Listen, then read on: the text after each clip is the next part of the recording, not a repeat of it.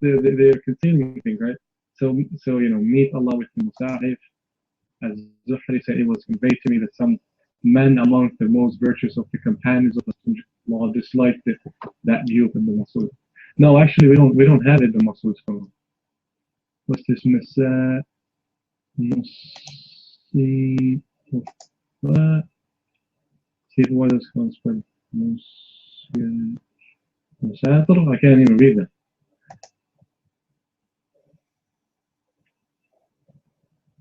Well, it's a probable piece, so it's a problem, It's probably. No, I'm Assyrian, but well, I have learned the Arabic alphabet. I know just a little bit. I can't read fluently in that sense. Ibn Masud's Quranic text omitted. So this is what he says. He says Ibn Masud's Quranic text omitted Surah Al-Fatiha and Muwad. I can't read that. Surah 113 and 115. When we come to the rest of the Quran, we find the numerous. Okay. Kitab. Okay. So this is the Quran we have today. The Quran we have today was written by Ibn Masud, whom the Prophet Islam himself approved. So, how the Quran is the word of Allah? It doesn't even. This is crazy, man. They were tampering with the word of Allah. How dare they?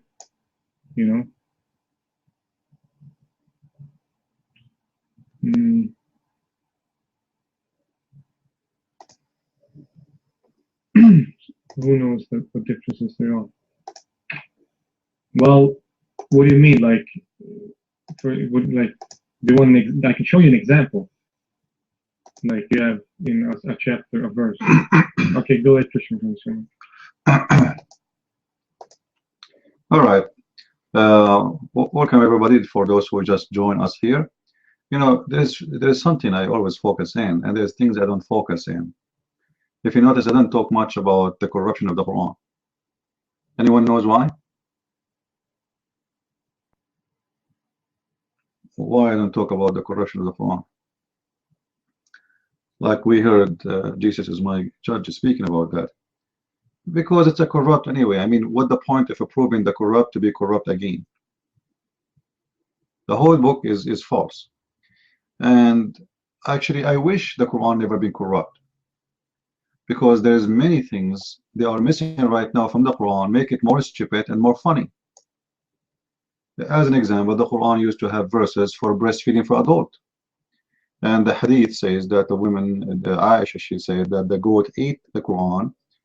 So I wish the goat never ate the Quran, I mean that verse, because that will make it even more funny. And imagine in the year 2016, Muslim women, she cannot shake hands with men because this is haram, but she can put her nipples in the lips of someone is a stranger.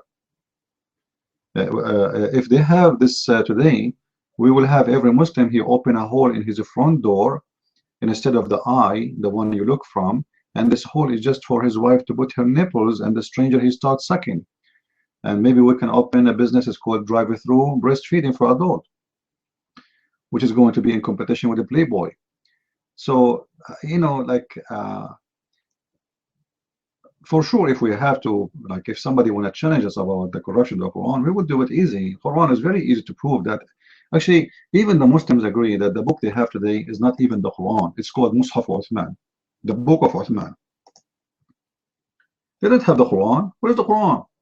We are talking about the corruption of Mus'haf Uthman. But there is no Quran. Muslims don't have even any book coming from the time of Muhammad, and even 400 years after Muhammad. The earliest copy the Muslims they speak about, they claim it's 300 years after Muhammad. The fact is not even 600 years after Muhammad. Their book, imagine, they reject our Bible. They say it's written 60 years after Jesus, but they accept books written called the Quran 600 years after Muhammad. And they don't have manuscript. They don't have anything, of their Quran. And if you see the Quran of Samarkand and the Quran of Yemen and the Quran, each one of them is different. If you go right now to any Shia website, you will see the Shia, they list endless list of of proof of the Quran as being corrupt. So even Muslims, a huge part of them, they don't agree with the Quran today, and they say it's corrupt. They don't say it is wrong interpretation. No, they say it's corrupt. All right. However, I focus on something more important, which is the Quran is corrupt or not. Debate me about it today. So who is the Muslim here would like to debate us about the Quran today? Let us assume it's not corrupt. So what? For the sake of argument. That's not really important for me, because let us show you how stupid the book you have today. Let us say it's never been touched. You have it exactly as your prophet, the prophet of the Abdul, he gave it to you. Now today, actually, I would like, hold on, Big, I will answer you. Yesterday, I saw in the news a teenager from North Carolina. Imagine, guys, imagine, he tried to hire someone to kill his parents after he converted to Islam. And his plan after that to kill as many as he can as non-Muslims. So I wanna encourage everybody to bring your your teenage kids to listen to us. This kid is a victim. This kid is not a criminal. He's a kid. The Muslims, they fool him. They brainwash him, and imagine right away he wanna hire someone to kill his parents because he don't have the guts to do it. This disgusting religion is disgusting religion. When you convert to this religion, right away you will think about killing people who are around you. And what is more ugly than killing your parents? This is how far evil this religion can go, beyond your imagination. Am I heard, guys? Am I heard? All right, I see the text frozen. So when I saw this news about this teenage, who converted to Islam just not long time ago, and then right away he wanna kill his parents, he wanna go in the street and start shooting people. We need to ask ourselves why such a thing, such an evil thing happened. This is the fault of who? I say this is the fault of the parents, and this is the fault of the community, which is too much politically correct, and nobody want to say what is the disease. They don't want to say that there's a disease, and this disease is very dangerous.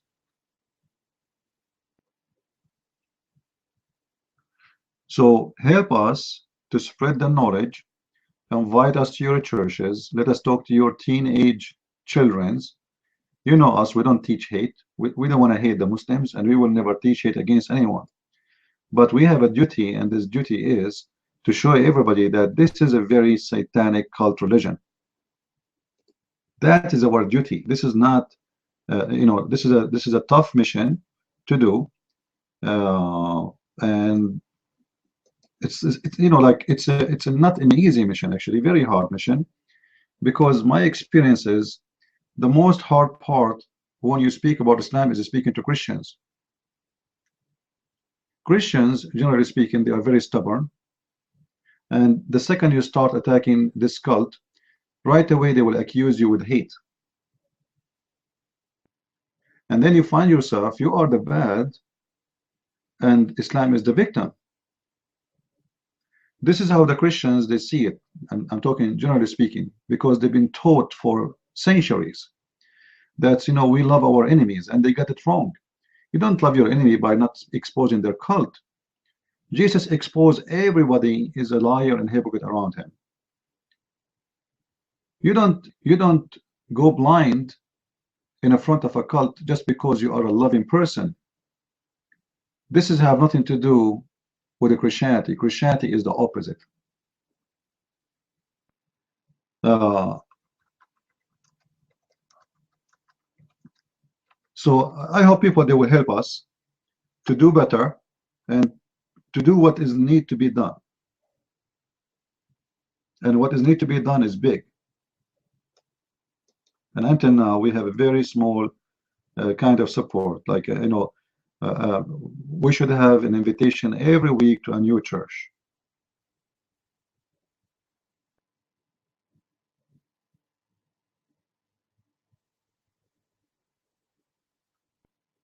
And we need to fight against the lie that Islam is hijacked by terrorists.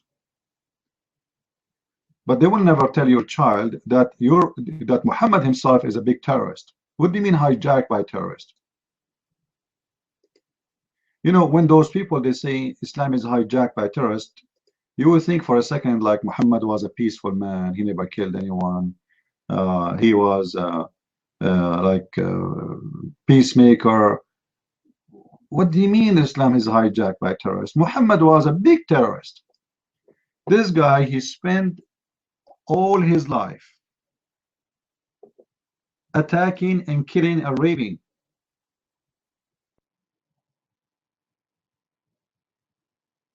So how you can say such a thing?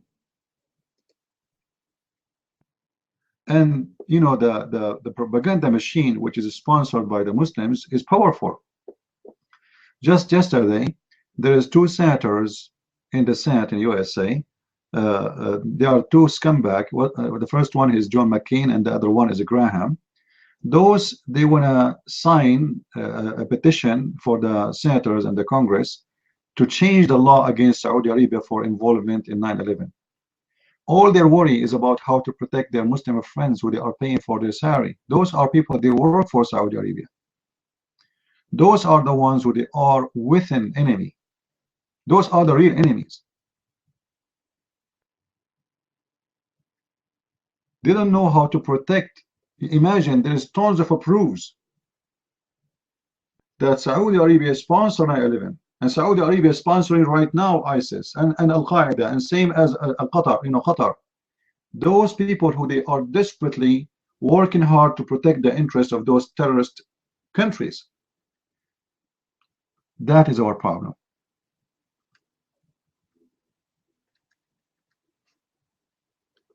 The problem, we have false leaders. The problem, we have liars in TV stations who keep saying good things about Islam, and nobody want to say the truth. Nobody want to say that this is a very satanic, ugly, disgusting cult. I don't know how many heads need to be cut off before people, they can be convinced that Islam is a bad religion.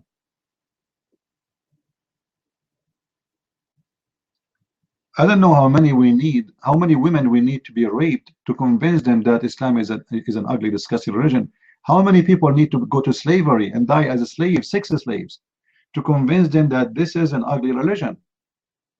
All of this is not enough yet.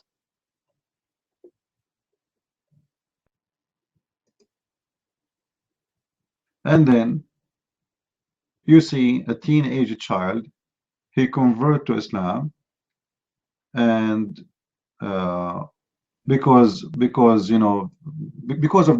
every liar around us who say Islam is a good religion. He's a child. Everybody is dishonest. Nobody want to say the king is naked.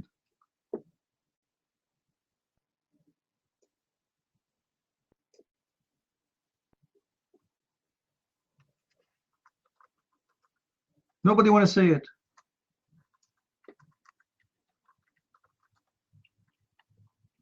And when you say it, they will say to you, you are Islamophobic.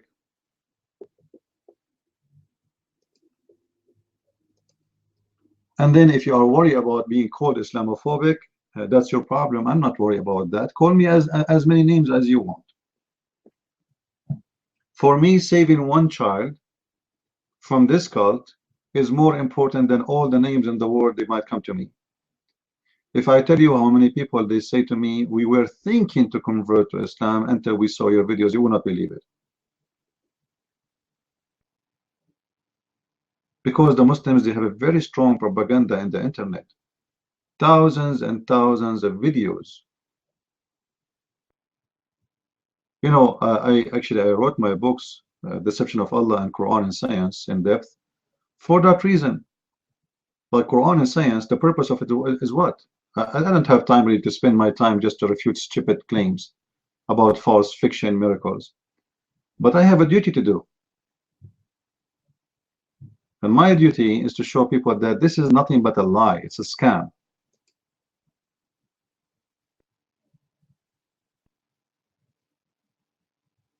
And people need to see that. And somebody have to do this dirty job. You know, my job is the same as someone who cleaned the garbage from the street. Maybe you don't respect that person who cleaned your garbage, but trust me, if you stop working, you will be in trouble. Very much in trouble.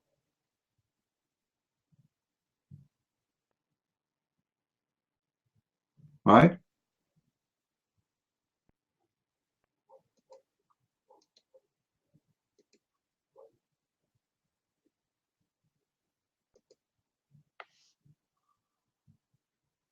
So if we have any Muslim here who would like to come and debate us, feel free. If there is anyone there to do it, and that's not usual really to happen.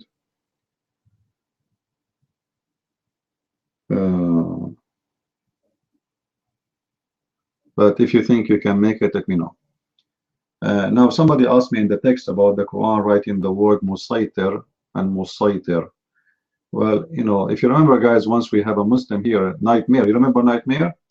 We asked him how to write this word. He said, for sure, this is the correct way. And then when we showed him that the word in the Quran written in the wrong way, he became in chaos. The Muslim, they say to you that the Quran is perfectly written in Arabic. The Quran is a book of an idiot, full of a grammatical mistake, spelling mistake. And one of the funny things about the Quran says or claim that this is a pure Arabic book. When the fact the word Quran itself is not even Arabic word. Isn't it amazing? The word Quran itself is not an Arabic word. This is a pure Arabic book when even the title itself is not Arabic.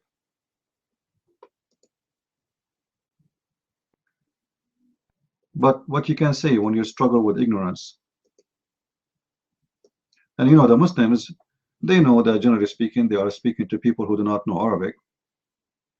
This is why they avoid debating us, the Arab speaking people, you know, the one who knows Arabic very well. They want to debate you. Yeah, the Quran itself, the word Quran is not Arabic.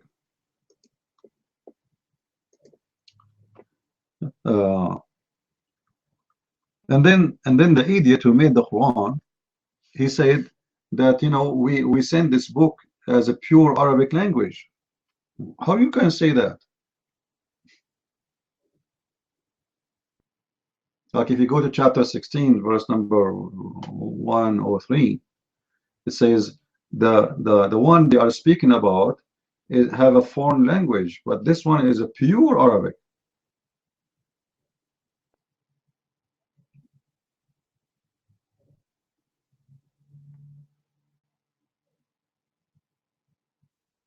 Do we have any Abdul here?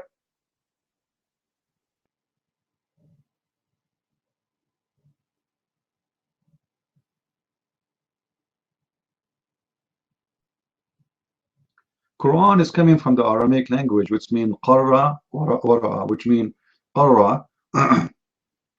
You move your lips, you know, and your tongue saying something, and the word ra'a, which means the seeing.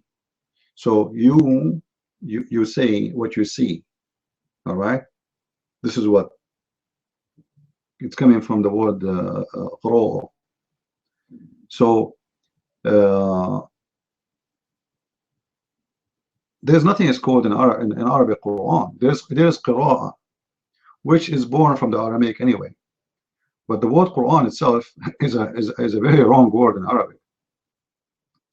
And not only that, there's hundreds of words in the Quran. They are not Arabic. There's Aramaic words, there's Egyptian words, there's Persian words, There is even Indian words. There's all kind of words. They have nothing to do with Arabic, but yet this idiot who wrote the Quran, he says to us, this is pure Arabic. You know?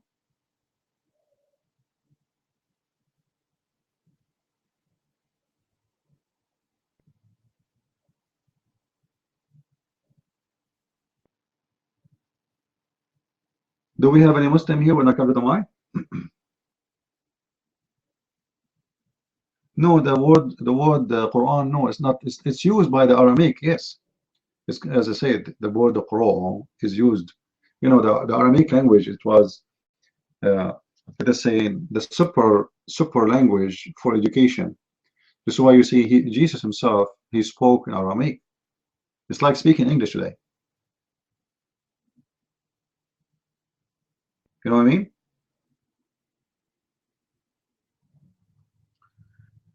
Yeah, based on the accent, Hayden, it can be Koreana, can be Kro, it can, you know, but this is an Arabic word. This has nothing to do with the Arabic. But as this is the only one, like everything in the Quran is not actually. I believe strongly that the whole Quran, the original Quran, the whole of it was not in Arabic. This is why you see the Muslims are very confused about the meaning. They cannot understand. Like, you know, when the Quran speak about the father of Abraham, supposedly, all right? And the Quran say that Abraham, he said to his father, Azar. You go to all Muslim translation, if you go to chapter 6, verse number 74, go to all Muslim translation, you will see they are not translating Azar, and they think it's a name.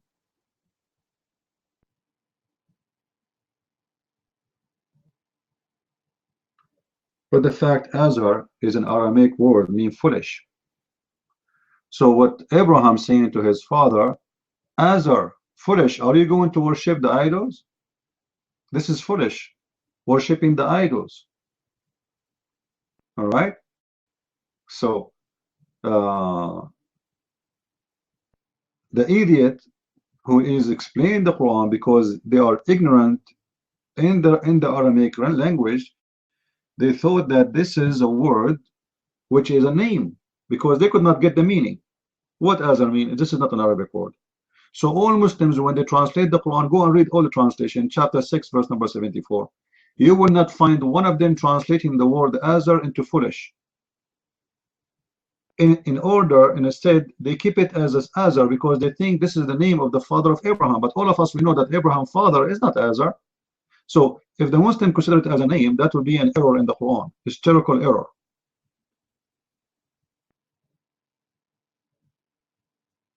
And it was considered always as a name by the Muslims for a very simple reason, because they do not know Aramaic.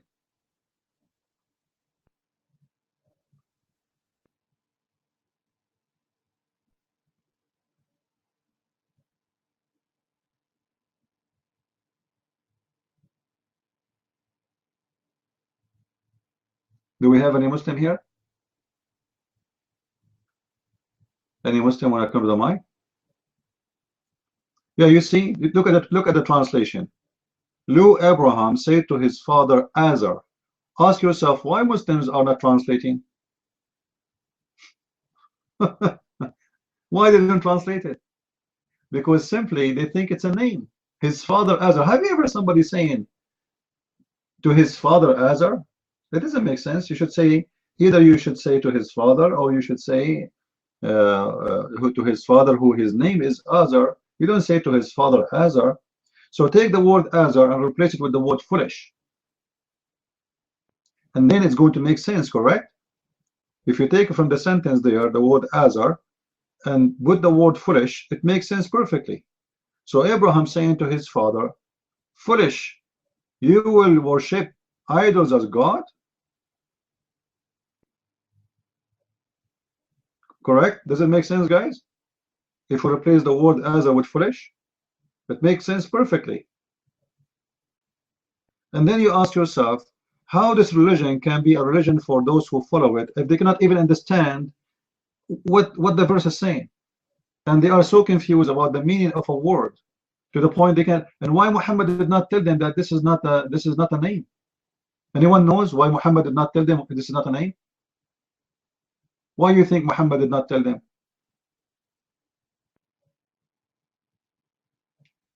Anyone knows? Agent, your camera is on, please put it down. Why Muhammad did not tell them the meaning of this thing? Why did not say this is a name? This is not a name. This is the word mean foolish. Because he don't know. No, he himself, he don't know. The idiot Muhammad is copy paste. He do not know.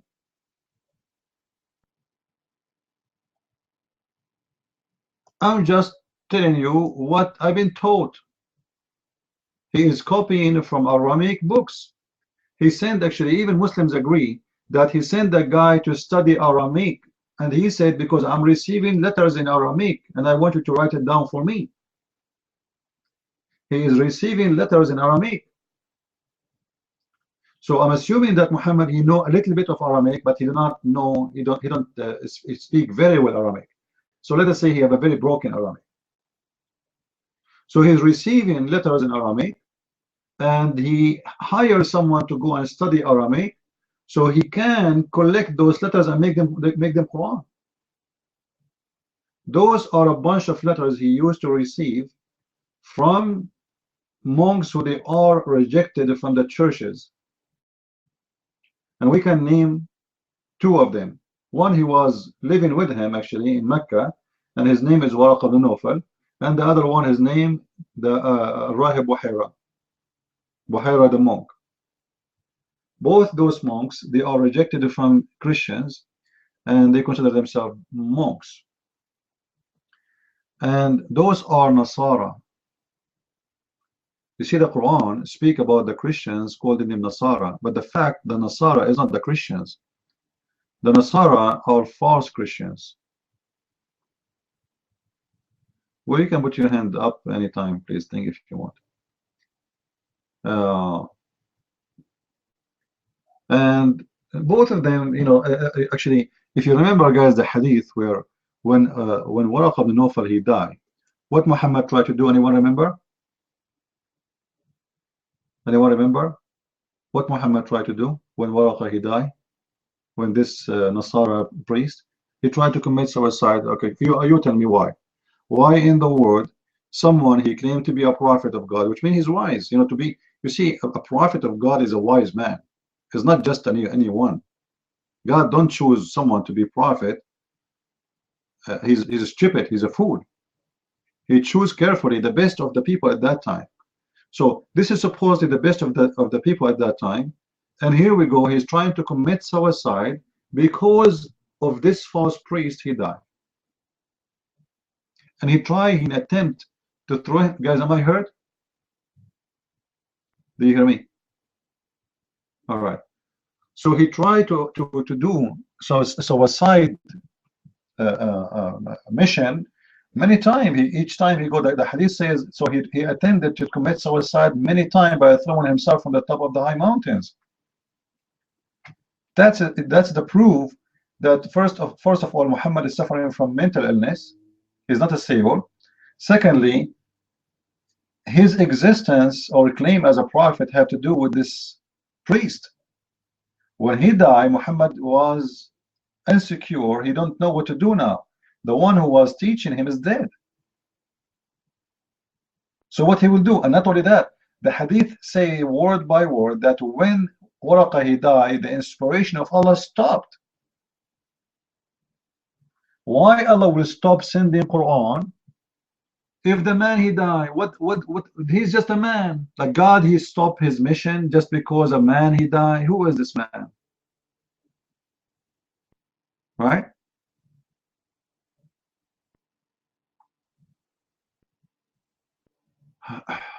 Both of the son. I don't know what they mean. What son? If you have any Muslim here, please feel free. Put your hand up. Let us hear you. And let us see how good You are.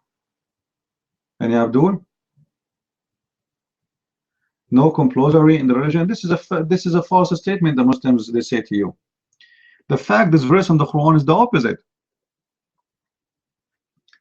When what Muhammad he said about that verse, it's about he's saying to the non-Muslims, you cannot force your children not to convert to Islam. It's not the opposite.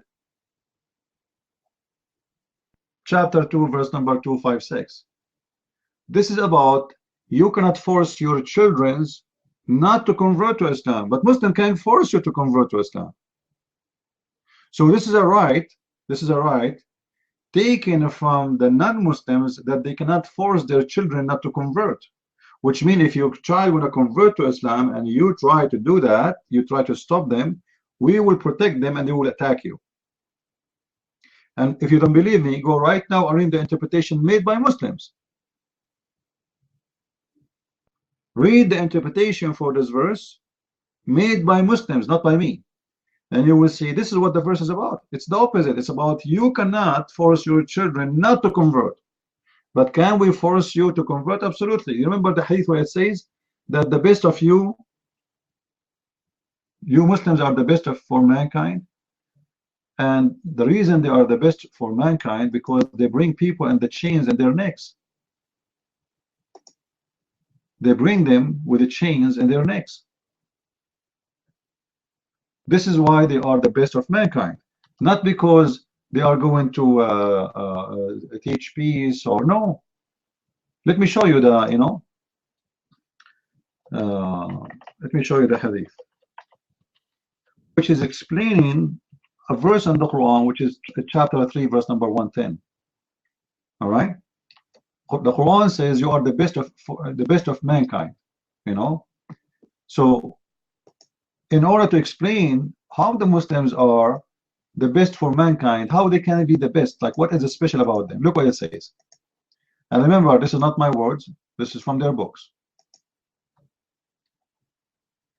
You are the best of people ever, raised up the benefit of mankind. You see, between the benefit, this is two bracket, which means not there. So we focus with raised up for mankind. Chapter 3, verse 110. The best for mankind are those who bring them with a chain around their necks till they embrace Islam. Do you see it? So how you can earn the title that you are the best of mankind. This is a title Muslim they earned. How they earn it? By bringing nations into Islam, by forcing them into Islam, by making them slaves. And then after we make them slaves, they have to convert to Islam. We give them a chance. You want to stay a slave for the rest of your life, or you want to convert? What do you want?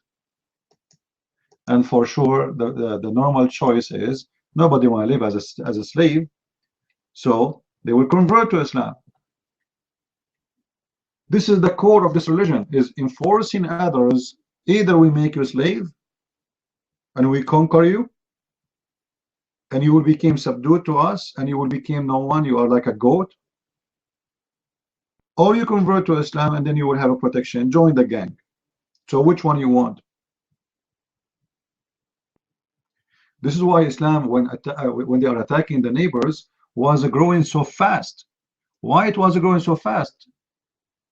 Because they are giving the people the whole city overnight. Either you convert to Islam or we take you as a slave. What do you want? The whole city convert overnight. They gather them in the middle of the town. Everybody say Shahada. From now on, you come to the mosque tomorrow and you pray as a Muslim, and you go and do jihad. And not only this, they force your children, if you convert to Islam, to go and do jihad. So the army was growing very fast too. In chapter 110, you know what chapter 110 is called? Chapter 110. This is the chapter of victory. It's called Al-Nasr. All right? Al-Nasr. Al-Nasr means the victory. So when the victory happened in chapter 110, verse number 2, if you read verse number 1 and 2, you see when the victory came, I saw people entering into Islam by waves.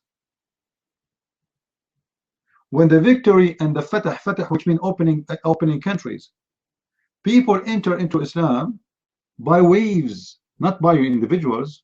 It's not about one or two, no more. It's about tens of thousands every day, because the Muslims are victorious and they force people into slavery or into Islam. What do you want?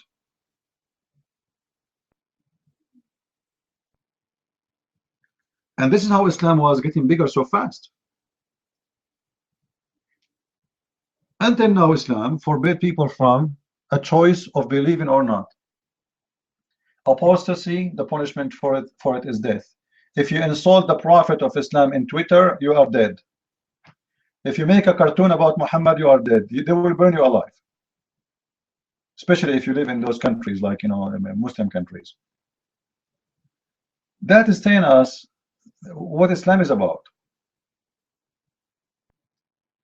Islam is a big balloon, but inside is empty. If we give people a chance to convert to Islam or leave Islam, you will see most of them, they will leave Islam. This is why when Muhammad he died, do you know what happened when Muhammad he died? Anyone knows? And the Muslim, they have this history in their books, in the hadith. When Muhammad he died, tons of thousands, they flee Islam. The whole country of Yemen, they announced they are not Muslim no more. Overnight, imagine. Big, huge tribes in the Arabian Peninsula, they say we are out of Islam. So Abu Bakr, he took an army and he started attacking them again to force them to convert to Islam, and he was successful, because the other parties, they were not united. This is telling you that those people, they did not convert to Islam because they like it. They are forced. Here we go. They heard the news that Muhammad is dead. They thought, oh, finally, oh, Muhammad is dead, so this religion will die. So he died. Second day, everybody is out of Islam. And actually, even the Quran confirmed that Muhammad, he don't care about, you know,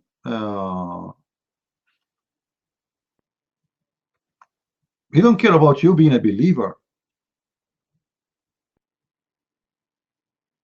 He cares about one thing, that you convert.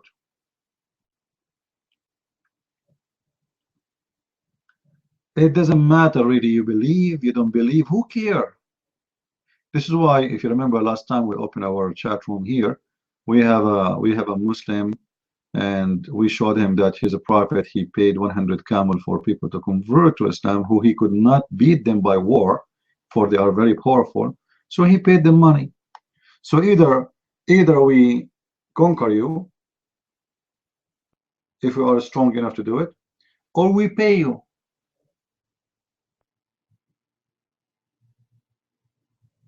If you go in chapter 49, verse number 14, it says, قالت الأعراب آمنا قل لم تؤمنوا.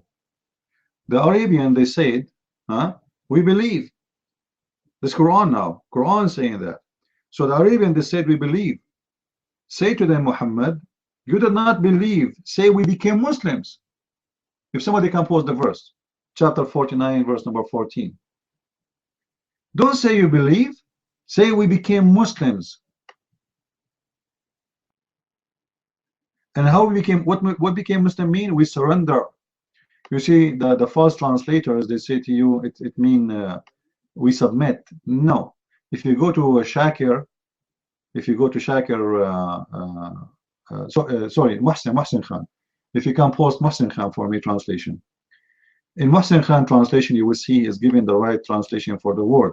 So Allah he said saying, supposedly, the Arabian, they said we believe. Say to them, you did not believe, but you surrender. You became a Muslim, you surrender.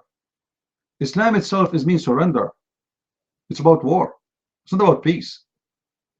Surrender is the opposite of peace. You surrender mean you are defeated. So you defeat yourself into Islam. Islam is the winner, and you surrender. So don't say we believe, say you surrender. This is Quran saying that.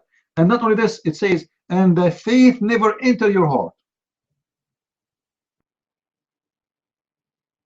You believe it?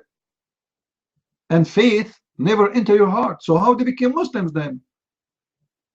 Because simply they surrender. Can somebody post the verse for us? I don't want it in Arabic. I want it in English, guys. Help me. Like, who cares for the Arabic one?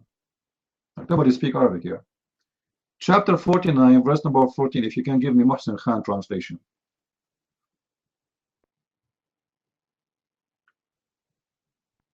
And who is the one this verse is speaking about? Is the Arab. So who is left? At that time, all the Muslims are Arab.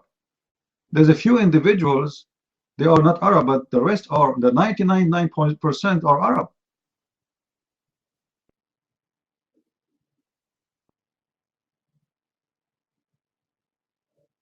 No, this is the wrong translation. If you can post Muhsin Khan translation. The word submit, guys, Islam does not mean submit. Muslim, when they say submit, they're trying to make it peacefully, because the word submit is something you do willingly.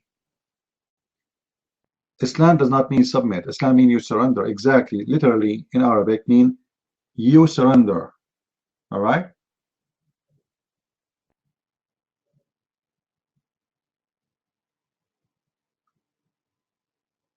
We are talking about 310 now. So look like I have to get the verse myself, like nobody here reading. People are asleep. Hold on, let us do it. This is what happens when you depend on others. All right. Give me a second.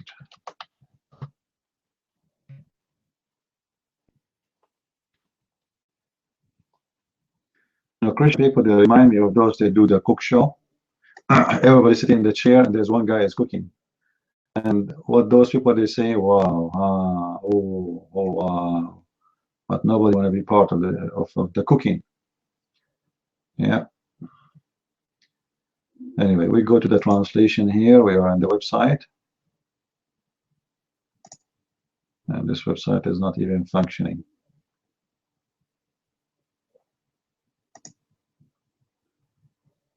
Okay. Well, I keep saying Muhsin Khan, and you keep saying you keep posting the wrong one. Anyway, hold on.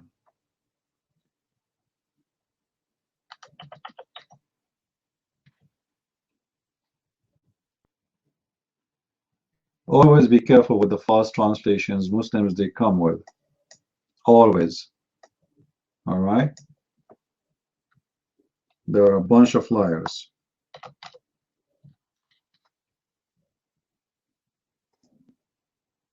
And when I say Muhsin Khan, by the way, it doesn't mean I approve Muhsin Khan, but in this verse, the translation is more accurate from other, translators. But doesn't mean he is better, really. They are all liars. All right.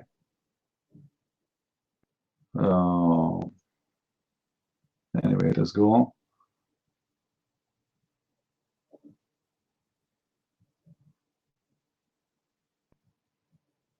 Okay, here we go. This is Muhsin Khan. I will post it. This is Muhsin Khan translation.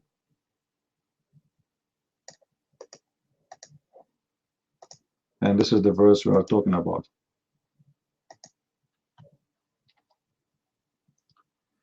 It doesn't say, by the way, the Bedouins. This is false. It says the Arabian. Because all the Arabian, it doesn't say really. Al-Arab is not just, because Muhammad himself is a Bedouin. What does that mean? All of them, they are tribes. So they are trying to make it like Muhammad was a civil man. He's not a Bedouin. He's a Bedouin man. So the Arabian, they said, we believe. Correction. Allah is correcting them. Say to them, no, you did not believe. But you better say, we have surrendered. For faith has not yet entered your heart. You tell me how they convert to Islam if they never have faith into Islam. Because they surrender. Correct? Is it clear? Because simply they surrender. When you surrender, you have no choice. You did not convert because you have a choice of faith. You convert because you surrender. Abdul means servant. Okay. Abdul, no, doesn't mean servant. This is false statement too. The word abid mean a black slave. a black slave. So the word Abd Allah mean a black slave who serve Allah. So what the Muslim they say, I humiliate myself and I call myself Abd in front of Allah because I want to be like, I humiliate myself to the bottom of the line of the community when it's come to Allah. So I call myself Abd. All right? No, Abd does not mean servant. Servant is someone, he work as a servant. Abd is a slave. Servant can be, you can do a job as a servant, you get paid for it. Abd is a word meaning black slave, not only slave, black slave.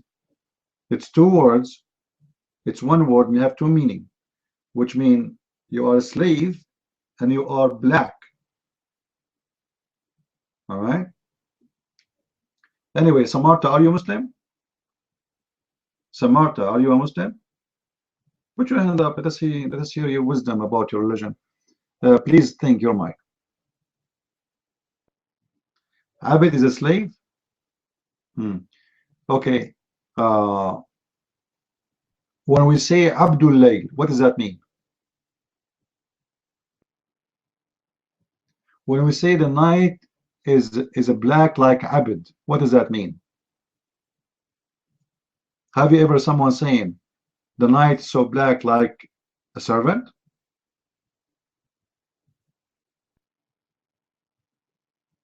Ah, Ubudiyya is a slavery. Thank you very much. Look like you are a smart person. I don't know how much camel urine you are drinking. You know, you just say the Ubudiyya, which is coming from the word Abid, means slavery. This is how smart the Muslims. Ubudiyya is a slavery, but Abid is not slavery.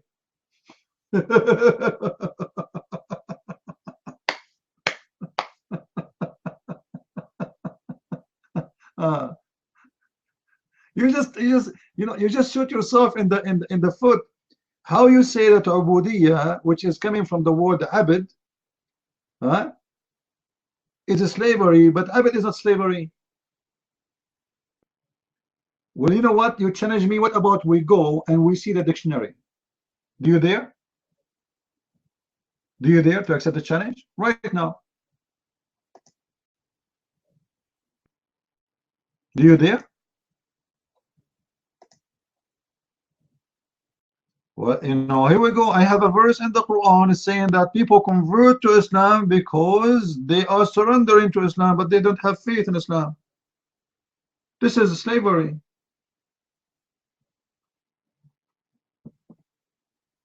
Islam is faith. What faith? Explain to me then chapter 49 verse number 14. Can you do it? How the Quran itself, listen Abdul, how the Quran itself says that you people do not have faith but you enter Islam. How you just say to me Islam is about faith and those people they are entering Islam without faith, and Allah called them Muslims. How you can be called Muslim and you don't have faith in your heart?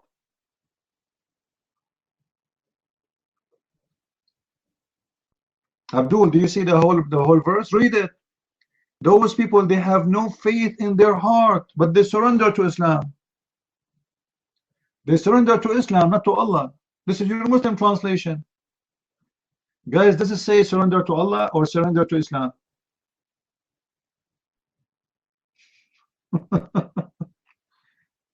Let me ask you, Samarta.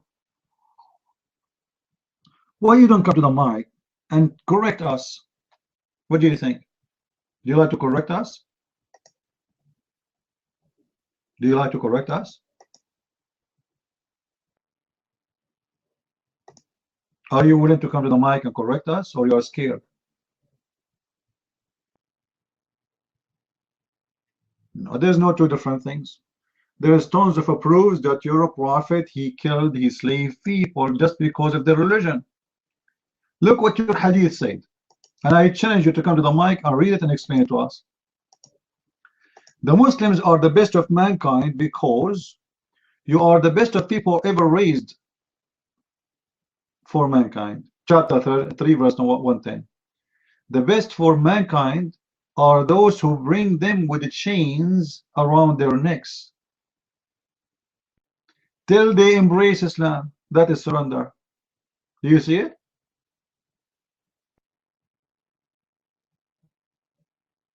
Do you see it? What is your comment about what I post for you, the hadith I'm posting? Do you have a comment, or you will keep going? You will not answer. What kind of religion say that the Muslims are the best of mankind because they bring you in chain in your neck so you can convert to Islam? And this is your Islamic website, and this is the hadith. What do you say? What do you say? Why you don't answer?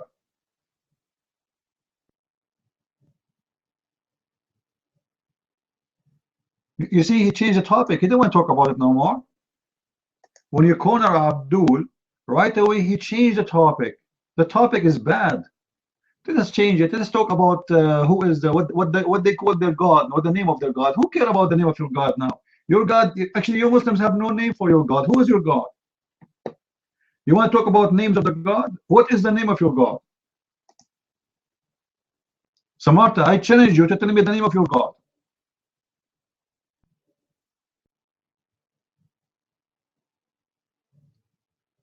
Stop jumping like a monkey. We're not talking about Judgment Day. What is the name of your God? You are the one who is stoned. Isn't it your prophet? He said that in the Judgment Day, the black stone will witness for you and was going to have a tongue and ears and eyes. Who is the stoned one? The one who believed that black stone get black because we kiss it and the sin make it black, which means sin make people black. Who is the one who is stoned? A black stone is alive and is going to witness for me in the Judgment Day and is going to have eyes and ears. Who is the one who is stoned? You Muslims believe that the black stone is the right hand of Allah. Who is the one is stoned? How the black stone is the right hand of Allah? Do you have an answer, Samarta?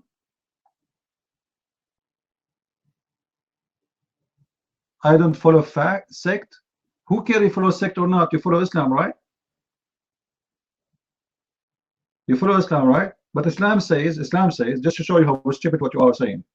Islam says Islam is sects. Muhammad, he said, my nation will be 73 sects. One of them will go to heaven. Correct, guys? Did Muhammad says that? So you are saying that you are not part of any sect? That's impossible. That means your prophet is a liar. Either your prophet was saying the truth, and there's one Islamic sect will go to heaven, so which means you have to be in part of a sect in order to go to heaven, or you are a liar.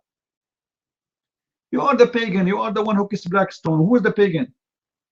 You Muslims are pagan. You bow down to a stone, you kiss a stone, you pray around the stone, and you touch a stone and you run. Samarta, I will ask you a simple question. I know you will keep running like a goat. Why you Muslims kiss the black stone?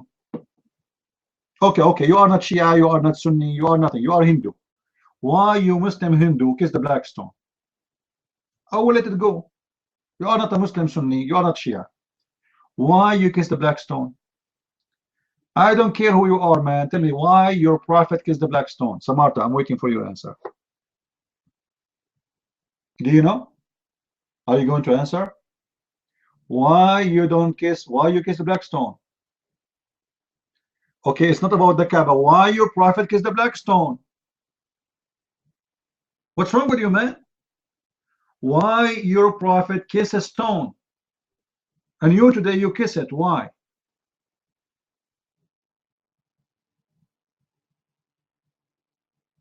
Why? The Kaaba built by the Prophet Abraham. Guys, do you see he will not answer? You see the Muslims is in chaos. He is in a panic mood. He do not know what to say. He will not answer you because those questions are very embarrassing.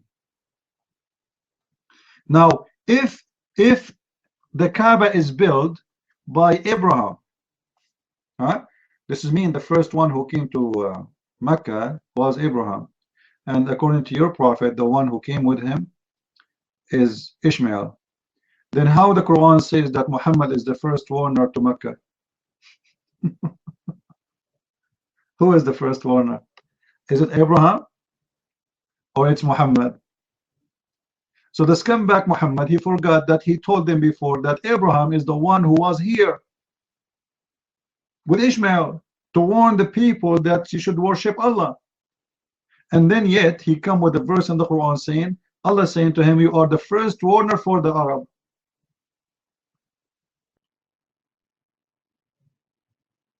And I'm sure you will never answer. Love and humans are the word for test. Quran teach guys love of humans. Anyway, just sit down, idiot. Look like you're a monkey who will keep jumping. You will never answer anything. When you get the guts to speak to me, put your hand up. And I will assure you, I will make the smoke come from the ears of your prophet in his grave. Coward. Keep jumping like a monkey from a topic to a topic because you don't want to answer anything. I want you to show me where the Quran says love your enemy, if Islam is about love. Isn't it the Quran says rape your enemy, slave your enemy, kill your enemies, and then you say Islam to us is about love? And the enemy of Islam, by the way, is not someone who's fighting you.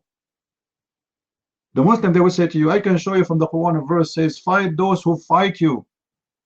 But they will not tell you that if you don't accept Islam, you are fighting Islam. You see how they try to fool you? Fighting Islam is not by going in war with them by sword. No. By rejecting Islam, you are fighting Islam. You are in war. They try to deceive you, saying to you, Islam is a religion of peace. Actually, they say, even, you know, I saw millions of videos saying that Islam means peace.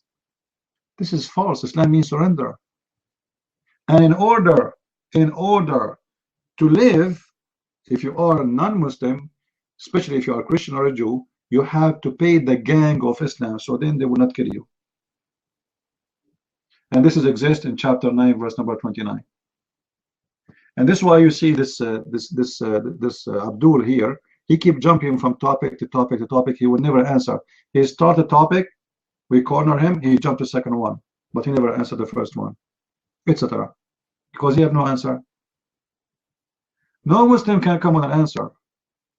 Muslims, they play games with those who know nothing about Islam. But here they have no choice. This game doesn't work. It doesn't. And here we go. I'm here. Who want to challenge me? Life.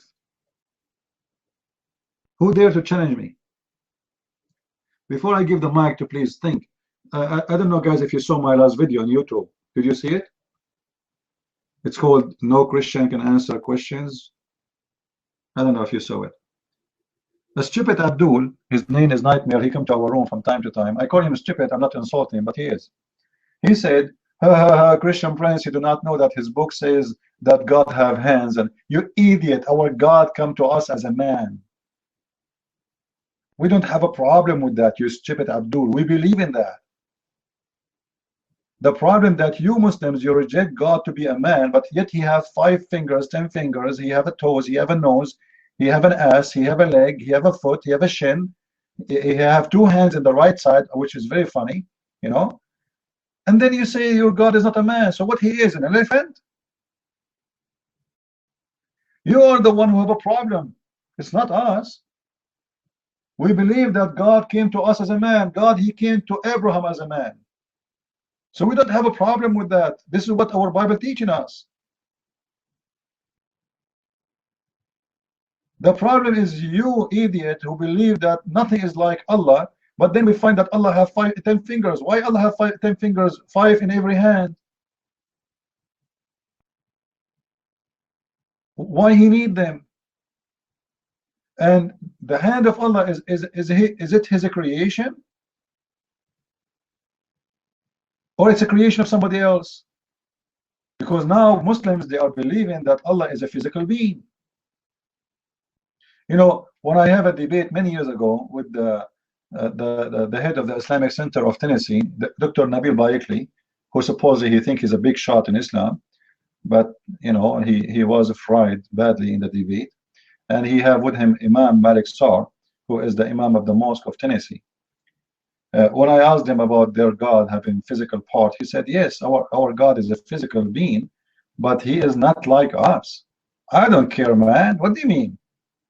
And when a Muslim, he says to you, Allah is unlike anything. You know, let me tell you something. If this is the case, my finger is your Allah, because my finger, according to science, is unlike any other finger in the world. Is that correct, guys? Is that correct?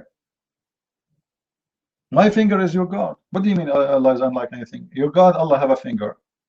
I have a finger. You want to tell me your God, Allah, his finger, not like my finger? Who cares? My finger is not like his finger too. What do you mean? Allah have two eyes. How many eyes Allah have? Two. Okay. How many ears? 2 ears. How many hands? 2 hands. How many fingers? 10 fingers. 2 hands, 10 fingers. He have 2 feet. Each one of them have 5 fingers too. So who is Allah? Bigfoot?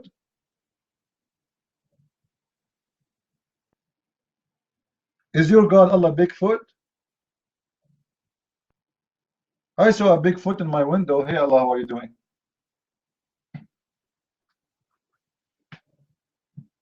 They are very confused about their God. Even their God name, they do not know him.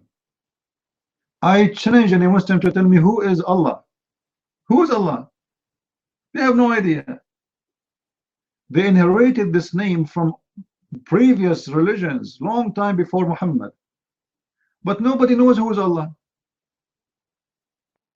Look at the room. You see the name of my room? What is Allah and what is Islam? Not even one single Muslim can tell us what is Allah. They are worshipping unknown God, although they know that he have a physical parts. And the unique about this God is very funny and very stupid. Like one of the things about this God, description about this God, that he is a believer. A believer in what? Allah is a believer. One of his names is the believer.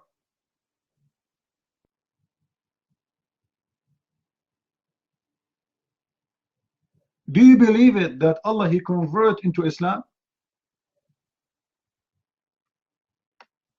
Have you ever heard that a God of a religion, he himself convert to the religion? What kind of this, you know, what's wrong with this religion? There is something very fishy, very stupid. How your God can convert and say Shahada and he became a Muslim? Yeah, if you go to chapter 3, if you go to chapter 3, verse number 18, you will see it says, Shahid Allahu an la ilaha illahu. Allah, he said Shahada, that there is no God but he who.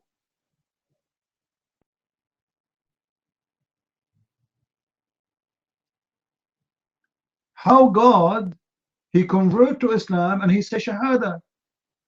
And by the way, the Shahada in the Quran is not the same as the Shahada the Muslim they use.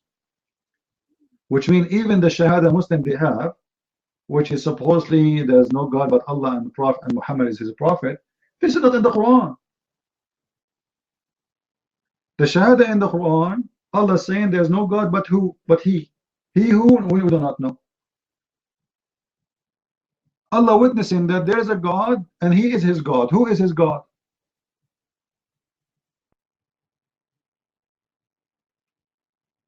Anyone can tell me? Even the God himself, he says Shahada? Okay guys, invite your friends. We have Allah is coming to say Shahada today. He will convert to Islam. Allah, repeat after me please. Say, there is no Allah. Huh? Sorry. Hey Allah, say that there is no God except he. Except he who? Anybody can tell me how this is can work? Allah is witnessing for a God, he called him he. He who? Remember, the one is talking is Allah, is not someone else. The one is talking there is not someone else. This is Allah himself. Allah saying, Shahid Allahu an la ilaha illa huwa. Allah, he said, Allah, he witnessed that there is no God except he. So it cannot be he, go back to him. No, because he is the one is talking. Are you getting my point?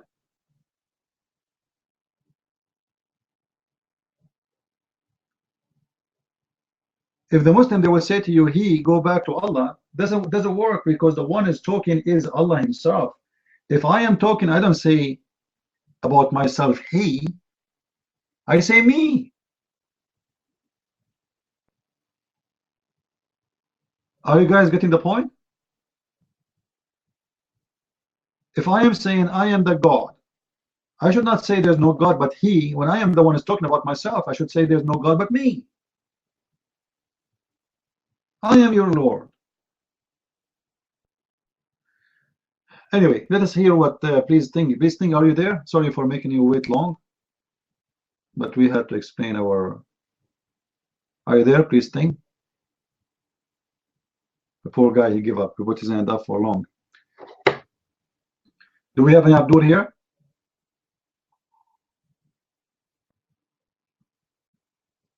Guys, no personal insult. All right, no personal insult, no bad talk, please. If a Muslim come here, there's no need for crush and don't just, you know, behave yourself. No need for that. Here we attack the topic, not the person. Jawad 4, you want to talk about Zionist? What if I show you that you Muslims are the #1 supporters for Zionism? Show me the word Palestine in your Quran. Once. In the same time, explain to me why the God of Islam says that the land, which is you call it Palestine, is the land of the Jews. Do you know?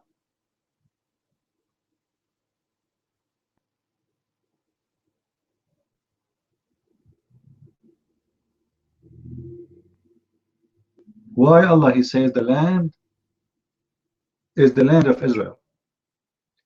Why Allah never said this is the land of the Palestinians? And not only this, do you know, guys, the Quran in chapter 5 verse number 21, Allah is ordering the Jews to go and kill the Palestinians and take their land. You believe it?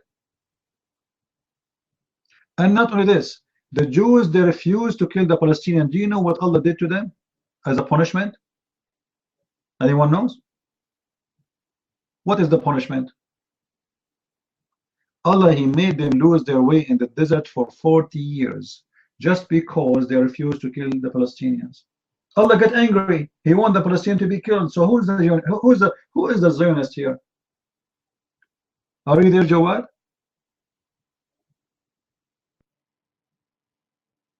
You see how quiet the Muslims are suddenly? A second ago, Zionist. The second after, they don't want to talk about it.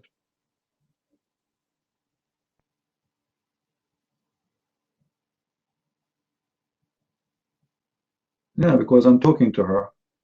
She had to leave. You know, Muslims, they play their games when they think that you are a person who know nothing. And as long as you know nothing, we come for you. And this is why they target teenage. This is why I want you guys, please help your teenage. Don't avoid talking with them about Islam. Muslims are targeting your kids.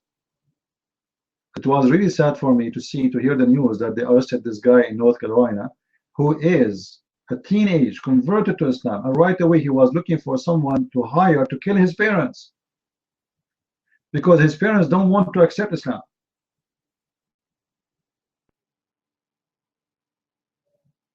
We are not here to chat. This is not about chatting. This is not about talking. This is about war. We are with war with the devil. And the devil would use your children to kill you. So you need to inform them, otherwise you will be doomed. You will be slaughtered. You don't believe me? Go right now and search in Google.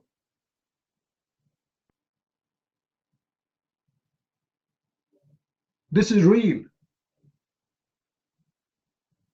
Do you remember the story of this poor kid who went from Australia? He is not even 16 years old. And then he joined ISIS. The second day he arrived, they said to him, you are going to be a hero and you will go to murder to Allah. He will give you versions. And they put him in a big tank full of explosion material, and they send him to the enemy, and he explode himself. Why this is happening? Because those parents, they are idiots. They think it just we need to do, it just we give them food and we send them to school and that's it, this is our duty. No, this is not your duty. You have to teach them, you have to help them, you have to give them information, knowledge.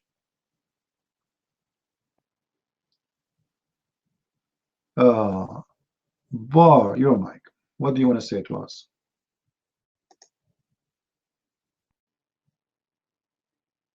One of the intriguing things, to my knowledge, is that across the various religions of the world, you find that God is oftentimes spoken about using male imagery. And I think this is a reflection of the sociological environment of those who are doing the envisioning. Look at this guy. So essentially, because there are male authority figures in the world, therefore God is then viewed as an authority figure. Now, in the 21st century, there's potential for change. This is what I call it hashish and drugs. I mean, what does this have to do with us? Are we talking about if God, we call him male or female? Call him whatever you want. Call him your mama. Don't call him a male. What does this have to do with our topic? What does this have to do with our topic? It's amazing.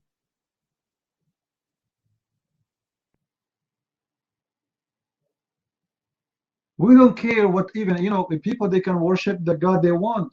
You want to worship a stone, you want to worship your TV, you want to worship your internet, you want to worship your girlfriend, this is your business. We have a problem that this religion teach to kill those who don't believe in their God. No, I'm not here to be friendly. Somebody told you I'm coming here to be your friend. I'm not your friend. Go to a friend dating website room and you can have a friends there. This is an education room. So when you take the mic, either you share with us in our topic or go.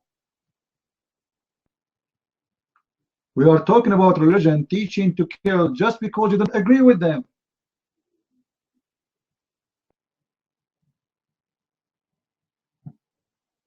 You see, there's thousands and thousands of beliefs.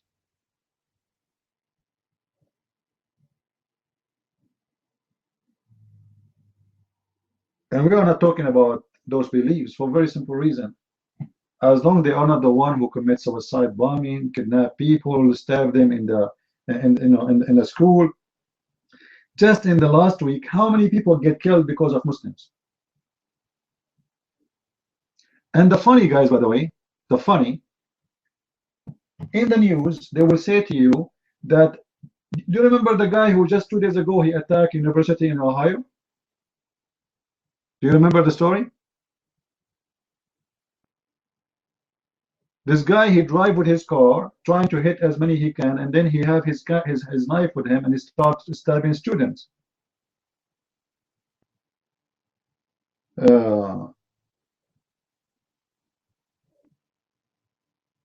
In the news right away, the governor of Ohio, he said, this is not an act of terror. So what it is then?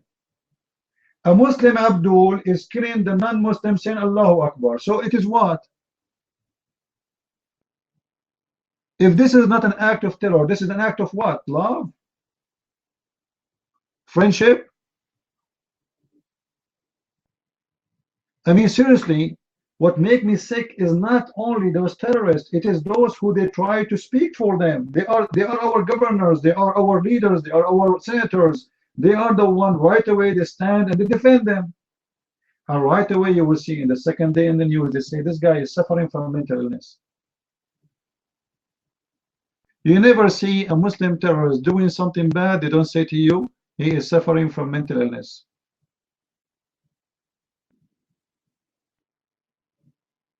Well, all Muslims, they are suffering from mental illness. They are Muslims. Isn't it mental to believe that God will make your penis endless? You have to be suffering from mental illness. Isn't it mental illness to believe that your penis will have a river of sperm? You know, once I asked a guy, why Allah will give Muhammad the river, it's called Al-Kawthar. He said, this is a river of sperm. I said, do your prophet need it? I mean, what the point of a river of sperm? He is going to fill up his penis from it? Like, is the penis of your prophet will be like an elephant? He go and he get his sperm from there? What do you mean a river of sperm? For what?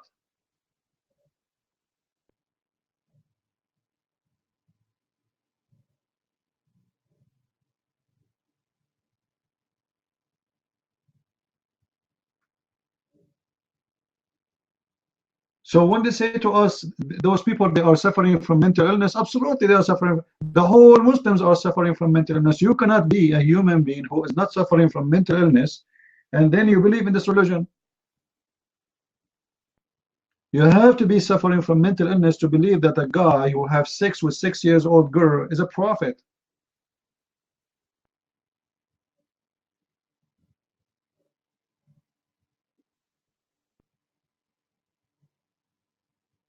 Yeah, well, there's more. You know what it's called.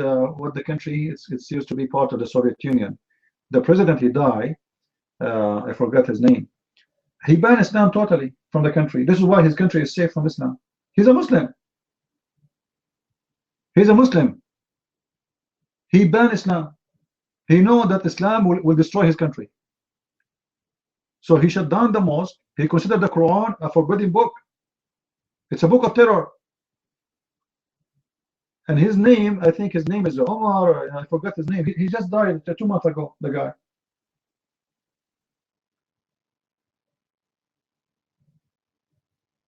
He knew exactly what kind of book he had. And he is a Muslim. He don't want this religion to be in his country. The more Islam increase as a practice in any country, the more the country will collapse. As an example, if you go to the countries which is flourishing, they keep flourishing as long as Islam is exists between the, I'm talking about Muslim countries, as long as Islam is between between the rocks. But the second you put Islam in the top, the country will collapse. Look at Saudi Arabia as an example. The most rich country between all Muslim countries. 70 years of oil, which is unbelievable. #1 oil country provider in the world. A flood of money coming from the ground.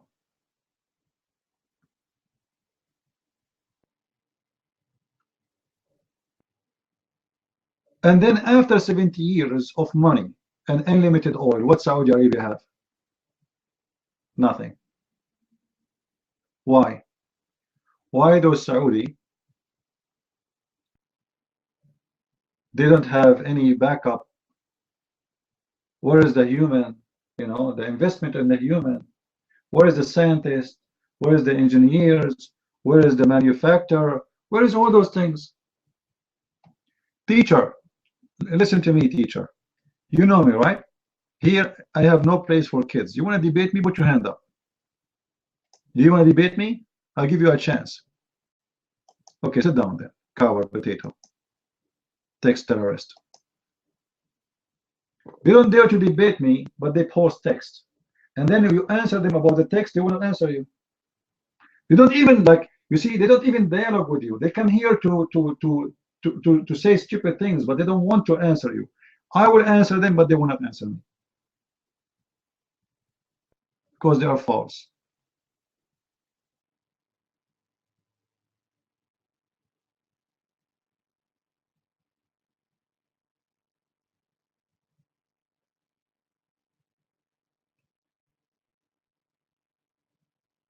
Any Abdul here?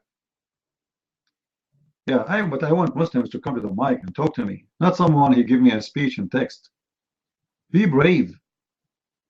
Be brave. Don't worry, we will not eat you. You have a question, give us your question. Let us see how good you are. You can answer us, give us the answer.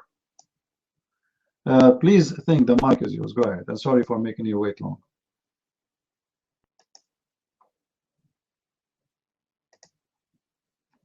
Thanks. That's all right. You made me wait.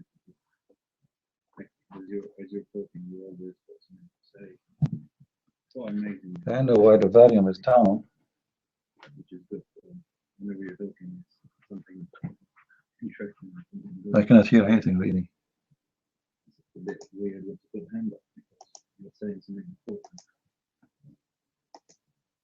important. Please think, for some reason I cannot hear you. Can you speak louder? Can you speak louder, please? No, I can't hear nothing really. I want to hear you, but I hear nothing. Go ahead.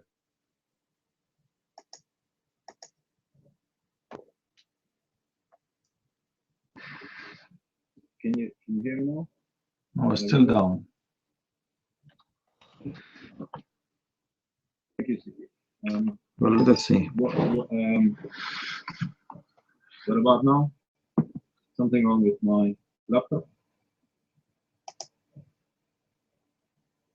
Is it sounding a bit like Nightmare's mic, which is all broken and everything?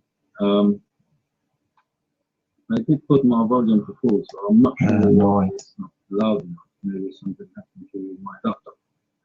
And I'm getting quite close to it, but for some reason, I don't know. Just wanted to ask about two things really.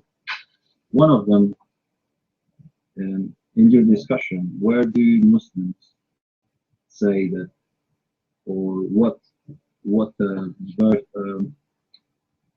which part of the Hadith do Muslims say that that Muhammad spoke to Allah? So the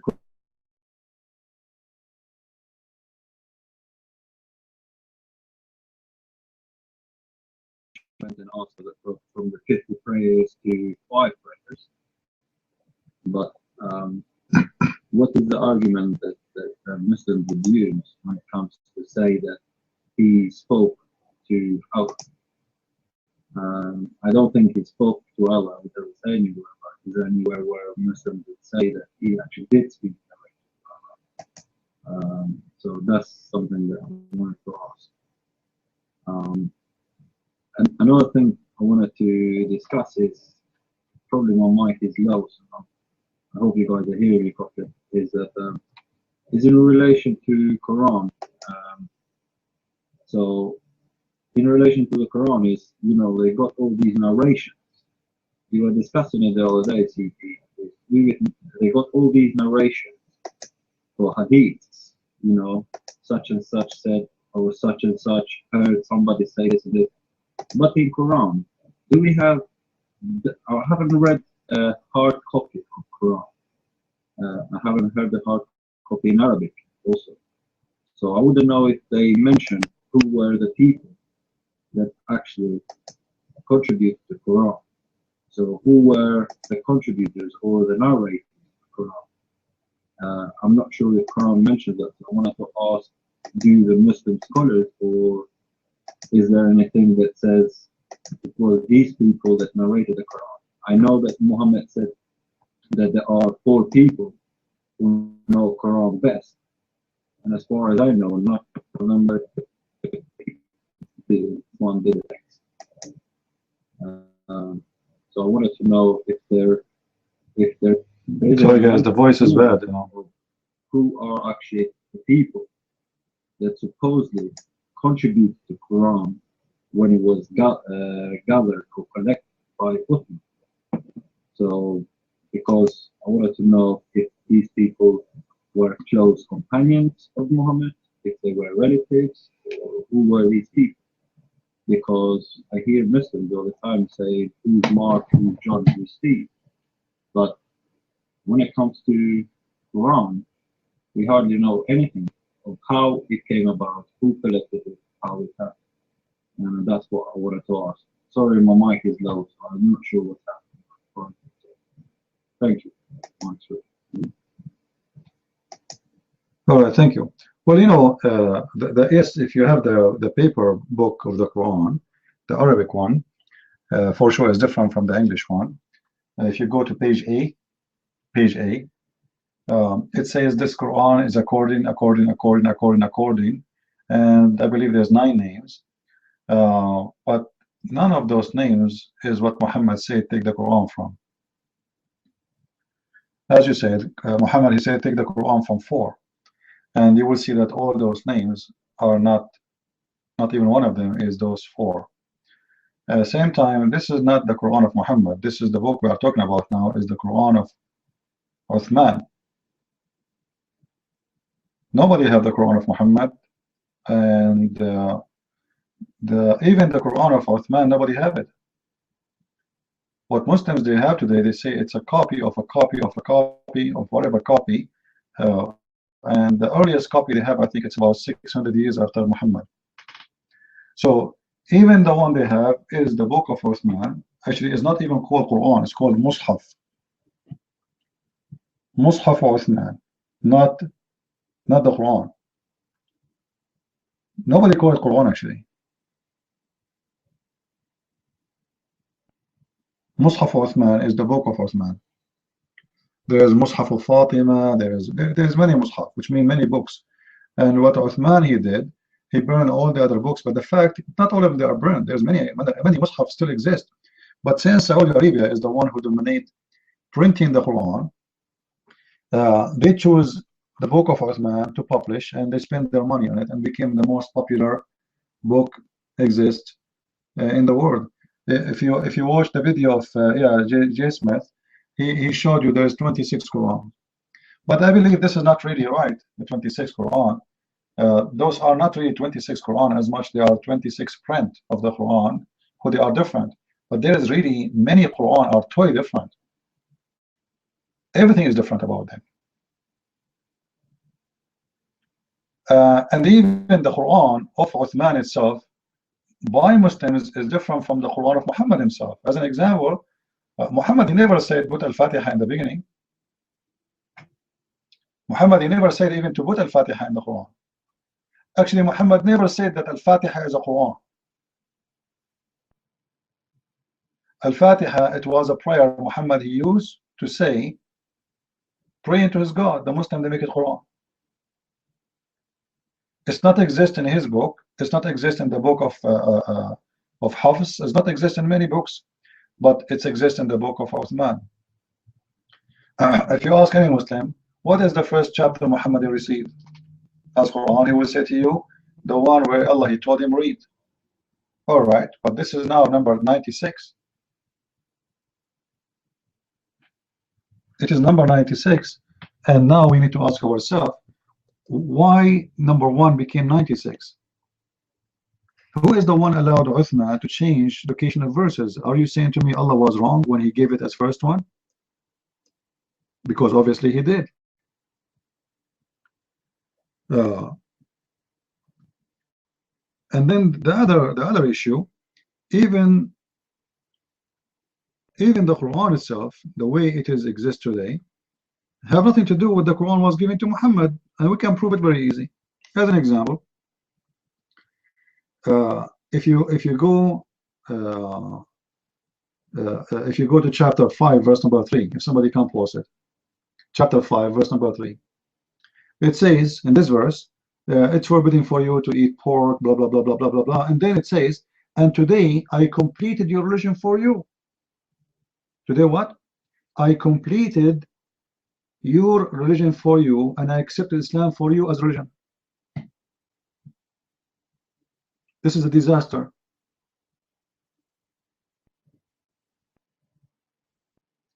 Why? Because if Islam is completed at that time, it means all the rest of the Quran is false. Right? It says I completed. Completed means completed. Islam became perfect. I perfected your religion for you and completed my favor upon you, and I accepted Islam as religion for you. This verse should be the last verse in the Quran. Do we agree? For this verse to be accurate, this verse should be the last verse in the Quran, but it's not. So what happened exactly? What's happening here? Simply what's happening, those idiots, they mixed the Quran. It's not the same. They made the last verse in the beginning of the Quran.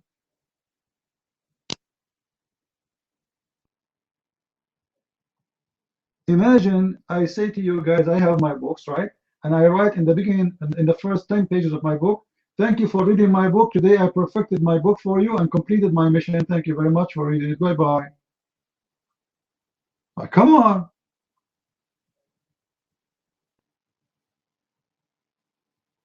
So what about the rest? There's a 300 pages after that. So what we will do with the 300 pages? If you are done and completed, this is telling you that everything is wrong. Imagine you are watching a movie, and then after 5 minutes, you will see in the screen it says the end. You remember the old days they used to say the end? Because they want to tell you leave the theater, like, you know, come on, just get out. So they put the end, all right? Imagine after 2 minutes from the movie started, you see the end, but there's 2 hours left in the movie. So is it the end or it's the started? You know, like, but this is the beginning of the Quran. This is the start of the Quran. This is a chapter 5. We are not talking about chapter 50 or chapter 80. We have 114 chapter.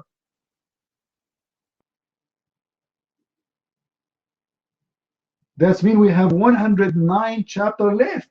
And you are telling me it's over? Thank you very much for reading the book. It's completed. And if you read the verse itself, it's very funny. How you complete my religion by saying to me what to eat? That's it? I mean, what the connection? What the connection between completing my religion and telling me what to eat? Thank you for the diet. I mean, seriously, thank you for the diet. Okay, I get the diet now. So that's it. The religion is complete because you told me what to eat, not what to eat. What a stupid religion. As if a belief is based on what to eat, what not to eat only. You know, this is a religion. So what do you mean today I forbid for you from eating pork and eating the one who died and eating etc. and eating etc. and eating etc. and then today I complete Islam? What is the connection?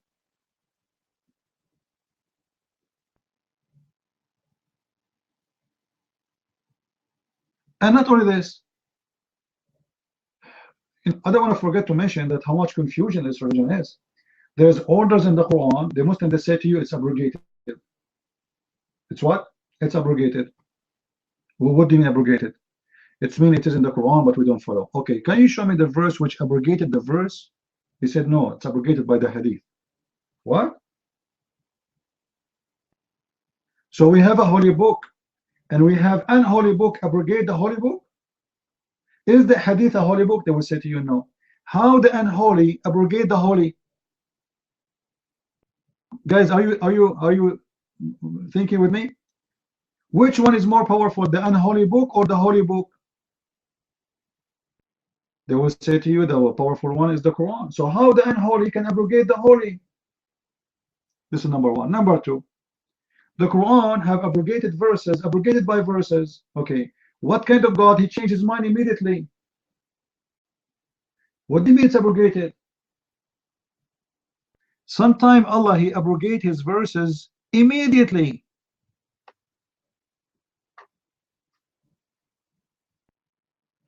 As an example, the chapter of Al-Anfal, Allah, he promised the Muslim that 100 of you can fight 1,000.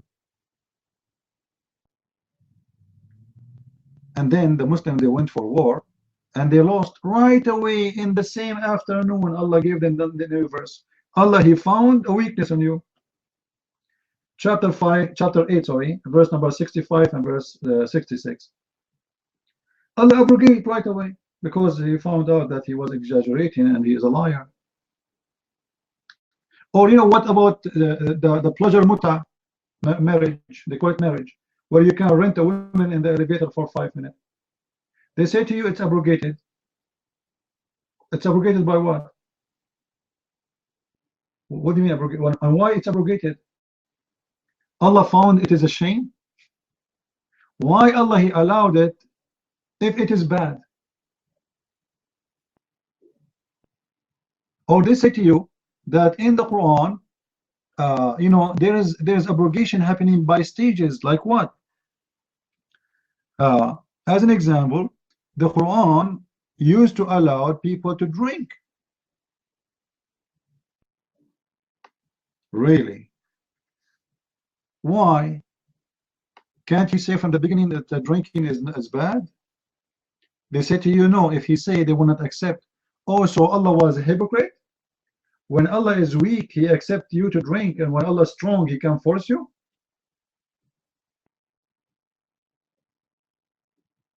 If you go to chapter 4, verse number 43, it says, oh, who you believe, don't do pray when you are drunk, which means Allah is approving them to pray, but the people, they start making fun of them. They are going to the mosque and they are like, oh,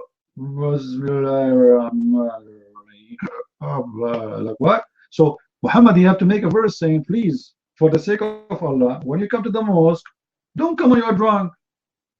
You see how kind he is? He's not beating people, he is not lashing them. And he himself, he used to be drunk. Muhammad used to drink 4 days a week. 4 days a week. And Muhammad used to teach the Muslims how to make wine. Even he used to do ablution with the wine.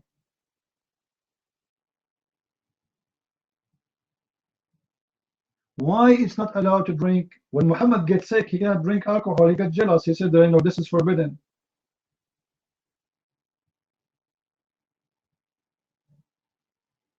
In the beginning, it was fine. And not only this, the Quran says that alcohol is a great. Actually, it's a miracle of Allah. Chapter 16, verse number 67. وَمِن ثَمَرَاتِ النَّخِيلِ وَالْأَعْنَابِ تَتَّخِذُونَ مِنْهُ سَكَرًا وَرِزْقًا حَسَنًا. And from the fruits of the palm tree and the grape, you make alcohol, which is amazing and a good wealth. And this is a miracle from Allah. This is what? This is a miracle from Allah. Alcohol is a miracle from Allah. Muhammad explained how people get drunk. How people get drunk? Because it's a miracle. People, they drink this thing and they go crazy. It's a miracle. So how this one, how this thing is a miracle from Allah, and later he said that wine is from the devil. Is it from Allah or it's from the devil?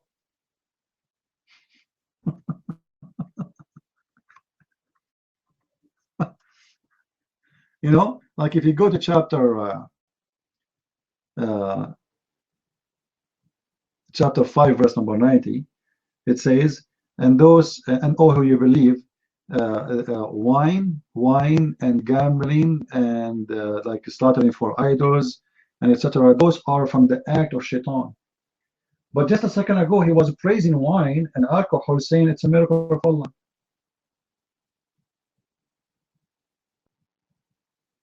How this can be? How it's a miracle from Allah? And not only this, why you are promising them in the heaven wine then, if it is from shaitan?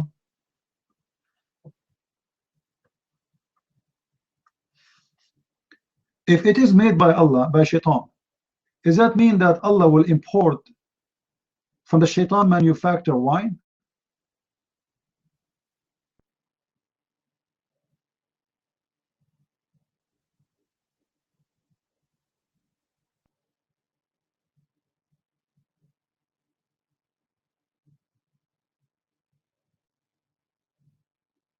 Any Abdul?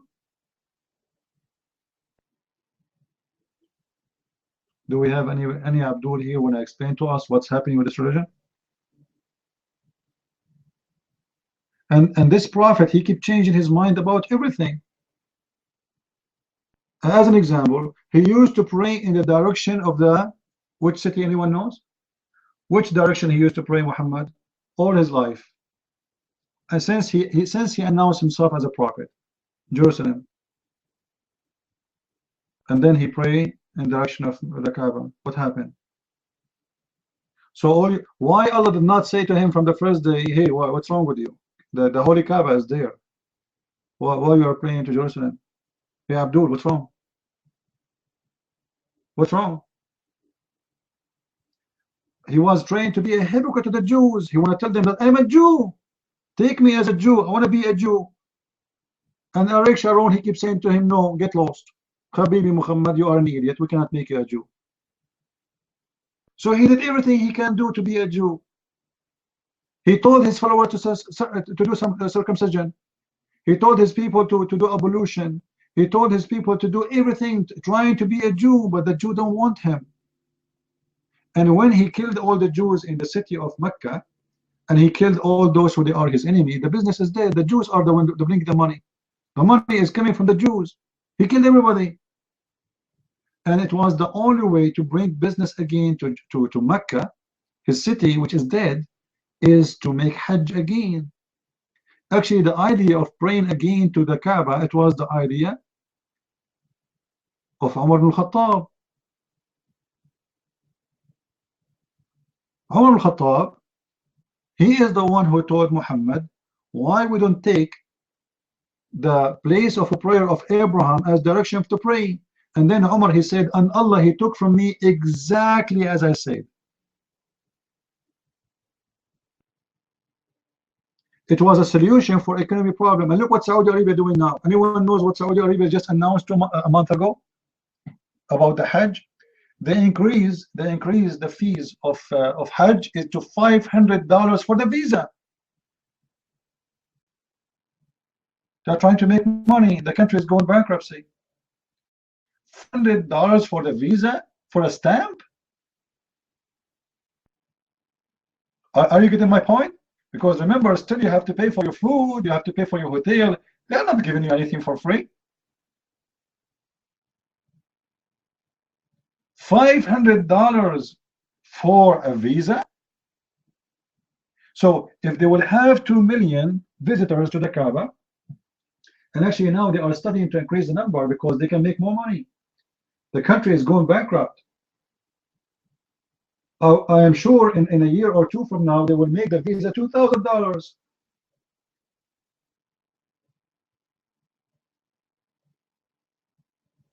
In 1 month they can make $2 billion from that. And those who come to the Hajj,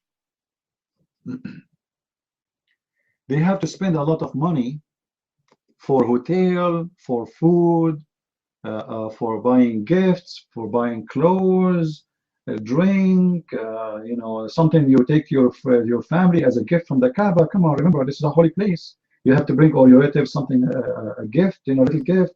So they spend a lot of money.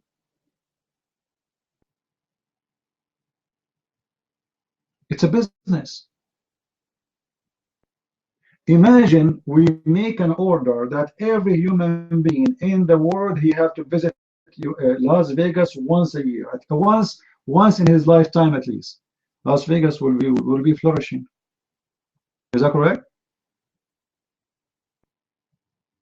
The casinos of Las Vegas, they will be like, wow, that's amazing. Everybody in the world have to come at least once in his lifetime, and once in a year if he can afford it, which means if you will feel guilty. You will feel guilty if you do not know once a year if you can afford it. Because you can afford it, so you should. So once a year.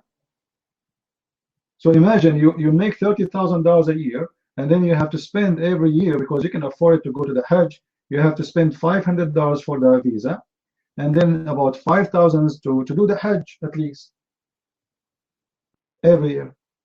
And who is the one who will make money? The Muslims. The Saudi government and the businessmen of Mecca. This is why, you know, if you own a store in Mecca, you are a very rich man, very rich man. You do not need to look for customers. Customers is like crazy.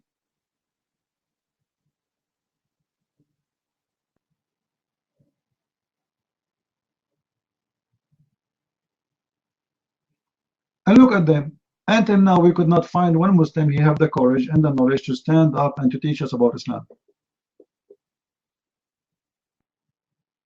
I made a video, actually. I encourage you, all of you, to search for it. It's called Seeking Allah, Finding Death. Did you watch it, guys? Did you watch the video? Watch it and see why it is not logical to have that Kaaba, because even the location of the Kaaba is horrible. I mean, seriously, if Allah is the one who taught Abraham where to build the Kaaba, as Muslims say, Abraham, which is taught by Allah, which means the what they call those guys who do the engineers, they do like they choose locations, what they call them?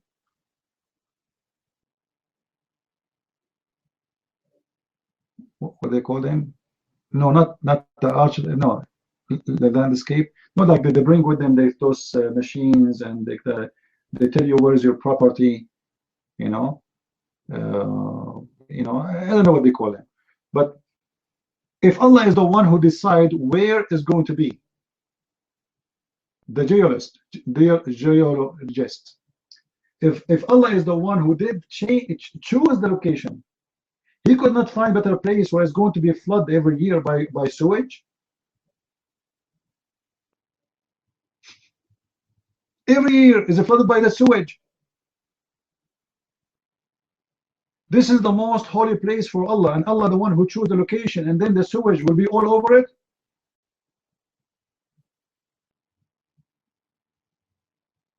From the whole earth, He could not find better place. Go and look for my video, as again I call it. You can find it in my account, the Arabian Prophet, seeking Allah, finding death. I will show you by pictures. You know, there's a lot of important information about in that video.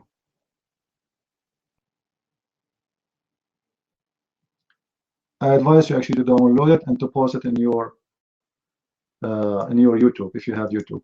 You know, and you see, this is the difference between me and others. Those who make videos to expose Islam, they want their videos to be in their YouTube channel only, because they are seeking only their own glory. They want people to subscribe to them. I don't care if you have more subscribers than me. Good for you. Go and get 1 million subscribers. My point is to spread the message. It's not about me. All right, I know, please. I'm saying I encourage people to post them because it's not about me. You know, I don't care really. This is not about me.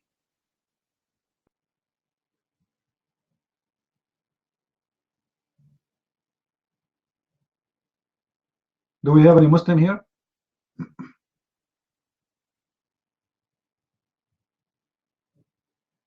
Any Abdul? By the way, just to show you how stupid the Muslims when they follow the religion. How many women Muslims they should marry? Anyone tell me? How many women they can marry? 4. Do you know that this is very wrong? This is false.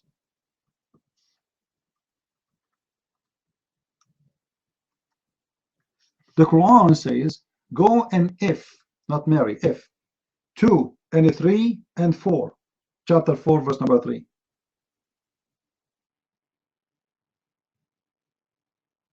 2 and 3 and 4. Not or, and. So the Quran encourages Muslims to have as a start 2 wives, not 1 wife. And the last option is to have only 1. So go and have 2 and have 3 and have 4. The total is 9. And this is why you see all the caliph, they have 9 wives. Didn't have 4 wives.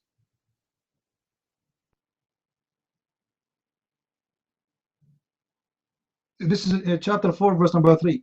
So go and if 2 and 3 and 4.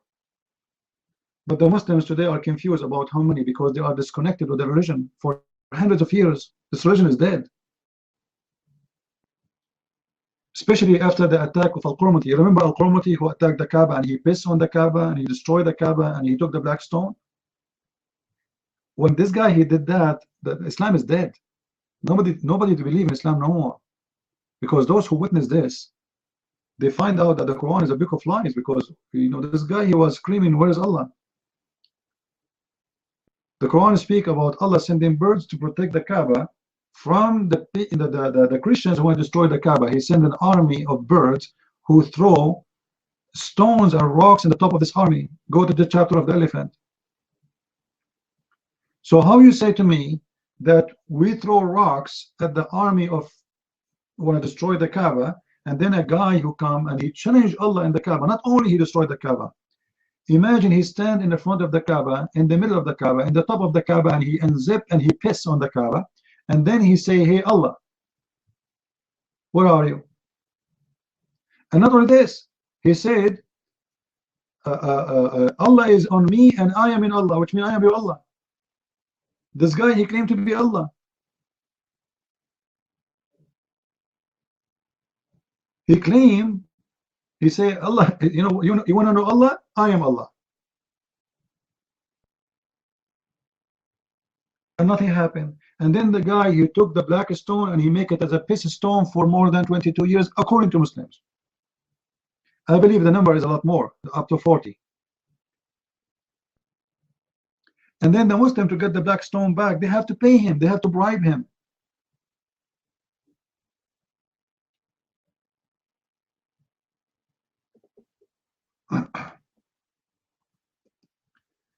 The Muslims, they ask Al-Hakim bi Amrullah al-Fatimi. I don't know how many of you knows about this person. This is the time where Egypt was under the control of the Shia. Al-Hakim bi Amrullah, he was a crazy Muslim as the rest of them. This man, he claimed that he's Allah. Imagine, guys, the Caliph, he claimed that he's Allah.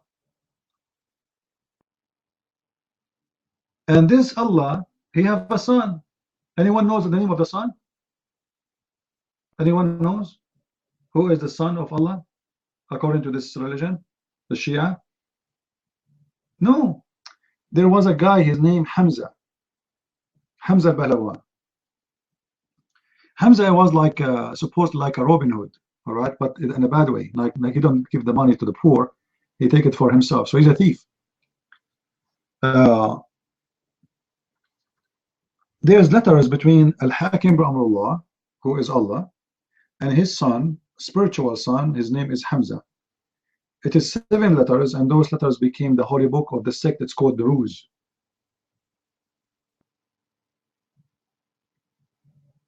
Anyone heard of the Druze? Druze. Okay, the Druze, they have a book. It's called the Book of Wisdom. The Book of Wisdom is simply letters between the Caliph bi Amrullah and his son Hamza. And remember, this is not his son for real, all right?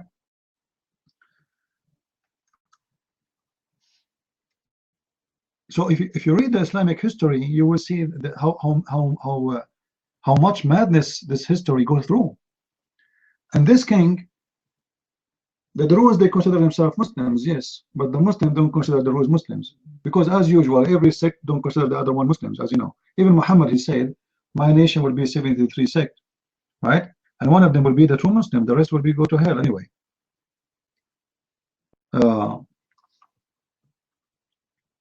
But this, for sure, this king was really a madman, you know. Imagine there's a food that's called mulukhiyah. Anyone here from Egypt? Anyone here from Egypt?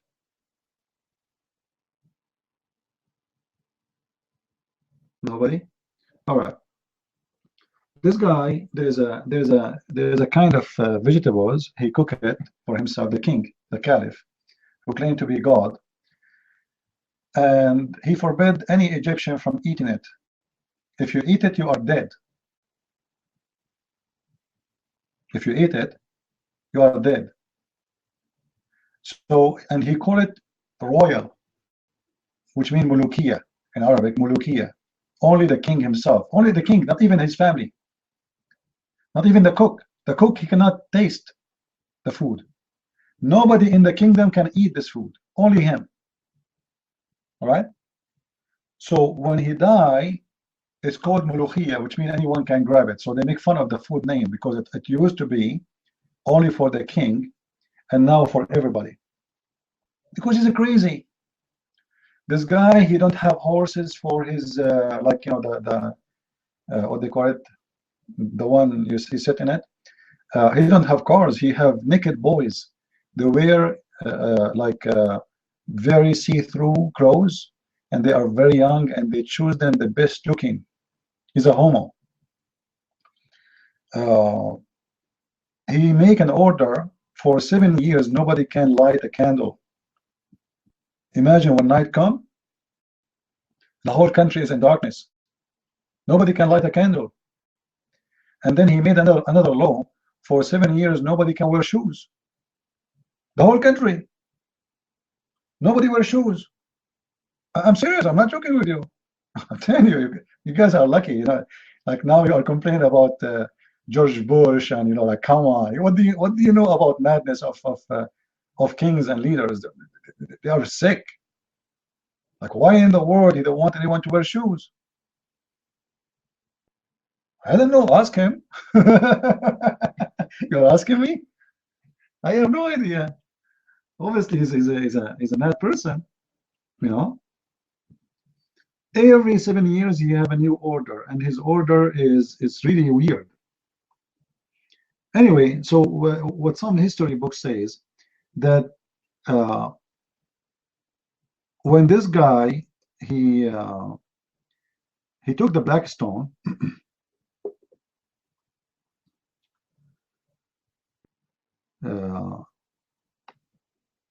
They send letters to Al-Hakim bin Allah al-Fatimi trying to get the black stone back. You know, that's why I'm mentioning his name. Guys, if you read the Islamic history, you will go crazy. How Muslims, they rape each other, they kill each other. Actually, until now, right now, go and search for the war in Syria.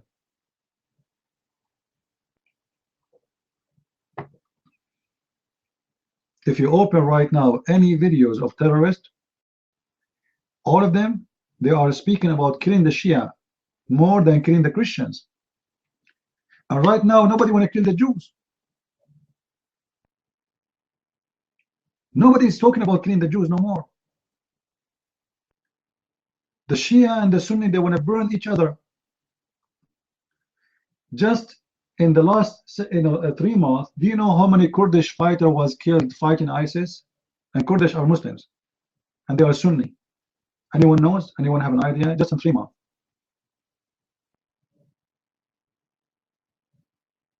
$1,600. They just announced it today. The Kurdish themselves, they announced that they lost 1,600 fighter in 3 months.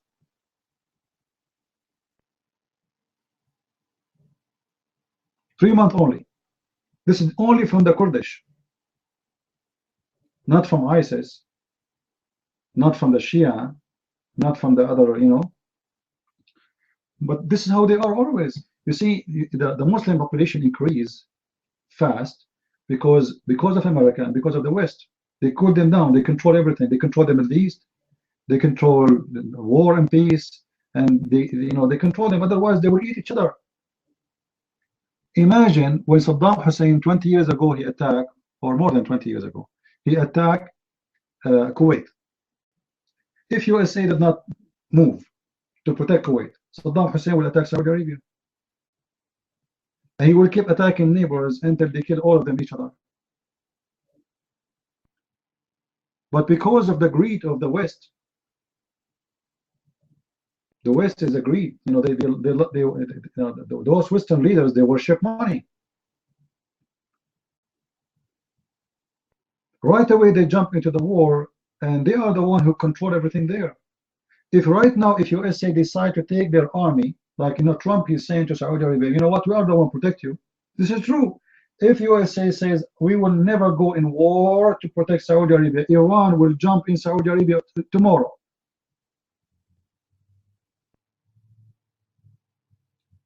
Because the Muslim Sunni in the Middle East and the Shia, they are no match.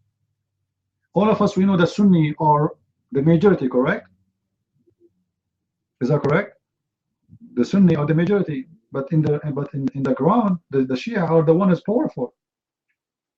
Iran, you see, the Persian, they are Persian, they are not Arab. And when we say Persian, we mean smart. Persian are smart. You call them Muslims, you call them Shia, you call them etc. They have a lot of stupidity, yes, but Persian are Persian. And if the Persian, they want to go in war with the Arab is no match. Even though the Arab is bigger in population, but they are no match as army. So if USA would withdraw and decide not to go in any war to defend the Saudi and the Kuwaiti and the Emirat, Iran will eat them alive in less than 24 hours.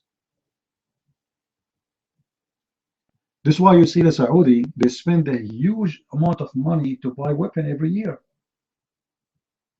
A lot. The weapon is sucking their money.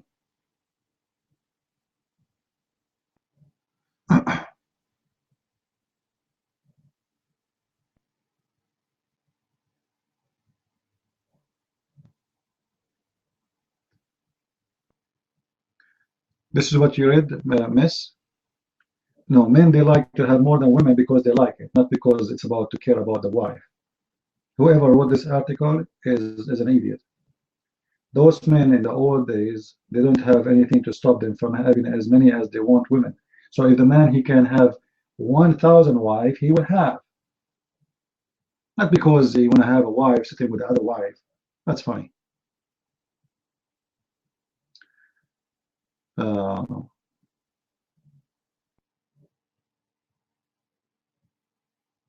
Anyway, don't believe everything people they say to you in articles. I saw many articles. It's full of fabrication, full of lies and fictions, even books.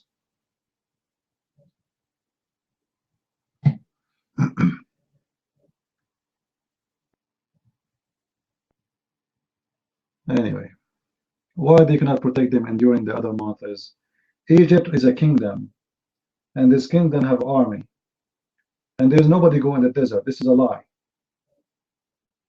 What a human being would do in the desert in Egypt. All the Egyptians, they live around the Nile River. They are not Bedouin. So whoever said that to you is a liar.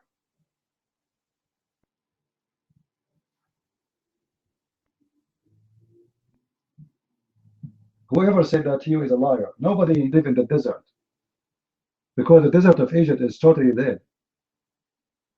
And why somebody want to leave the Nile River and go to the desert anyway? It's false. Go and keep reading. It's false. You will see all the inhabitants of the Egyptian is around the Nile River. Nobody live far away from the river because this is the only source of water. Okay, I want to ask you, if you live in the desert, where do you get the water from? How you can get water? There's no water. I'm talking about history too. It's a stupid history. Don't fool yourself.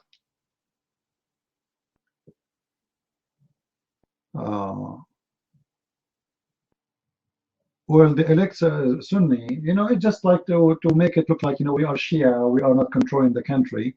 So we will make the Sunni president, but the Sunni president have no power. It's a joke. It means nothing. And not only they make a Sunni, they make him a Kurdish. Kurdish are not really Sunni. I mean, they are Sunni by name, but if you go to Kurdistan, those people, they make poo-poo on Allah every day. They're women, they dance in the street, they are fighters, they are very modern, they don't care for Islam.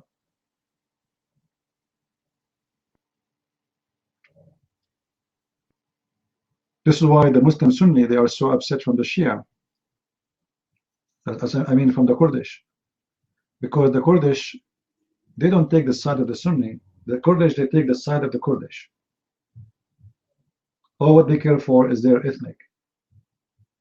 They hate the Arab, and they don't want really to do anything. Like there's little tiny number of Kurdish, they are terrorists, Islamic terrorists. They join ISIS or Al-Qaeda. But the majority of them, we can say 95% of the Kurdish, they are against Islam. Yeah, for them, the ethnic is the more important. And they are very racist too, to others, most of them. Like they don't like the Arab, and they have a reasons, because the Arab, they discriminate them for a long time. So for them it became an issue.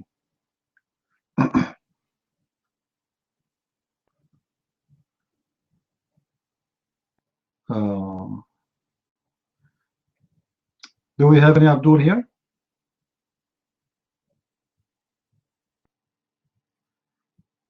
And right now in the war in Aleppo,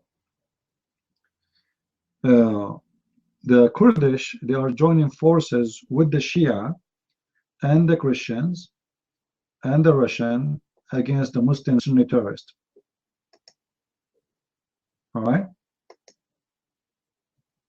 So they are taking the side of the enemies of Islam, as the Sunni they call them.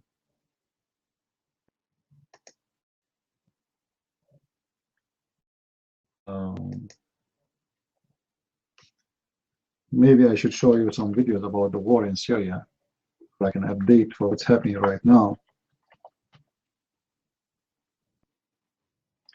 And actually, if you see the news in the West, by the way, about the war in Syria, it's full of lies.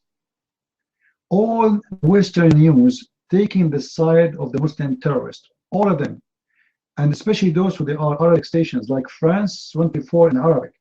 If you watch France 24, it's a terrorist station. The Dutch, the German station in Arabic, it is a terrorist station. BBC, you know, even imagine the BBC, they call someone who died fighting for Islam, they call him a murderer, because they became a terrorist station. They are controlled by Muslims, controlled by Sunni Muslims. So when you hear the news from any Western, even CNN, go and see CNN, what they are saying. CNN defending the terrorists, attacking those who they are fighting them. How we can stop Russia from attacking the poor people of Aleppo? They make it like it's about killing the poor people of Aleppo, but Aleppo have tens of thousands of terrorists.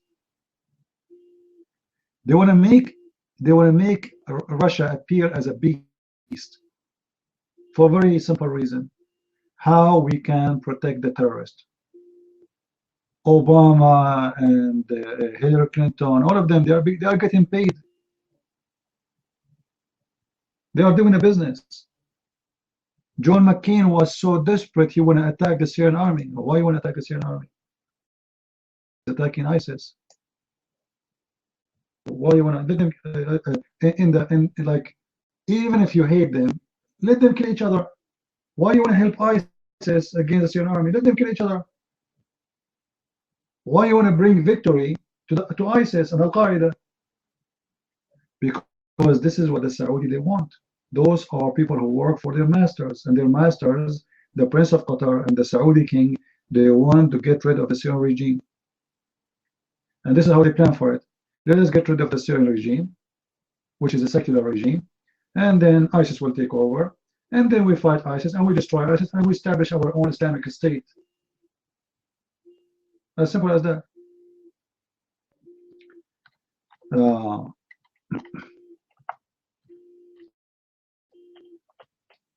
I have a car alarm in the street. Is annoying. Is the sound coming to you guys? The car alarm? I hope the owner of this car will come out. Looks like they have a problem. He is out, but he have a problem with it. So if you watch the news, all of it is against those who are killing the terrorists. And by the way, I'm against the Syrian regime. He is for sure he's a dictator. But the hypocrisy is they put in the Human Rights Council in the United Nations, they put Saudi Arabia as a member. The one who designed the human rights law, one of them is a Saudi, and she's a female. This is the top of the hypocrisy, and they refuse Israel to be part of the Human Rights Council because Israel is not respecting the human rights. This is telling you how much the Muslims, how much their money is involved in everything. They own the United Nations. They have the President of USA in their pocket. They have the Prime Minister of England in their pocket. They have the president of France in their pocket, especially the president of France, especially that guy. You see, the Muslim today, they do not need to go in war to fight you. They will hire your army to fight you.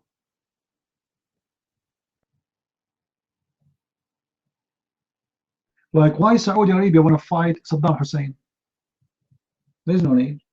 We call George Bush. We offer him a lot of money. George Bush, he will send us the most powerful army in the world. Victory is granted. All what we need to do, spend some money. That's it. That's all what we need. We do not need to get any of our citizens injured. We do not need to lose any of our citizen soldiers. And all what we need, we hire some Western countries who they are for sale. England, America, Canada, Australia, they will send their soldiers happily. Just give them money. Those people, they worship money. So the Muslims these days, they protect their agenda by using you, not by themselves. You are the one who protect their agenda. You are one who is used your money. You pay tax. You pay tax to USA to do what? Thinking that they will build the schools, they will make streets, they will make roads, they will make hospitals, but the tax will go to support terrorists. And look what they do. Saudi Arabia, as an example, donate to Hillary Clinton, correct? Donate a lot of money to Hillary Clinton. They donate hundreds of millions of dollars actually to Obama, but nobody talk about it. Because at that time we don't have Obama. Email was hacked to expose him. Obama, he got more than $500 million donations from abroad.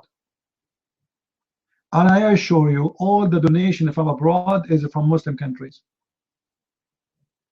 Now you tell me, when the Muslim, they give Obama $500 million, do you think they give it for free? Anyone here believe that this is for free? Nobody give his money for free. They're investing. There's a return. They give $500 million to Obama, but they will get a lot more return. This is why you see Obama, when they make the law of JESTA, Obama, the president of USA, he put a veto over JESTA, trying to protect Saudi Arabia because he's their employee. And right now, John McCain and Senator Graham, two scumbag senators, they are suggesting to the Congress to change the law of JESTA to stop going after the Saudi government, to go only after individuals. Why? Because those people, they work for the interest of the Saudi government. They don't work for you.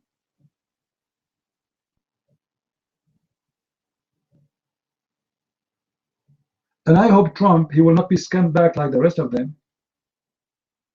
I hope so. I'm really worried that Trump, he might turn to be a scumbag. You know, we put too much hope on him, and he might turn a scumbag like them because corruption is powerful. I hope they will not be able to buy him, even though he's so rich and etc. But still, he can, you know, they have money, they can buy.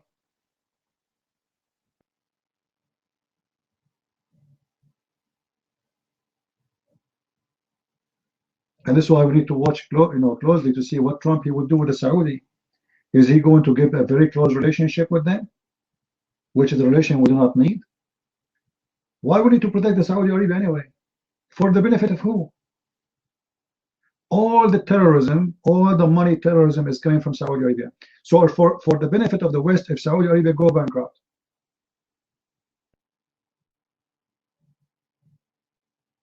Al-Qaeda money is coming from Saudi Arabia and Qatar. ISIS, Hizb ut-Tahrir, you name it, all Hamas, all of them, they have one source of money. Why you are protecting them? It doesn't make sense. But it does make sense when we know that those leaders, they are getting paid. So if Trump is a good man, he should stop and change the relationship with Saudi Arabia. And if you want to protect them really, which I don't like the idea to protect them because they hate us anyway. They call us kuffar every day. They pray to their God to destroy us every day, and then we protect them just for the sake of the money. We do not need the money. We don't want them. They don't share anything with us. They don't share our value. Women until now in Saudi Arabia cannot even have an ID. Have you ever seen Hillary Clinton speaking about that? She will never do that. She speak about the Assad dictator, but the Assad dictator, he have women, they are in the police. They are in the army. They are generals in the army. They are ministers. The head of the Congress in Syria is a woman. In Saudi Arabia, until now, women, she cannot have a passport by herself. In the year 2016. But Hillary Clinton, she don't complain. She speak about she's protecting the women. She speak for the right of the women, but she don't talk about Saudi Arabia. The second you mention Saudi Arabia, she's so quiet.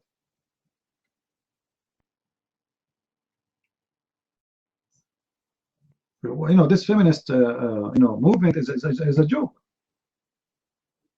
Like, once I was discussing about lesbian, just to show you how stupid is the whole idea. What is lesbian? Lesbian is a woman like to have a woman with her, right? Is that correct? Women having sexual relationship with women. But think about it. Those two women, one of them she played a boy and one she played a girl. Is that correct? Is that true? So you are still sleeping with a guy because in your head she's a guy. You know what I mean? This is how stupid it is. One of them, she dressed like a guy, she talked like a guy, she act like a guy, and she's trying to build the muscles, right? She have big muscles, she act like a guy, she wear the hat upside down or wrong direction to the back direction, and she wear jeans like a guy, and she start walking like she is playing a guy. So you are sleeping with a guy. So why you are fooling yourself? Why you don't get a guy, a real guy? It's stupid. Yeah, actually, once I heard this word butch. I don't know what that means. First time I heard it, I have no idea. There was a girl. So she said, this girl is a butch. I said, well, what does that mean? I said, well, this is a butch is the name for the boy or the one who played boy as a lesbian. So she dressed like a man. She act like a man. She wear big boots. She tried to make her shoulder look bigger. Anyways, it's very funny. But if you think about it, it's about illusion. They are deceiving themselves, making themselves believe that they are having sex with the boy when he is not a boy. It's a girl. So it's a stupid idea. And this is why we say always, you are what you believe.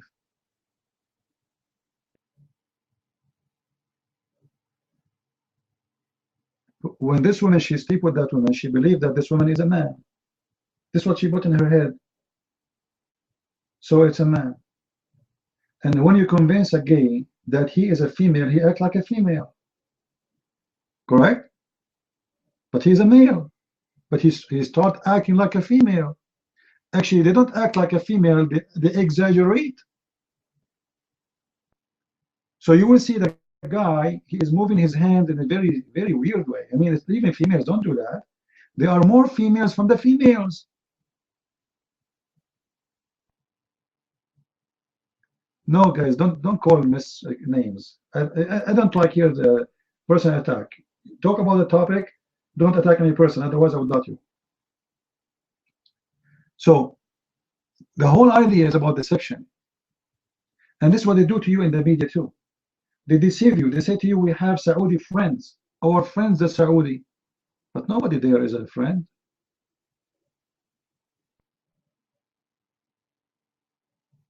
What's our friend?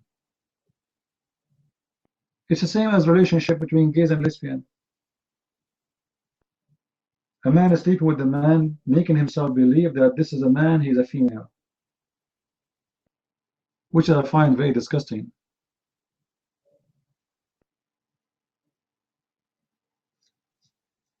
And you know, most of the cases that you know those people who they go in the wrong direction, I believe because they are bored in their life. You know, they are bored. They are trying to. They are looking for some change, and sometimes the change is stupid.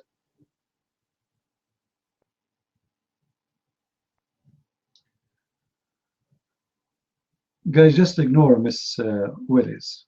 Okay, she have her ideas. Miss Willis, why are you upset? Are you a lesbian? Willis, are you a lesbian? So what? Why are you upset? Okay, anyway, she's saying no. It's just leave her alone. Anyway, even if you are a lesbian, it's your business. You know, and we are not here to tell you what you know. But for us, we believe this is really wrong, and you are just deceiving yourself. But this life, most of things around us is about deception. People they try to deceive you always. The commercial in the TV is deception. They bring to you someone who lost weight overnight. And they say to you, because he bought this machine, look how she was and look how she is. But the fact is, girl, she never had a machine. Guys, are you listening? Forget about Miss Wells, please. Are we listening? When they put for you a commercial about someone tasting the cheese, but the guy never ate the cheese before, and maybe he can't even afford it. And he says to you, it's yummy, yummy, but maybe it's disgusting, disgusting.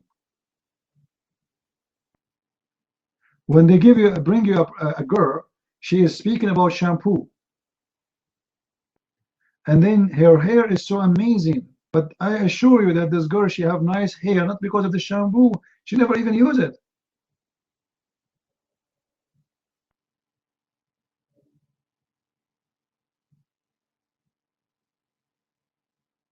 This is how they fool you. Everything is based on deception. They want you to buy it. Buy it. It can be an idea. It can be something as a product. It can be a sexual relationship. They want you to buy it. This is why they promote that, as Miss is saying, all people are equal. All people are equal, but I don't know what all people are equal. What equality have to do with sex in the bed? I mean, is that how we judge equality? Equality is about education, about jobs, about opportunity. Is that correct, guys? Why you want to tell me about what do you do in the bedroom? What you do in the bedroom have to do with equality.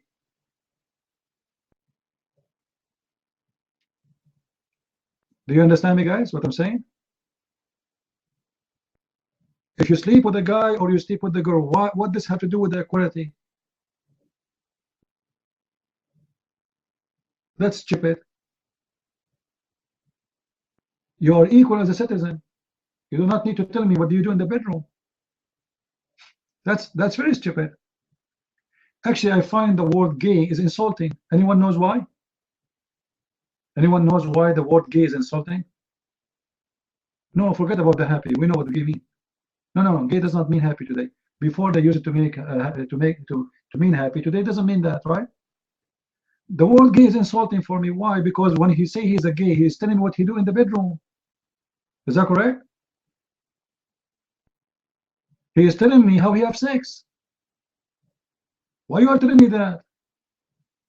Imagine I introduce myself to you, I say I'm straight, and you say to me I'm gay. That's stupid.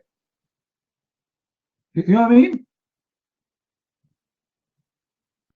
That is stupid. You introduce yourself, you say to me your name, and I say hello, nice to meet you. You don't say that you are gay. Who care about what you do in the bedroom? This is your business. As long as you're not breaking the law, go have fun. If you think it's good for you, get AIDS. Most of people that are gays, they die because of AIDS. They are #1 who suffer from all those kind of horrible disease. Enjoy it. This is what you want. Have fun. Even nature is against you. Even diseases will eat you alive. Go have fun. But why you need to tell me that you are gay? And why you want to isolate yourself, making yourself as if you are society by your own? This is why I find it insulting. People who respect themselves, they should not go behind the mic and say how he have sex. What do you do in your bedroom is something private. Imagine tomorrow we have a new sect, it's called Goati. Goati, what is Goati? People who have sex with a goat. So you will find a congressman, he's a Goati. Let us introduce to you Mr. Goati. What Goati mean? He have sex, he like to have sex with the goat. It's going to happen, just wait. It's going to happen. Because soon you will find people, they are fighting for their right to have sex with the animals. And soon you will find people, they are fighting for having sex with the children. And not soon, I mean, not long after, you will find somebody you want to have sex with a rabbit. Because everybody have a right, as long the right of sex to do whatever you want, and those they want to have a special rights by law, then what is going to stop the rest from asking for the rights too? Right?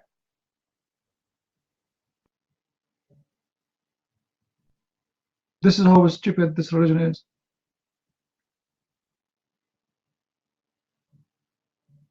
And when I say religion, I mean all those are religions. The ideas of having your own right over some sexual things is crazy. You know, why today we arrest someone when I have sex with the children? If we are granting really sexual relationship freedom. You see the hypocrisy? Either you say it's free and people they can do whatever they want, or you say it's a crime. And right now,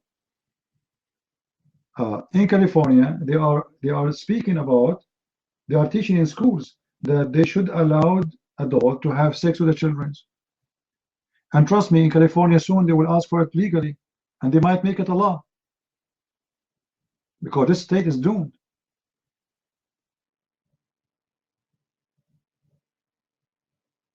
Well, they can, because it's a law of, you make a vote for it. You vote for it, you make it happen. It's crazy.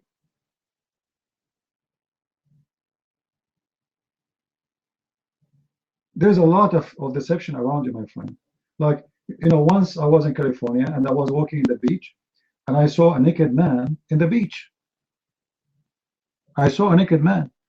So I get my cell phone from my car and I want to call the police. All right. And I want to call the police, and I saw a woman. She said to her, "Do you see this crazy guy?" She said, "What?" He said, "He's naked. I'm going to call the police." She said, "Oh, everybody here is naked. This is naked beach." I said, "What?" She said, "Good you not call them, because if you call them, they will charge you for bothering the society, the police, with false report." I did not go to the beach. I am in the beach. This is supposed to be public beach. How do I know this is for naked? They have a sign hiding behind the rock. It's a cliff. So I'm enjoying the view, sitting in the cliff, and then suddenly I look down, and I look a bunch of naked people.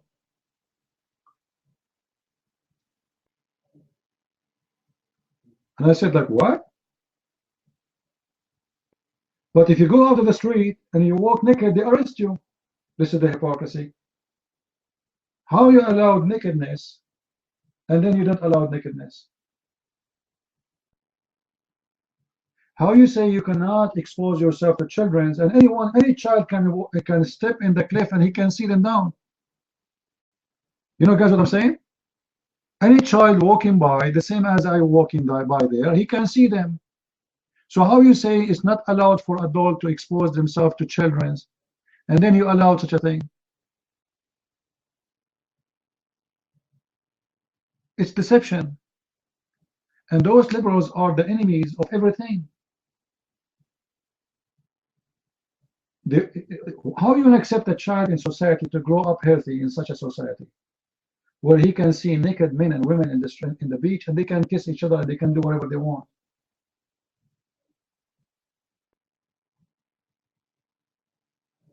And then the deception continue. They go and teach your child that it's okay to be a gay, and it's okay to be a lesbian.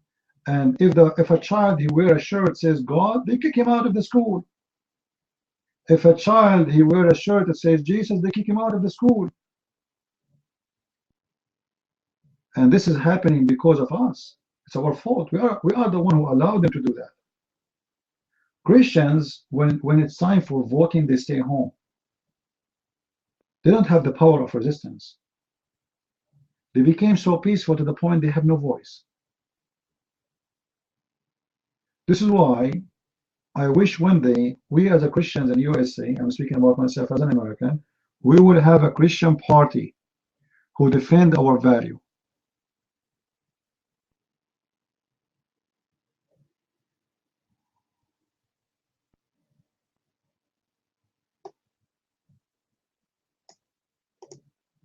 Well, Bar, the one who speak about this guy is a gay and that guy, I think you are the gay. This is why when you came to the mic, you were complaining about a male guy, male god, because you think you are a female, right?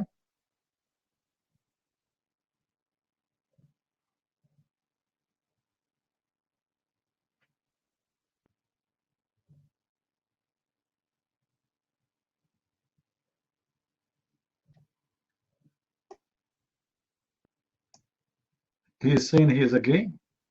Really? You are a gay, Mr. Bar? I don't speak French. My French is bad. The only French word I know is le secret du prophète arabe. Why you choose to be a gay, Mr. Bar? You're mine.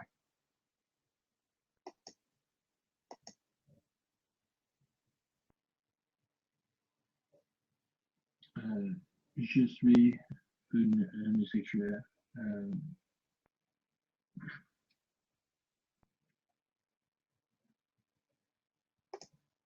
That's amazing. That's it? That's it? What do you mean it's natural? Between your legs, what do you have there? What do you mean it's natural? Natural that you have between your legs a penis. So what do you mean it's natural to be a gay? You're mine.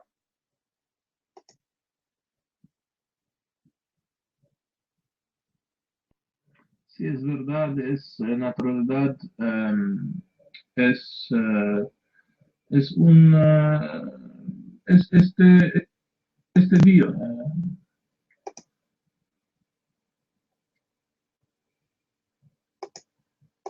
Anyone understand what he's saying? Well, what language is that? Just a dumb man.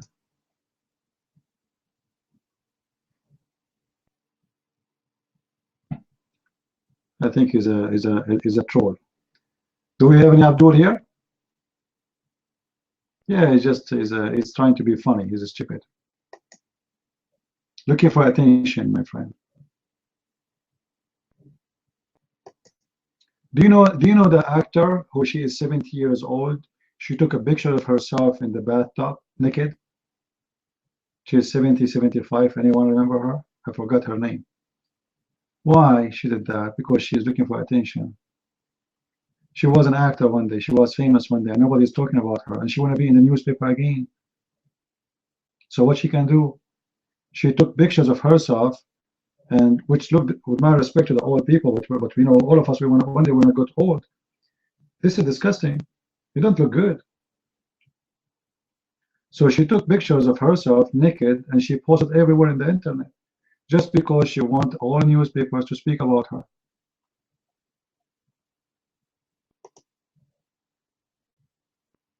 There's a gay club in the other room. We can go there.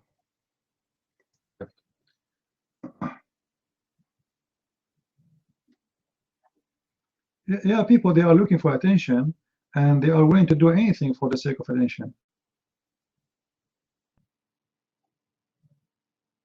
And you know, sex business is very, very successful. Like, if you go and watch my videos, you will see my video being seen by 2,000, 3,000 people. But if there is a girl, she's wearing short skirt, her breast is almost coming from her shirt, she will get 10,000 views over a day or two. Or a girl wearing short skirt and dancing in front of the camera, or even she's wearing nothing. There's a website, I forgot what the name. There is a girl, she was showing her jeans. She have 2,700, 3,000, like the number go up and down. Just she's showing her jeans. She's not talking about anything. I bought this jeans. Let me show you this jeans. She go and she change the jeans, and she have a new jeans, and then she go and change the other jeans, and she walk in the front. And you know, for me, I was when I saw that, you know, this website show you the name, the nickname, and how many people they're watching. So you do not know what the topic is. So I clicked to see, like, I was curious, like, why there's thousands of people watching this person. And then you open, and what? There's 3,000 people sitting here to watch the jeans.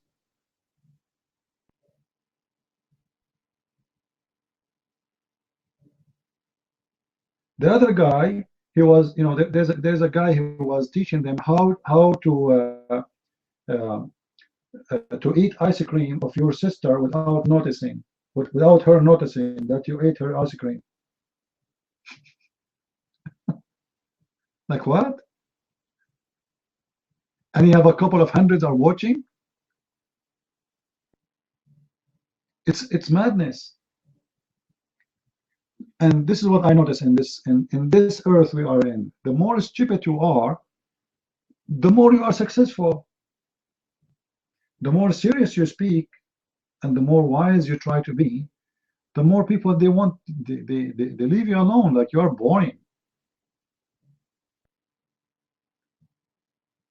If we have a girl right now and she's like she's pretty and she opened her camera and blah blah blah, trust me, the Muslims will be all over our room.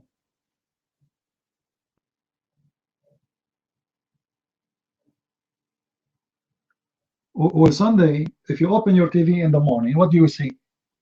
What is the first program you see in your TV in the morning?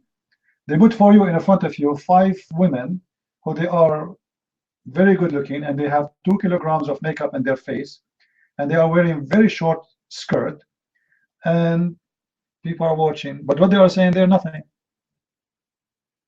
A bunch of, with my respect to women, I'm not saying stupid women because they are women. I'm saying it's a stupid women presenting stupid programs, which means they are using those women with their stupid talk for no reason except this is what people like to hear. Stupidity. Nobody is interested in something useful or to earn education.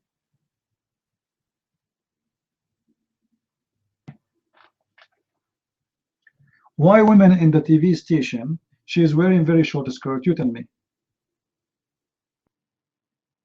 What is the reason? Why we need to see her legs? And the funny, they say to you, we are empowering women and we are against using women for to be a sex product. But obviously, this is what all over happening.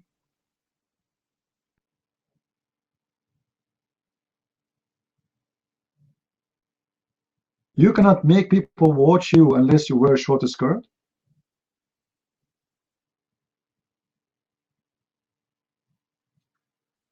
How do you account the testosterone? I don't know, what do you mean about that? It's not about men only, my friend. Even women, they are driven by this. They like to watch women who are wearing nice clothes. This is why you see a show have nothing there except stupid things, talking about clothes and people watching like crazy.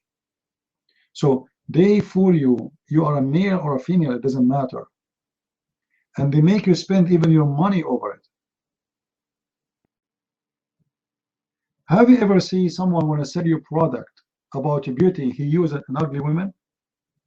Have you ever seen that? They bring you someone, she's so super beautiful, but the one who is beautiful, she do not need this product.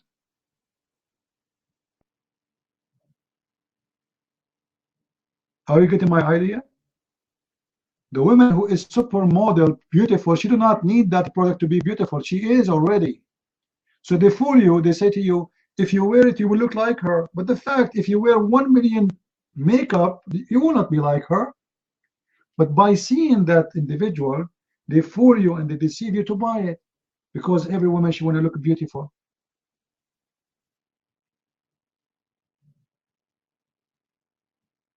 Deception is a big business. There is deception in religion. There is deception in in marketing, there's deception in news, there's deception everywhere. And you are the victim always. You are the one who they fool you. Like Black Friday. How many people they die in last Black Friday? How many people get injured? People, they are sleeping in the tent in the front of a shop. This is madness. This is not only this is stupidity. It's deception. They fool you. They are making you believe that they are giving you a discount. The fact there's no discount. My friend, they have the discount always. Always they have a discount. They want you to believe that in Black Friday it's very cheap. But the fact, no. It is not cheap.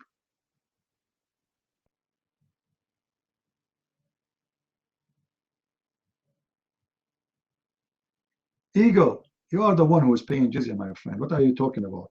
You Muslims, you have to buy a weapon from us in order to protect yourself. So all your saving go to our pocket to save yourself from being killed by Muslims. Come on. Go. Even the Muslim terrorists, they have to buy a weapon from us. Abdul. You can't even, what you can pay tax? What do you mean? What do you mean you pay tax?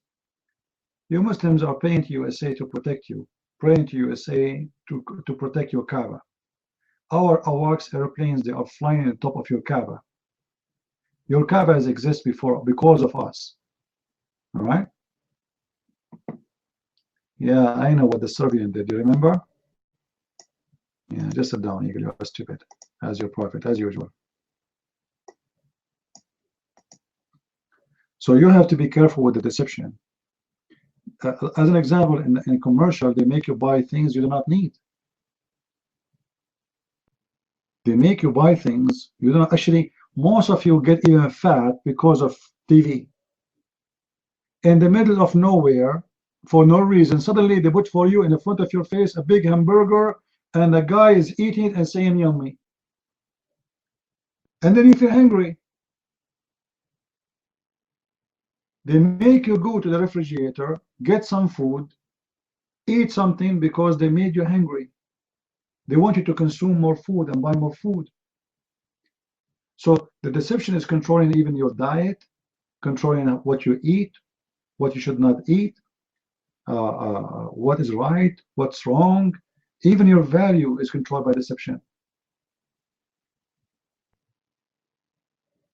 I have a picture in Facebook I posted about the underwear. Anyone saw it?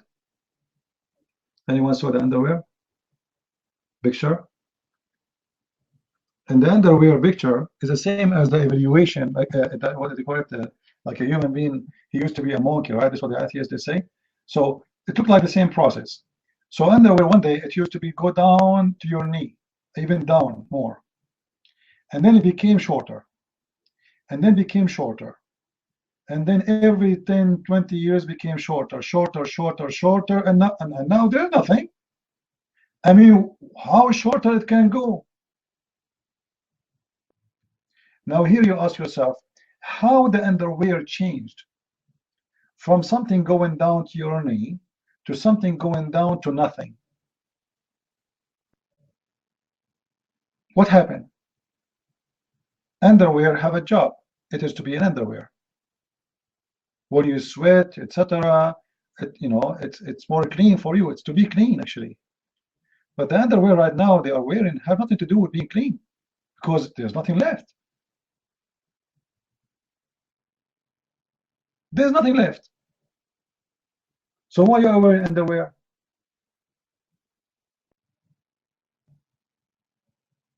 And how they change your mood and how they change your style. It's by deception. I'm not discussing with you now which underwear is better. I'm saying how they can change what we wear by deceiving us, by making something is called fashion. How many of us we dress by fashion because just this is not fashion, so we don't wear it? Oh, this is old fashioned, I'm not going to buy it, I'm not going to wear it. You have something clothes from many years ago, but they are in good condition, but you don't want to wear them because they are old fashioned. I wear them, I don't care. You don't like it, don't look at me. I'm not going to change my clothes because of a fashion. I'm not going to be stupid and spend all my money over stupid things. If my shoes is a shoe and it's fine and it's working fine, I'm not going to change my shoe because it's not fashion no more. It's stupid. The whole idea, they want you to spend your money to go to the pocket of the very wealthy, rich businessmen who they are making product. Make you buy things you do not need. You open a closet of a woman, she have 200 shoes. Like, why you need all those shoes? Why you need them all? What for? Why in the world you need all those shoes? It's crazy. They are fooling you. You are spending your saving, your salary over nothing. Tomorrow you will get old and then you will find no money in your pocket. What you will do with the shoes? Or when they deceive a woman, they make her buy a purse for $3,000. Why the purse for $3,000? I will buy one for $10. It might even do better job. Or just because I want to show off in the front of my friends and this is a brand. And here the deception of a brand. When you carry something as brand, it's mean you are brand yourself. You are high class. You are amazing. You are like, wow. You know? Actually, in fact, you are stupid. Because you spend your money, $3,000 or pound, over a stupid purse. The brand is a proof that you are stupid, not a proof that you are smart. I know some they might be insulted by what I'm saying, but this is the fact. The more brand you wear, the more stupid you are. And the more empty you are, the more no value you have, the more your brain is light. Well, no, it's not about you can afford it. This is not the point. You see, even if I afford it, why I want to give my money? Listen to me. I understand some they have money, right? What about give it to someone who cannot go to school? If you have extra money, do something good with it. Why you want to give your $2,000 to buy a purse for someone who is already very filthy rich? Give it to a poor child. He cannot afford to go to school. Adopted child somewhere, he is an orphan. Which one is more beautiful? Which one will make you feel better? It's a purse. And tomorrow this purse, as long as you care for a brand, this purse will be old-fashioned just 2 months from now. No, love, I'm not saying you don't give. I'm not talking about you. Don't take me wrong. I'm saying when we buy things, what the purpose of buying them? The purpose is we need them. Otherwise, you should not buy things unless you need it. And when you spend too much money for something, it does not have that value. It's not smart.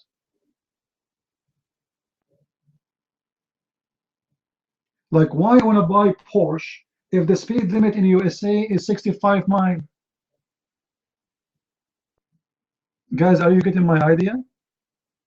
If I cannot exceed the 65 mile, it means the Porsche is the same as Toyota. People, are you listening? It's for what? I cannot drive it with the limit. This car is a race car. It's very fast speed. But if I go fast speed, they will take my license from me. I will go to jail. So what's the point? Why you want to drive? Why you want to buy a car, spend a lot of money, and you cannot even enjoy what it's supposedly is made for? It's just showing off. And showing off, for me, I say it's a stupid behavior. You don't have to agree with me. It's your, it's your opinion. It's your money. Spend it. Good for you. But it's not a smart behavior. If you guys, if you see my clothes, my jeans is $10. My shoes is, like I buy something good, but it's cheap. Because you can buy something good and it's cheap at the same time. Doesn't mean it's cheap, it means it's bad. No, it's very good quality actually. And this is what I notice. People who they have real money, they don't wear expensive clothes. People who they are poor is the one who wear expensive clothes. Because the poor try to show off to make himself look like the same as the rich, and the rich try to hide himself because he don't want to be kidnapped. You know what I mean? The poor guy, he carry a Samsonite. The guy who have millions, he put them in the garbage bag.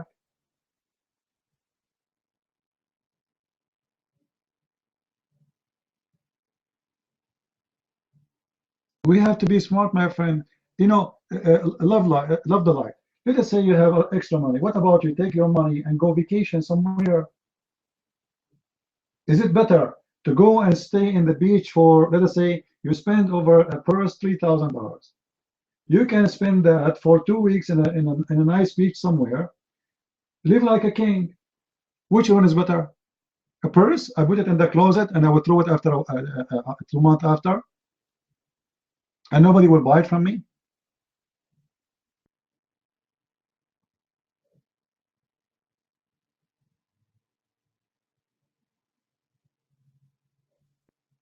Yeah, actually, there's a stores who they take from those brand uh, clothes things, and like let us say the season for spring is over, so all the clothes of this store, they take it and they sell it in different store, and they give you like 70% discount, right?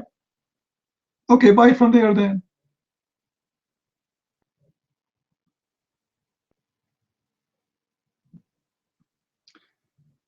What I'm saying to you, be smart. Don't let another human being abuse you and use you. They want you to spend your money over stupid things.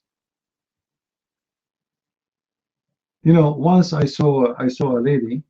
Uh, uh, she have a guy who come to her house, and he have a truck with him. He come every 3 days.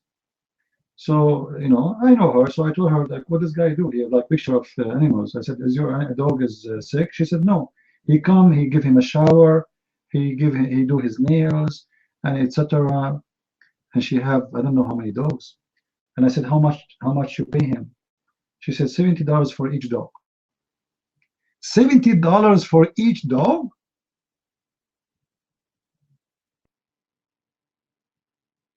Like what? To give him a shower to do his nails? Why I wanna study law? Why I wanna go and do master degree? Why I wanna go to school? That's a great business. He stay inside the house for an hour and he gets $70 for each dog, if it's one dog.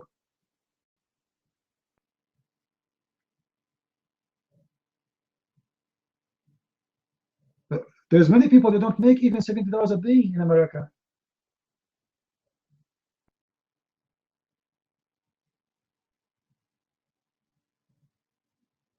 Yeah, but you need to ask yourself, you spend for what? Where is your intelligence? And why you need to have 20 dogs at your home? Like, okay, you want to have a dog. I love dogs too. 1, 2, what, 6, 7? Come on.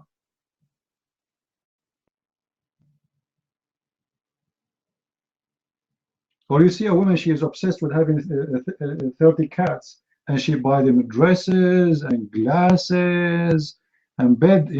Like once I saw a bed, I said, man, this is better than the bed of many people I know in the Middle East. The bed of the dog is very fancy. There's many people around this earth, they die and they sleep under the bridge. So what I'm trying to say to you, don't be selfish. And don't use your money in the wrong place. You have extra money, try to be human. There's poor children, they cannot afford to eat. There's poor children are used, for sex trafficking. Go and watch documentary about how many millions of children are sold out. We better be human, my friend. Purse will not make me happy. A suit will not make me happy. A shoe will not make me happy.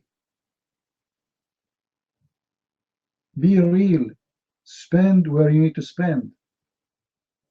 At the same time, you know, it's very, very beautiful to feel others. You know, when God gave you, share with others who they need it. What about adopting a child who want to go to school, but he cannot afford it? Change his future. This person, he will love you forever. He will be appreciating you forever because you are not his parents, you are not his uncle, you are not his auntie, and yet you spend your money over him to make him a doctor or an engineer. That's so beautiful.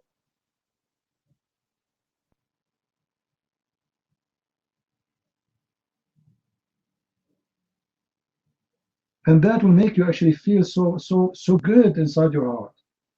I know a person, when I was serving in the army. there was a sergeant, and he said to me, I am originally from I forgot from South America, which country, but his parents are blonde and he have dark skin.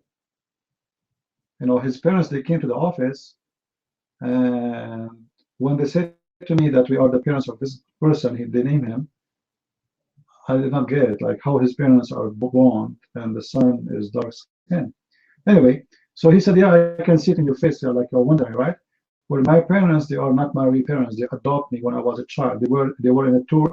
Both of them, they are tourists, and they saw me in the street. I was almost naked, and they took me to the police. They make my papers. They hire a lawyer, and they adopt me, and they bring me to USA. And now this guy is a high-rank sergeant in the army. Isn't it beautiful? They changed the life of this person. This poor kid, if he stay there, he might be dead. He might be, using for a sex business. God knows what will happen, or in the drug dealer, or in, look what they did. Beautiful. They adopted a child, and he told me, I love them. You don't know how much I love them. And he said, and almost he had tears in his eyes. He said, because those people, they have nothing to do with me. You know, if your parents, they help you, you say to yourself, they are my parents, correct? Like, what a big deal. They are doing a duty. But when someone is a stranger and he pick up a child to help a child, that's amazing.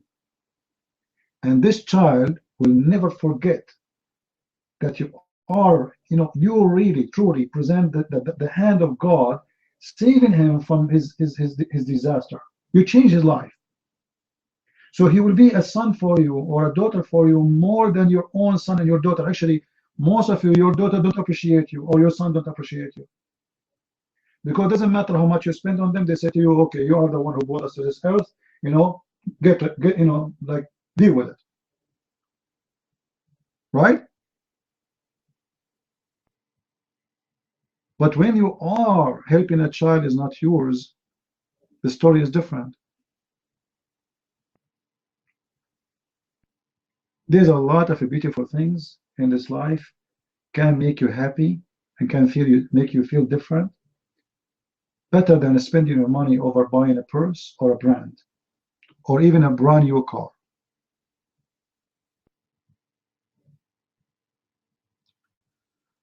Yeah, Abdur, what do you want to ask? You want to come to the mic?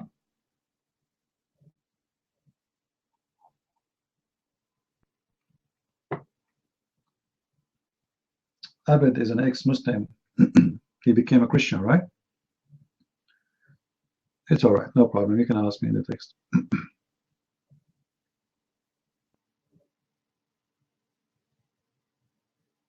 Try to make a value for everything you do in your life. And we do sin. Still, we are sinners. Still, we do mistakes. Still, we are who we are. But try to make a reason for your life to be something beautiful. And for sure, I'm not telling you what to do in your life, what to buy, what not to buy. I'm saying, let us be smart and do good. Muslim, they say Christ killed children and people in Old Testament. Let me tell you. Do the Muslim believe that God he did the flood of Noah? Do they believe in that?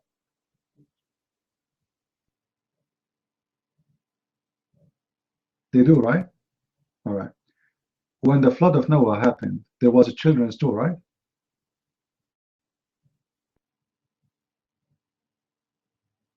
So how come the Muslims don't say that God killed children in the time of Noah too? That's hypocrisy, isn't it? But look what the Bible says about children who they die and they have no sin. According to the Bible, they are going to go to heaven. Jesus, he said, if you don't become the same like those little ones, you are not qualified to enter heaven. So the death here have different value. There's a death of sin, and there's a death of the body. The death of the body with no sin, you are with God anyway. God, he gave you life, God, he take it from you. As an example, people get killed by God every day. Every day, children too. How? You hear about people die by cancer, right? And people die by accident, and people die. But with God, he gave us a body which is not eternal, which means we are vulnerable for death. So it was God made that we are going to end dead anyway. And if nobody kill us, we will die one day anyway. But the fact, we don't say that God, he killed us, but the fact he did. Because he did not need us to live forever. So the death they are talking about, it's not really, let us say, it's not legitimate argument. However, when they talk about war, if you go and see the Jews, you will see that the Jews, the enemies, they were doing to them what may be hard to believe.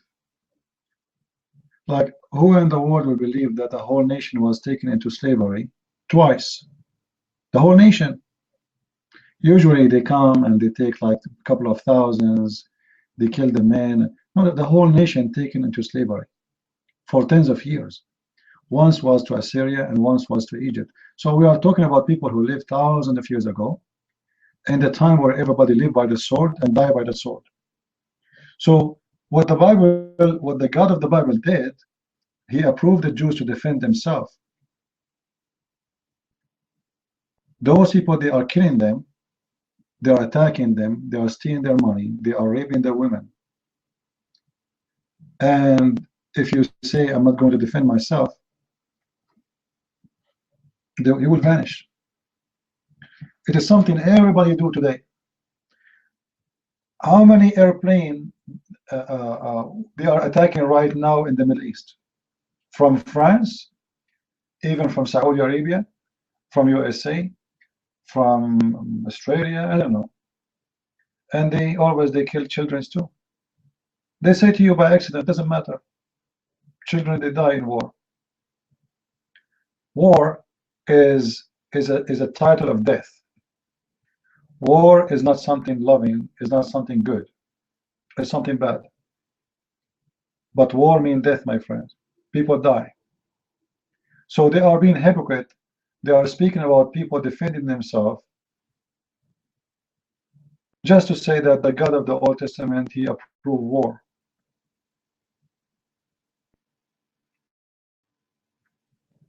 You know what I mean?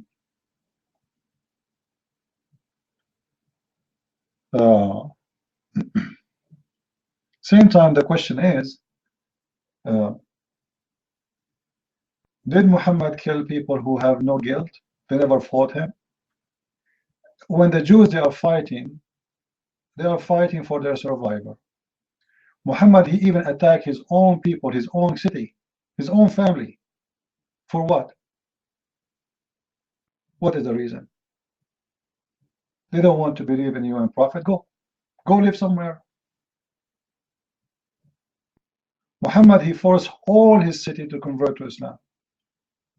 He killed more than 900 Jews in one morning, slaughtering them one by one. For what? for they are a Jew.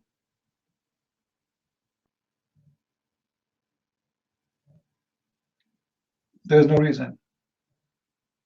Muhammad, he sent the 3 letters to 3 kings, and those kings, they never fought him. Actually, the king of Ethiopia, he gave him asylum one day. He protected him. And Muhammad, he sent him a warning message: either you convert or I will kill you.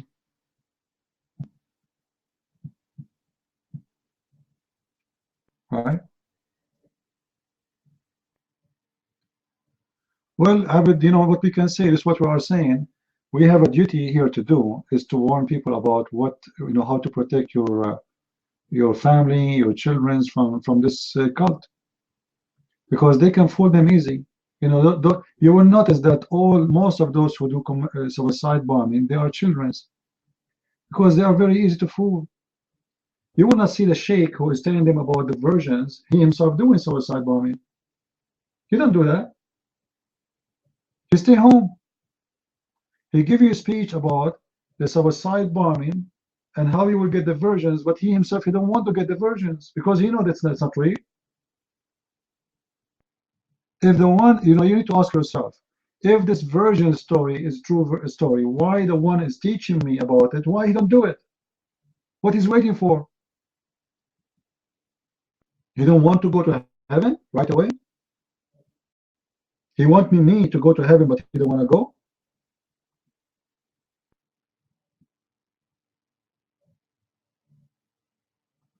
It's like Osama bin Laden. Osama bin Laden, by the way, he was allowed to come to USA, and he came to USA many times, but he never do any terrorist attack in USA. Never.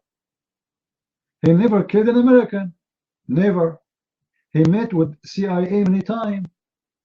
They used to teach even his men.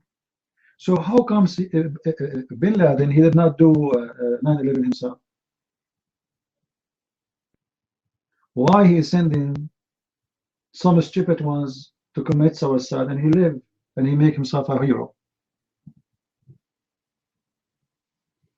Right?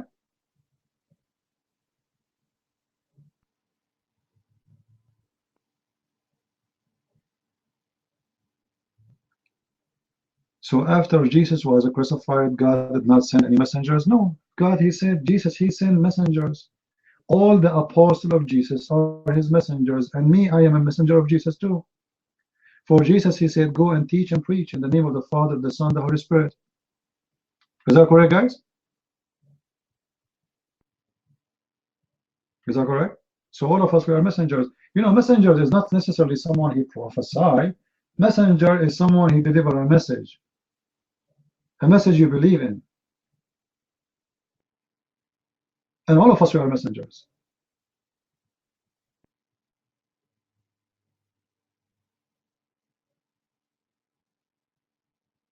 He said that, Rich, that will be funny, because your prophet name is not Ahmad. That actually, you know, the Quran is a very stupid book. What is the name of your prophet? His name is Ahmad or Muhammad? I will go with you. No, it cannot be both. Have you ever heard of a person he have many names at the same time? If you are saying both, that means this is a title, it's not a name. Is that a name or a title? Ahmad is in heaven, Muhammad is on earth. But you just say that Jesus said a prophet will come to you after me, his name is Ahmad, he will come to you, and we are on earth. So it should be the opposite. The one on earth should be Ahmad, the one in heaven may be Muhammad. What do you mean like Mustafa? And now let me ask you a question. As long as Jesus in the Old Testament, in the New Testament, he said, a prophet will come after me, his name is Ahmad. Why your prophet in his time did not show the Christian the verse? Why he did not show them the verse? Why he didn't say, open this page, read it for me, my name is there? Do you have an answer? Yes, he told. Yes, he said. His apostle, he said to him, why don't show us the Father, and that's it. He said, I am with you all this time, and you did not recognize me. I am in the Father, and the Father is in me. Can Muhammad say, I am in Allah, and Allah in me?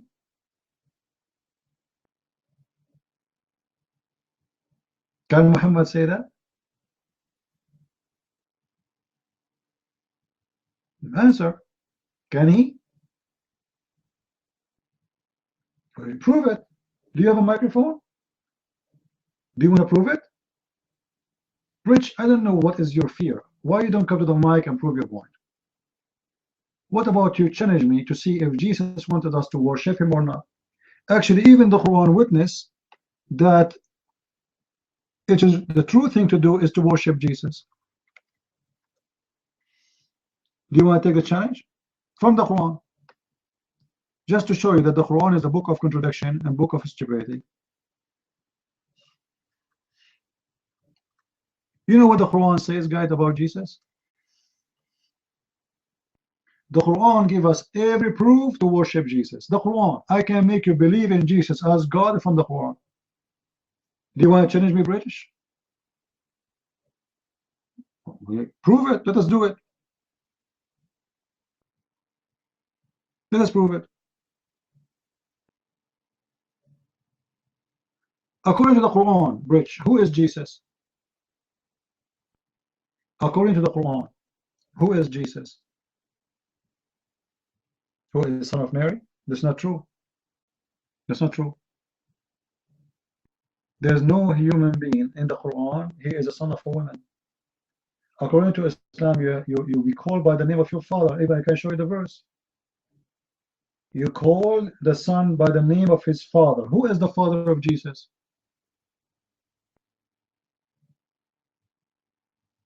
Huh? How come? Jesus has no father. Why is that? What happened? What happened? It was an error? A mistake?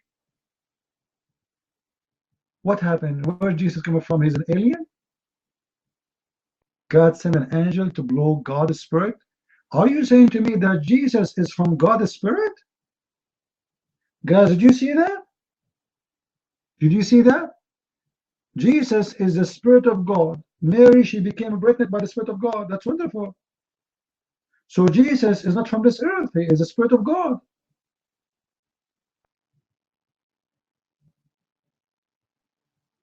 Muhammad is from the sperm of his father.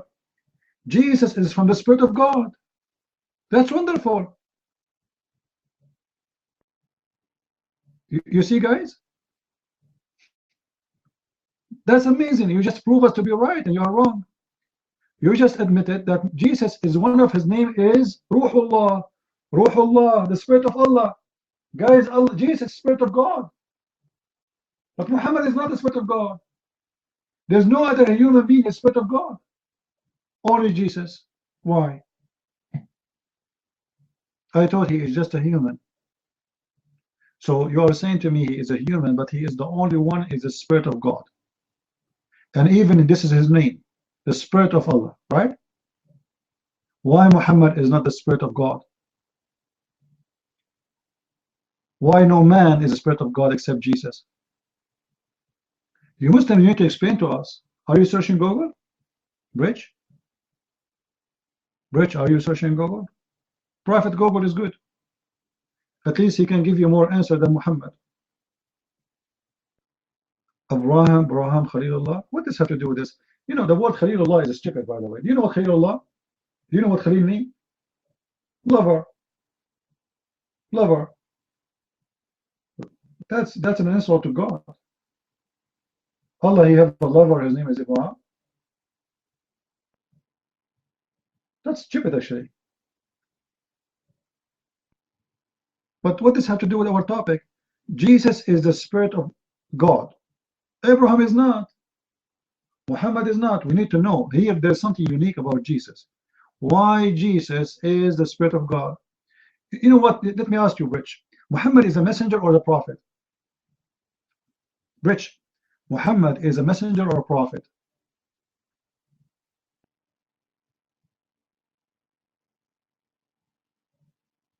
I'm waiting for an answer. Muhammad is a messenger or a prophet?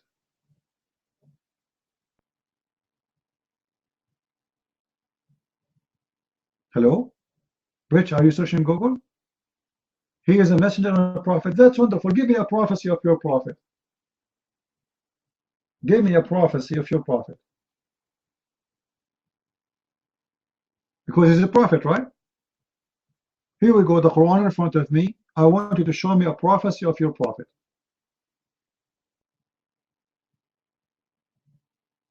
The believer, they will inherit the earth. That's false, because Muhammad, he said, Islam start as a few and will end as a few. Start as a strange and will end as a strange. Which means the believers, they will not inherit anything. They will be the minority. What are you talking about? Well, isn't it your prophet, he said the opposite too? Isn't it the Quran says that the Christians, they will be victorious until Judgment Day?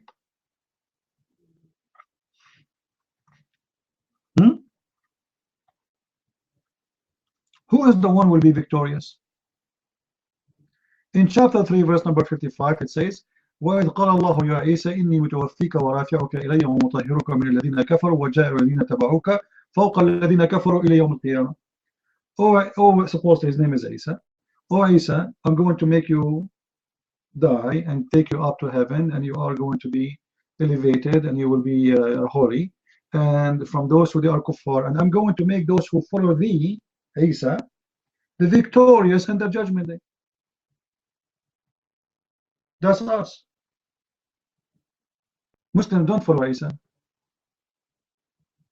And this is a verse supposedly been said to Jesus when he was alive in earth, not in the time of Muhammad.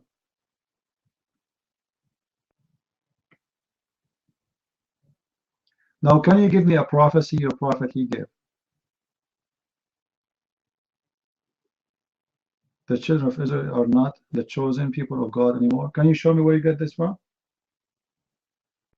Can you show me that? Where you get this from? They are not. Okay, show me. I want to learn from you. Where? Where? Where and why? Why they are not chosen people no more? You are changing topic now. Why the Jewish are not chosen people no more?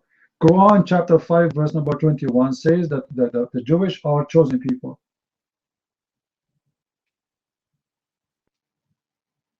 And not only that, he gave them a land, it's called the Holy Land.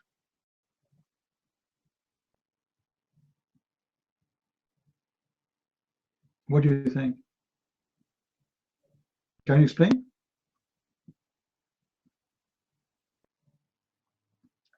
What revelation? First of all, your prophet never received revelation for even a second. That's very funny when a Muslim he say revelation. Can you tell us how Muhammad received his what you call revelation, quote unquote? How he received it? Can you tell us? Guys, when I say revelation, that's mean God here revealed things to me, correct? Is that correct? When I say inspiration, it's mean God spoke to me, inspired me. Muhammad, he did not have inspiration, he did not have revelation. He have a pizza boy who come to his door. Who is this? Jibreel, open the door. I have pizza. Where's the revelation? That's delivery, my friend. So even you Muslims, when you choose phrases and words, it's very stupid and very funny. Okay, Rich, you keep jumping like a monkey. The Jewish hate the Muslims. Why you are talking about this now? Your prophet is the one who hate the Jews. Because they rejected him. And this is why he killed them. But the question, why Allah he loved the Jews? Why Allah he refused to say that Jerusalem is the land of the Palestinians? And he said in the opposite, this is the land of the Jews. Can you tell me why? And until now we are waiting for a prophecy. I can say right now the Christian they will inherit the earth, but this is under the Judgment Day supposedly. Tell me about something your prophet he said there's a prophecy happened. Can you tell me? Can you tell me one prophecy your prophet said it happened? Rich, the Quran in front of me. Can you show me one prophecy your prophet he said it happened?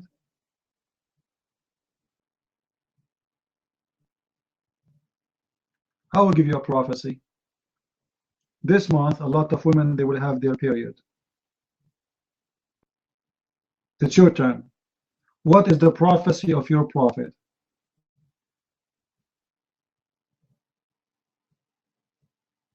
Anyway, I think he needed a dot because he is not answering. He's playing games. You want to talk to me? Come to the mic.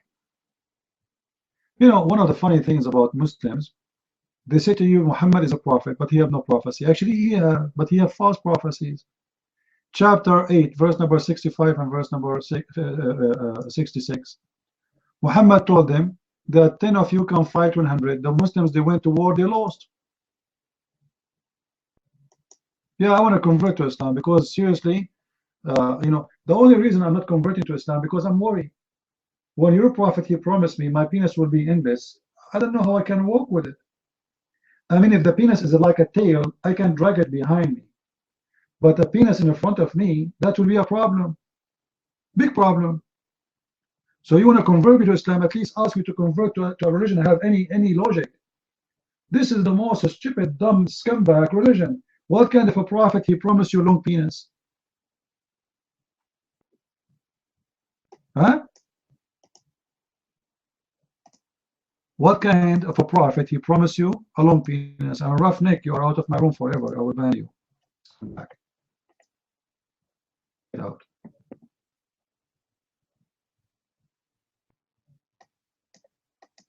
We have no place here for 31s.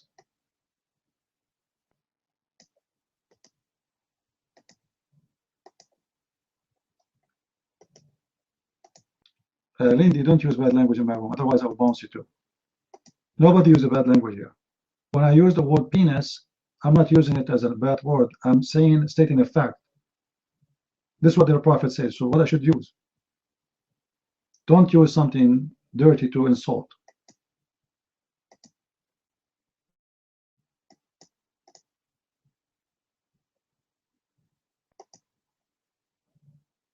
You know, when somebody says to you, I want you to convert to a religion, shouldn't you ask yourself, what is the religion first?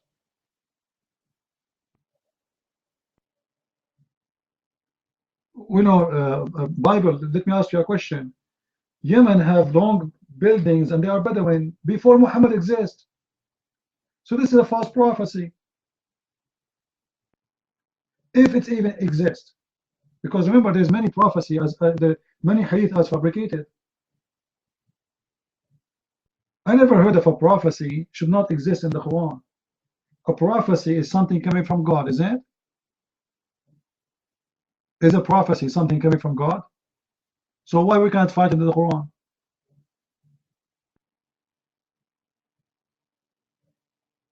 Those are collection of things. They put it here and there. You know, after I die, people they can say Christian Prince he said, but I never said that. And if this prophecy is important, let me show you one of the prophecy Muhammad he said. Let us say for the sake of argument, Muhammad, but it's not in the Quran, and it come to be true. What about the prophecy will never come to be true? What we will do then? We ignore them?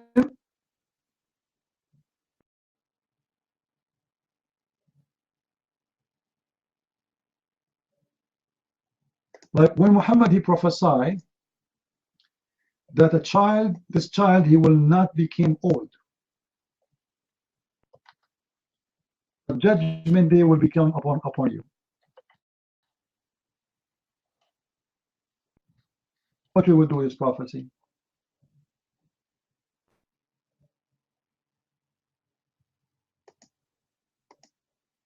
Anyone have the hadith? If you have it, post it for us. Here we go. Muhammad is making a prophecy about a child before he became old. Kahal would mean 30, 40, something like this. So before he arrived to his 30 or 40, this person, before he arrived to that age, the judgment day will be there. How we can solve this problem now?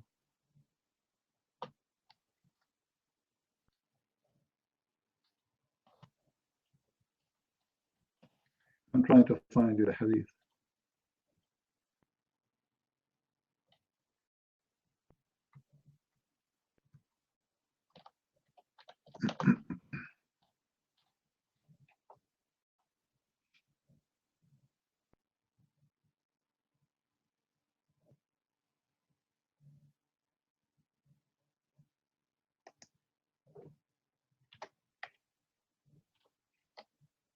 Here we go. Actually, somebody has posted that here already. Thank you. And this is the link in front of you. What you will do with this prophecy. And what about all the false prophecy in the Quran? Chapter the moon, verse number 1. Muhammad, he prophesied that the judgment day is near and the moon split. But this was 1400 years ago. What about Muhammad prophesying to us how God created the babies in the Quran? Because this is Quran coming from God, which means Allah is talking. That a sperm, and then the sperm became a clot, congealed the blood, which is very funny and very stupid. And all the process is 40 days for each, which means the total is 120 days. What you will do with that? So there's tons of a prophecy. Muhammad, he said, they come to be false. And at the same time, we challenge the Muslims to show us one thing Jesus said never come to be true. Just one. And the funny, they call him prophet. I mean, a prophet with false prophecy.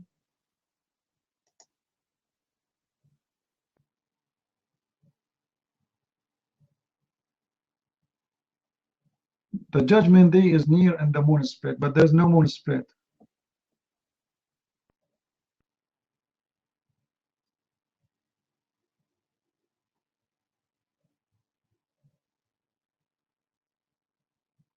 Do we have any Muslim here?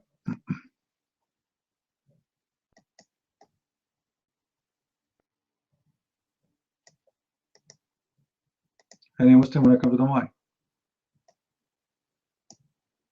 Or what happened? Muhammad, he saw the eclipse of the moon, and because he is a Bedouin man who is not educated, he thought that this is a sign of God and it's a judgment day. This is why Muhammad, you will see in the hadith, when the judgment day come,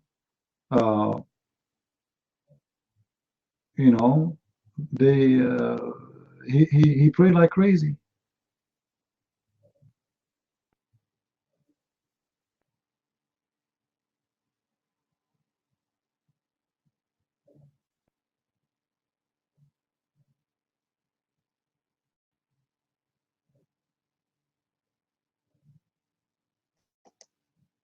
Any Abdul?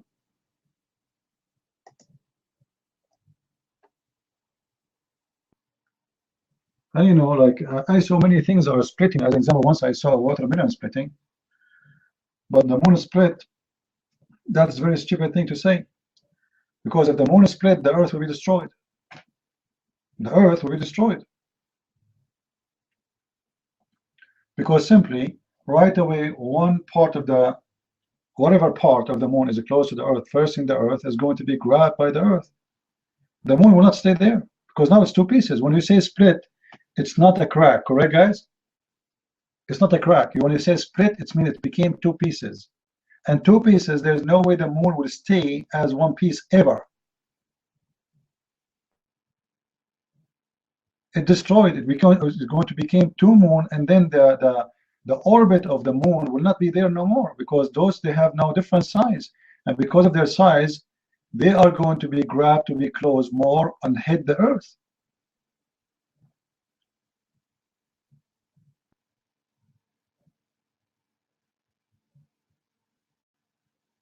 Any Abdul?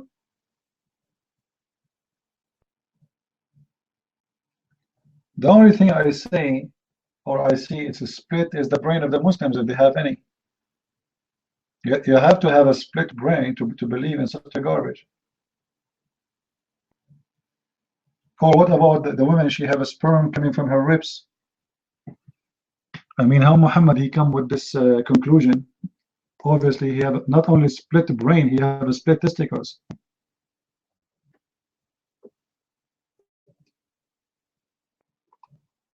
The woman, she have a sperm coming from her ribs?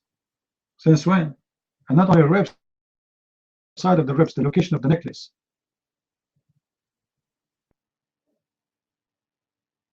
And you know, when I read this first time, long time ago, I said to myself, now I know. When I was a kid, I saw a woman, she is putting something in her chest. I thought it's a lotion in the beach, but this is not a lotion. This is a sperm. This is her sperm.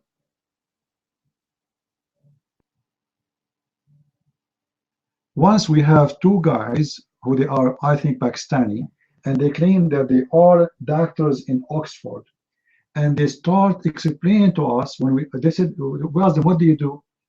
They were talking about Islam, how great it is. So we asked them, what do you do? They said, we are doctors from wherever university, I think it's Oxford or something like this in England. So I asked them about this, and they start in the beginning like, what? Huh? Where is this? Where is this? They don't know even it exists. And after they saw it, and suddenly they start protecting it and says, yeah, it's true. Because, you know, there's a nerve, blah, blah, blah, blah, go from the heart, blah, blah, blah, blah. What heart? What does sperm have to do with the nerve coming from the heart? We are talking about a sperm. Sperm go through a nerve? How you get the nerve to say that?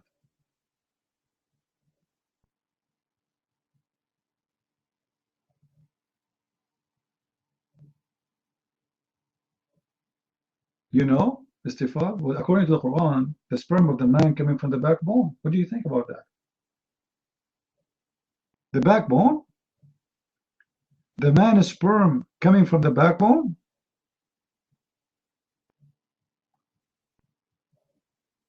Really? So what the testicles for? If the sperm coming from the backbone, what is the testicles for? They are eggs? Huh? Yeah, the Quran says backbone. What's wrong? Min as-sulbi wa tara'ib. Close to backbone. No, the Quran says from the backbone. Doesn't say close to the backbone. Come on. It says from the backbone. Doesn't say close. Don't lie. Huh? What a crazy religion. Backbone is close to it. That's amazing science. Guys, when the Muslim, they say, when the Quran say, from the backbone, he meant close to it. They bend the sperm, right? There's some sperm come from here, some sperm come from there. Yeah, sleeping cells, they come from everywhere. And they are ISIS. Right. Do we have any Abdul here? This is why people, they should read my book, Quran and Science in Depth. Quran, my friend, is full of science. I mean, come on. Full of evidence. Right. Medicine, right. Yeah. You know, Istighfar, when the Prophet, he said that angels, they will not come to someone he eat garlic. What science says about that? Do you think that garlic can affect the angels? I mean, did you watch Dracula? Did you watch Dracula movie? Anyone guys watch Dracula? According to the story, if I'm not mistaken, Dracula, he get affected by garlic, correct? Is that correct? He feared garlic. Is the angel of your prophet is Dracula? Will you tell me then why the angels will not come to you if you eat garlic?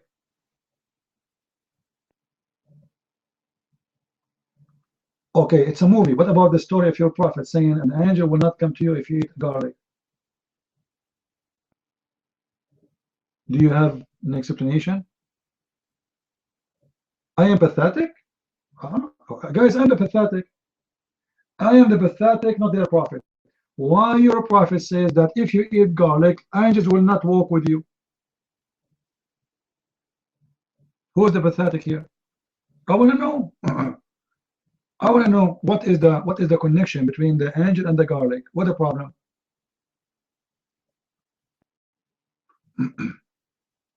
Huh?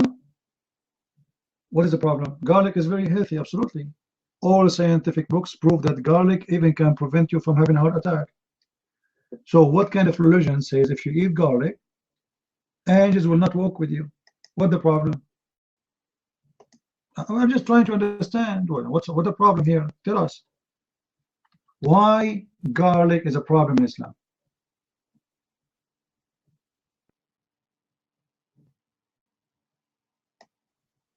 Huh? Even guys who eat garlic to enter the mosque, which means even the mosque will be empty from angels the second you enter it.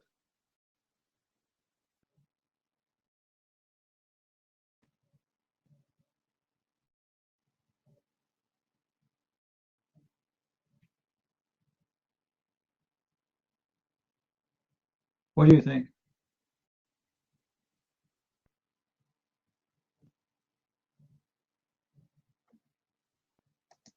Any Abdul?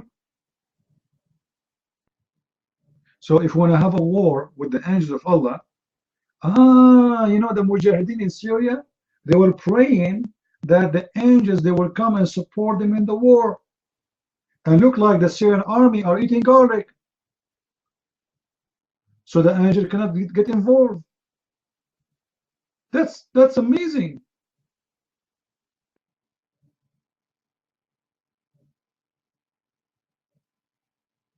You are saying to me, take the mic, you coward. I am on the mic, Abdul.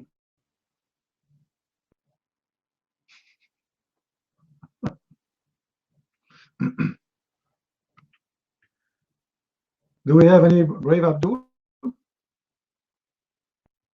Actually, not only he forbade them from eating garlic, even onion. Even onion. Onion and garlic and leeks.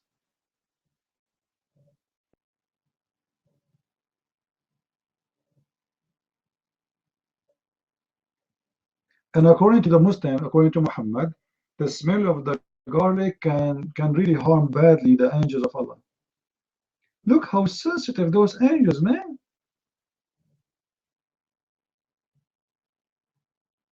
Oh boy.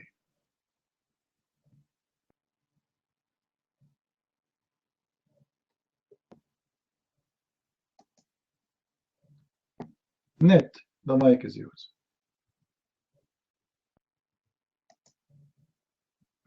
Everyone hear me? Give me a one. Low voice. Now, I want to say in regards to they say in the Prophet Muhammad that he Net, I cannot hear you. Sorry, my speakers are not good. You have to speak louder, please. All right, if you can make your microphone better, take the mic again, please.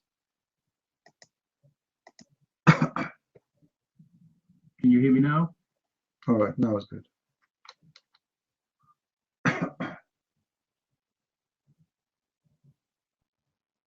Okay, here's the thing. Historically, at one point, yes, the Prophet Muhammad and them did drink wine because, as you remember, at various wedding feasts, the feast of the Ansars, he allowed them to drink wine.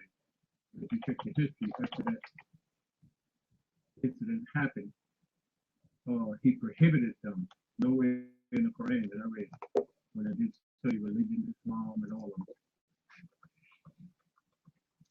that it came that wine is forbidden. We use the word khamri, which don't mean wine in Arabic. The word khamri means any intoxicant. The word for wine is nabiz. The word is nabiz. So that's the word. You have words like makruh, which mean things that are prohibited. And that's based on, right, nabiz. That's based on sunnah. Yes, it's written in history. If you read various what they call ahadith, not nabiz, nabiz, with a more vile nabiz. No, I'm not. I was religious at one point. Yeah. All right. That's all I want to say. Be well.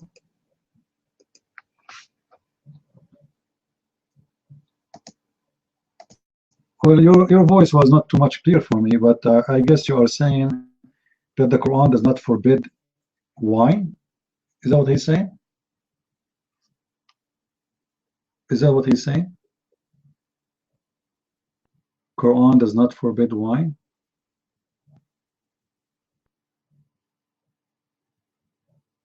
After. Oh, okay. So what the point? I'm not sure.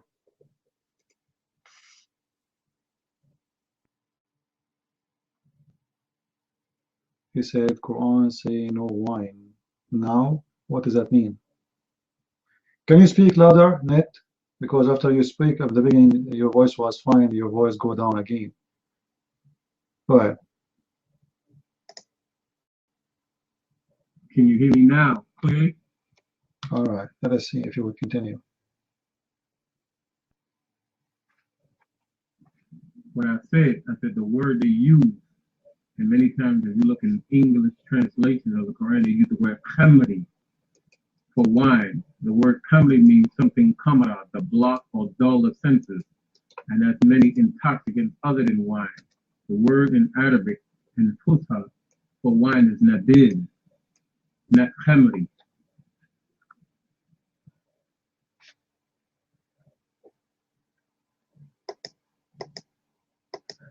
Well, whoever said that to you, my friend, is an idiot. I am an Arab, and this is my first language.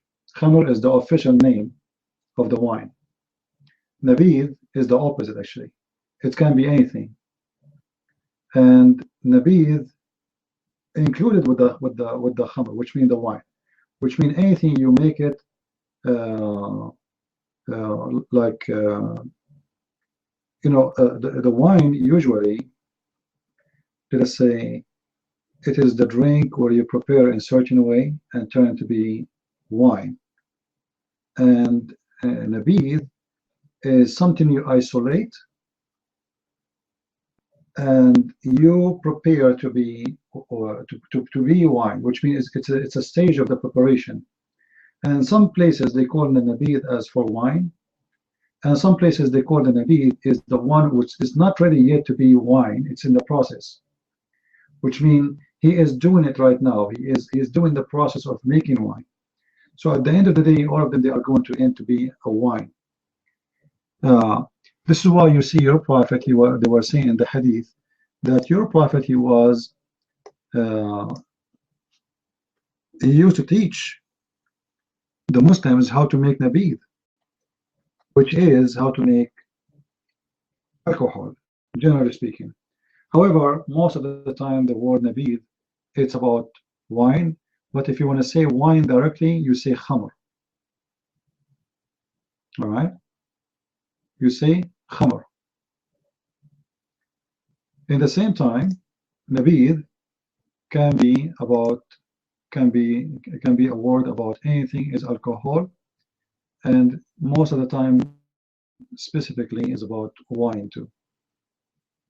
But I understand, those people who do not speak Arabic, they hear from here and there and some articles and etc. Yeah, actually, like there's a hadith that says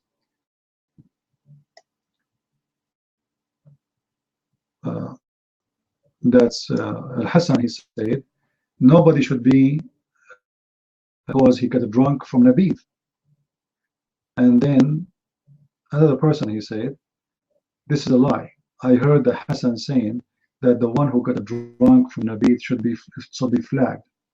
So nabid, obviously, at that time, still, is alcohol, generally speaking, but usually, mostly, it's about wine. But it can be used for other kind of drinks, which is alcohol. But when you say al-khamr is not only alcohol, it is the wine. This is how it's used, generally speaking, too. And the Muslims today, they try to use the word al-khamr to make it fit for everything. Anything is about alcohol, or same as nabid. But al-khamr is a wine. This is why even you see the Quran mention, like they are asking you about al-khamr, chapter 2, verse number 219. and chapter 5 verse number 90. And in chapter 591 it says that al-khamr is made of the shaitan. And all of this, but then we will find that al-khamr is a promise in the heaven, which is the wine. It's a river of wine, not river of alcohol. It's not just a river of, yes, al-khamr is alcohol, but it is a wine. This is why if you go to chapter 12 verse number 41, you will see there's a river, all right.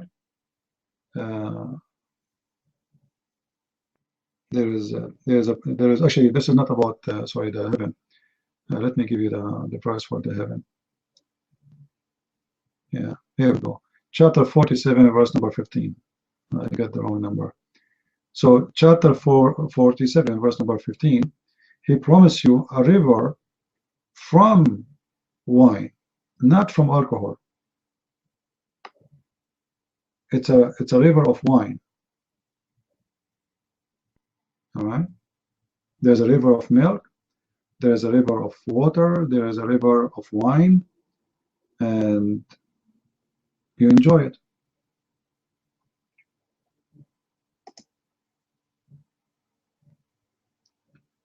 Do we have any Muslim here who would like to come to the mic?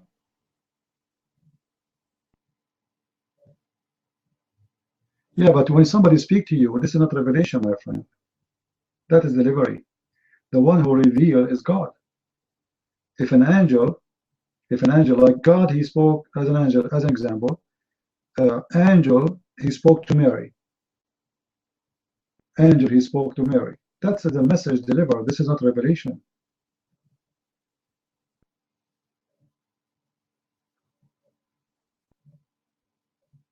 If you deliver a message, you are not given revelation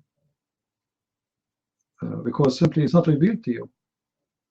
As an example, you know, in the Bible we have the book, it's called the Book of Revelation. Correct, guys? We have a book, it's called the Book of Revelation. Why it's called this way? Because the one is writing the book, he was inspired and revealed to him revelation.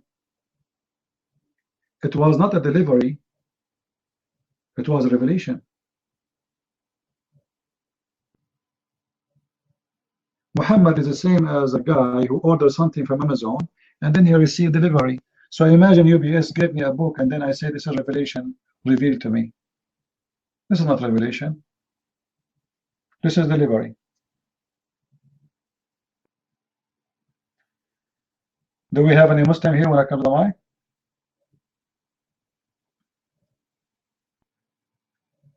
And this is how funny when somebody do not speak Arabic and then he want to teach about what wine means. Those guys, they are Muslims, you know, they don't speak Arabic. He knew a few words in Arabic and then he come and he want to give you a lecture about what this means, what that means. Do we have any Abdul here?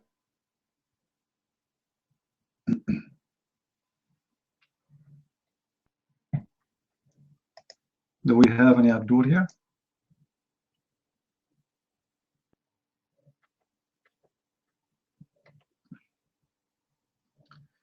You know, I'm looking at the news of the war with terrorists in the city of Aleppo in Syria. And the Muslims now, they start making videos. They are saying we are losing because Allah, he punished us because we are not being truthful Muslims. And who is saying that? Al-Qaeda. Al-Qaeda is saying we are not being truthful Muslims. So what do you mean? You are doing jihad, you are praying 5 times to Allah, you are doing everything you can, even you are sacrificing your life, you commit suicide bombing, and you are not being truthful Muslim? So how you can be truthful Muslim?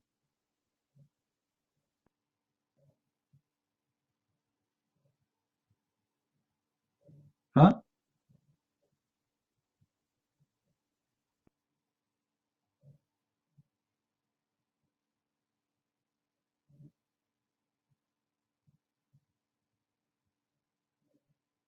Any Muslim here?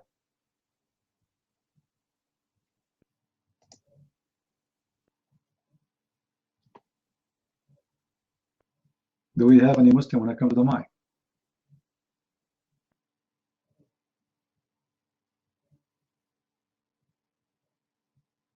We'll take the mic, Istifad. Go ahead. Proudly prove it. I believe strongly that you are ashamed as a Muslim. Otherwise, why you don't take the mic? Show us how proud you are. I want to hear it from you. What do you think?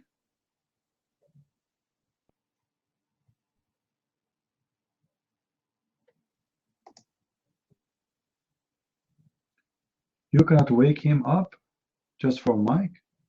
Oh boy. But you are defending Allah. Which one is more important? Waking up someone or defending Allah? Don't you want to get... I forgot you are a female, right?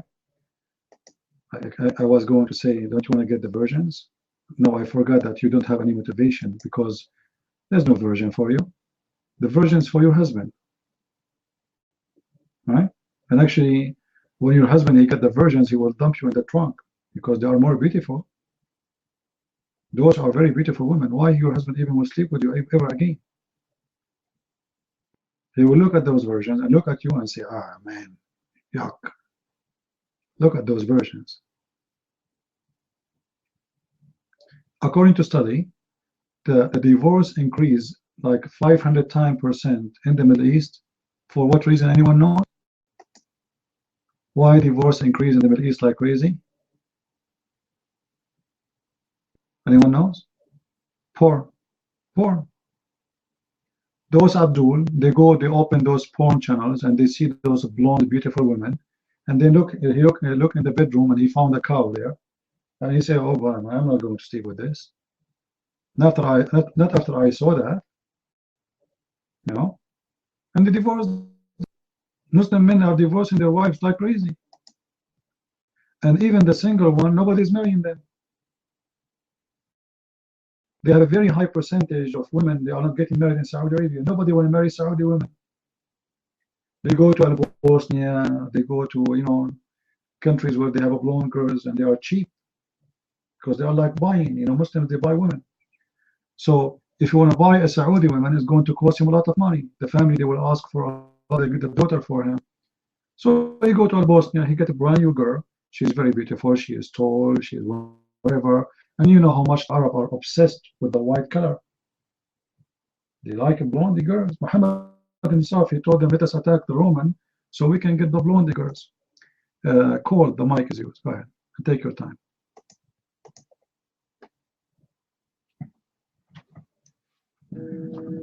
Mic check. Can I be heard? Yeah, I was wondering here. I was in the room yesterday, and some Muslims were arguing with each other about whether it's legal to drink alcohol or not. I think we were talking about it earlier before I got here. And I got in it. I jumped in the room as a bit of an experiment. You know, I've heard Muslims, you know, talk to Christians and try to explain it from that style. Normally, it's a polemic. And I've heard Christians about it, and I've heard Christians talk to Muslims about religion and Islam and such. I've never heard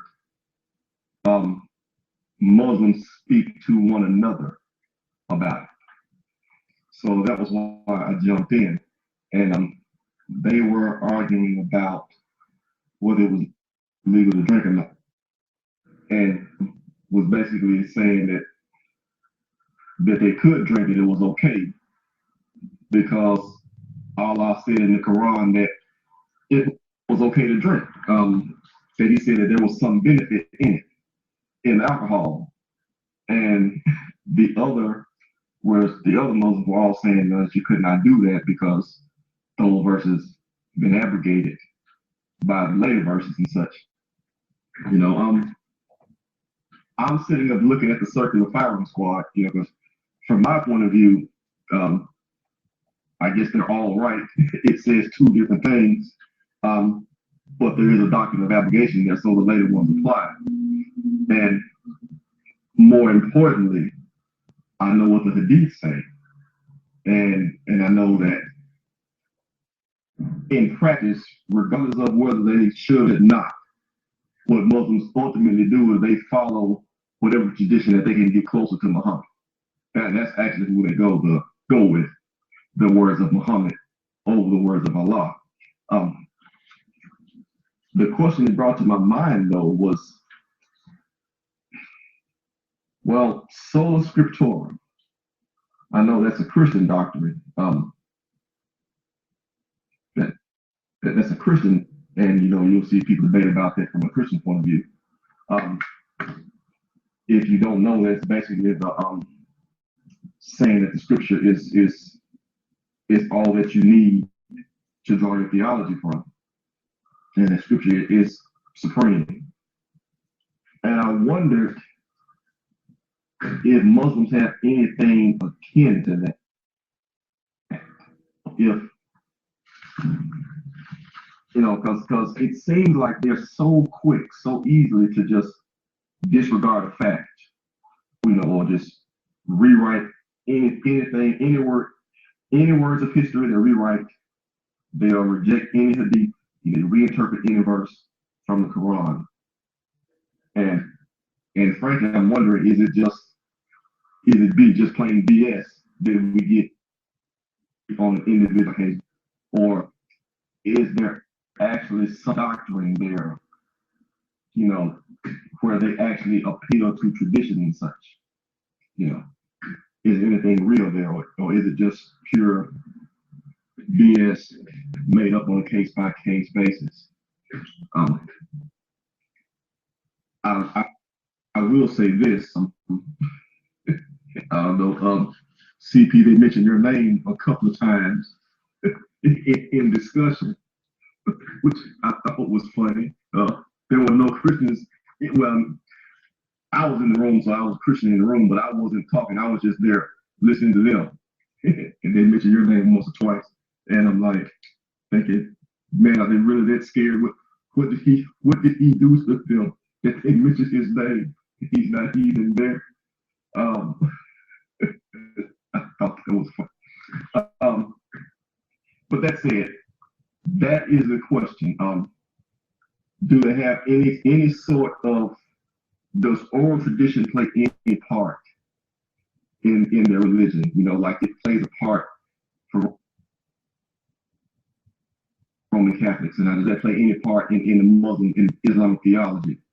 Is that a part that are missing, or is it just BS and it's a plain disjointed and incomplete theology based on a quite flawed book and prophet? So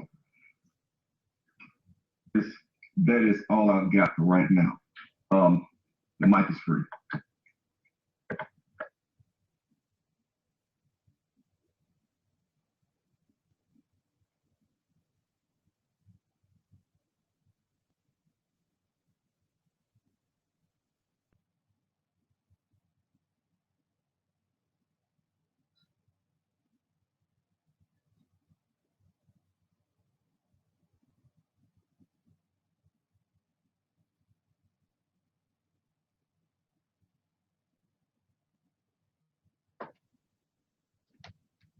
All right.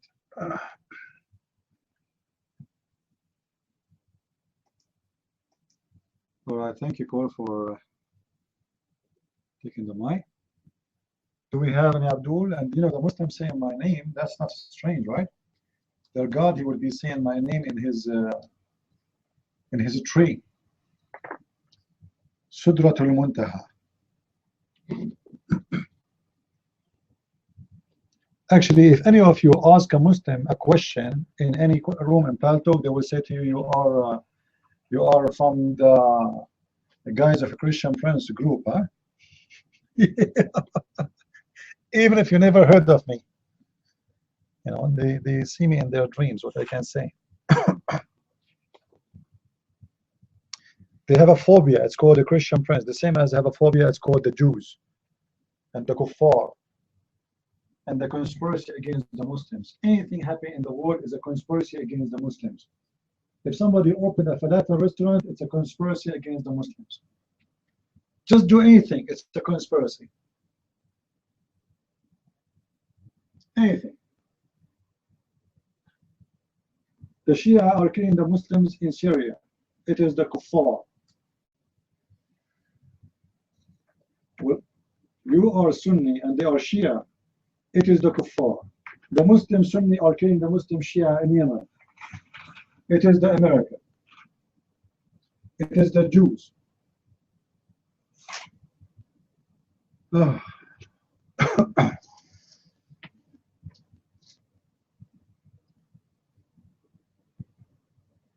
Do we have any Muslim here? I'm closing the blind in my room because it's getting really cold here. And the best way to reserve the heat in your place is to close the blind, in case you do not know. Always try to close the blinds and be sure they are covered very well, the windows.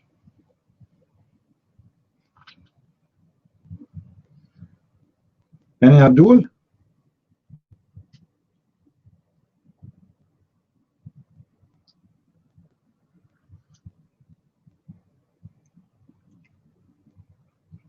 You know the funny thing about this war in Syria? Forget about this Istifal, you know. Who cares? She will not come to the mic. The funny about this war, the Muslim yesterday, they were calling the Assad the president, the Shia president. You are a kafir. We will kill you.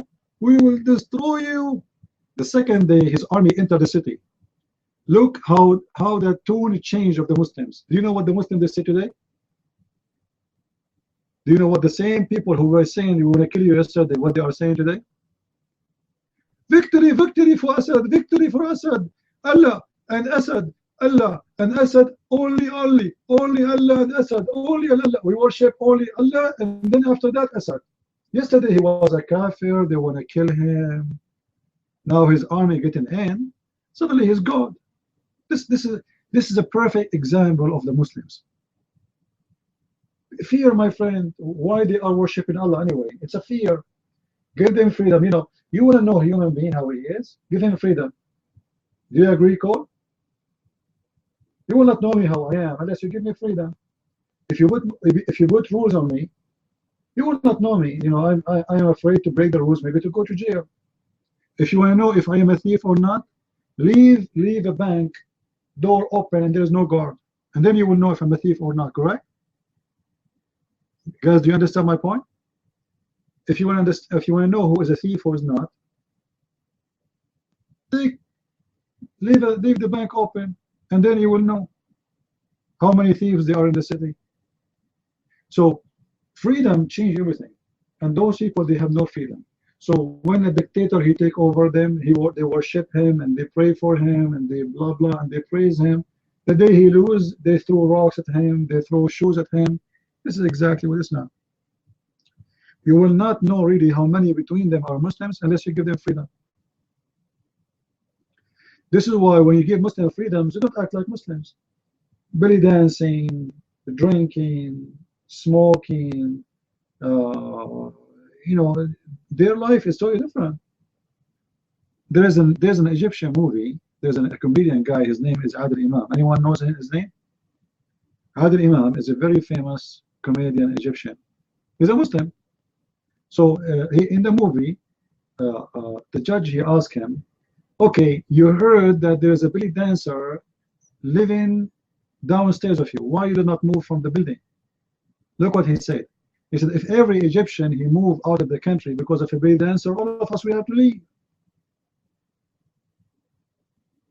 And this is true. Look, when they speak about how much they are people of dignity and how much they are religious, and they hate people to build the churches, and if you build the church, they want to burn your church. But they have no problem that their neighbor who lives next door is a belly dancer. And they watch her and they enjoy her. And they ask her for autograph, and they love to see her going upstairs and downstairs so they can see her legs.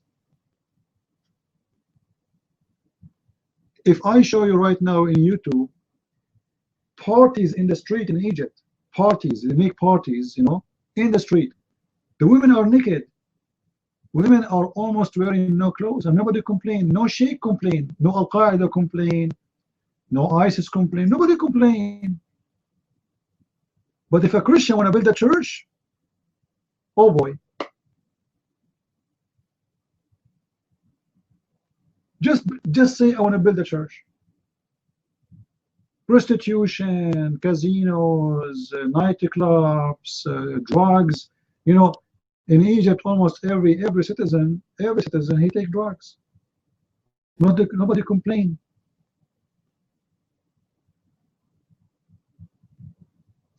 So when we say Muslims, we need to know that Muslims, there's two versions of Islam. There's Islam for real, which is the religion, and there's Islam for real as people.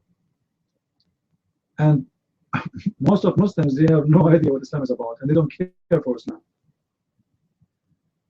In Saudi Arabia,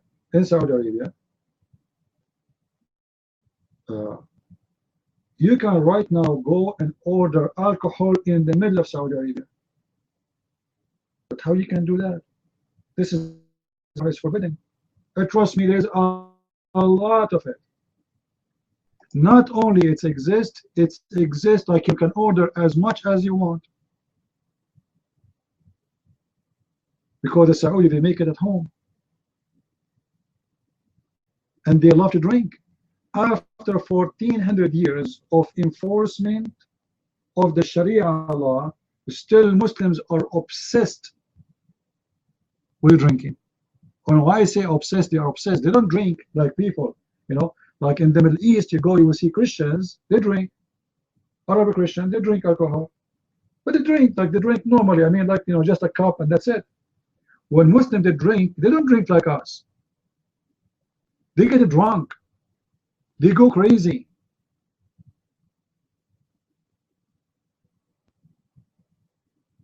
They are obsessed with drinking.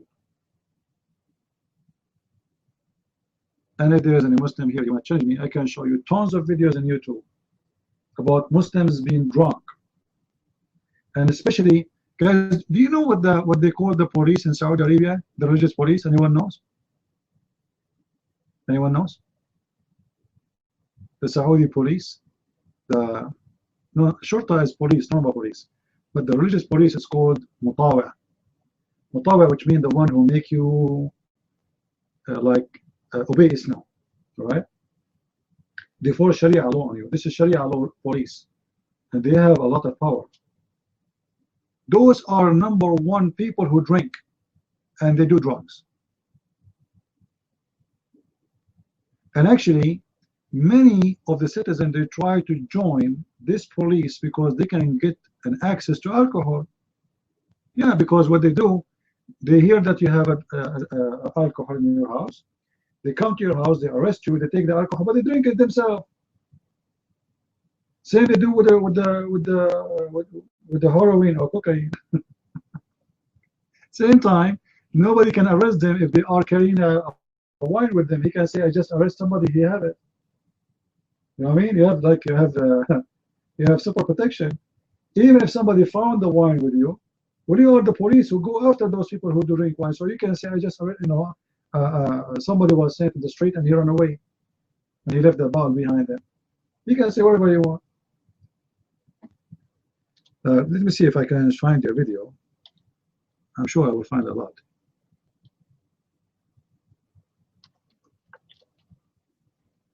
You will see how long their beard, and they are drunk, and they are, you know.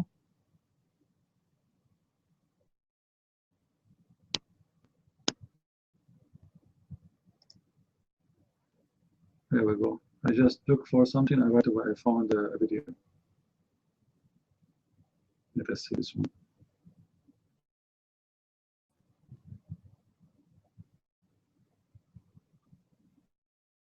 It's not good.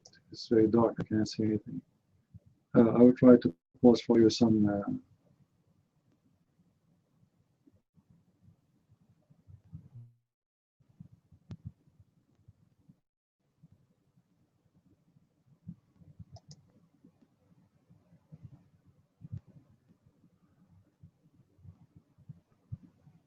Let us see.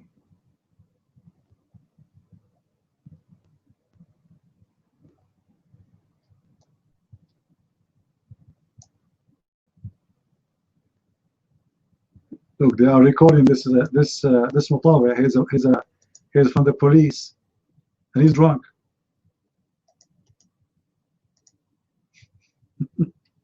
He is dancing in the street. His beard is longer than your arm. Let's see. Let me give you some.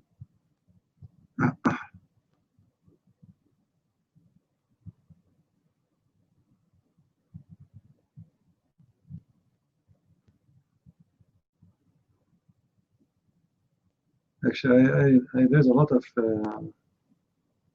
videos.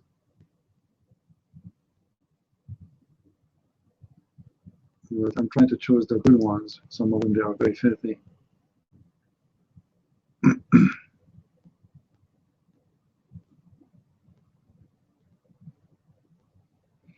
Anyway,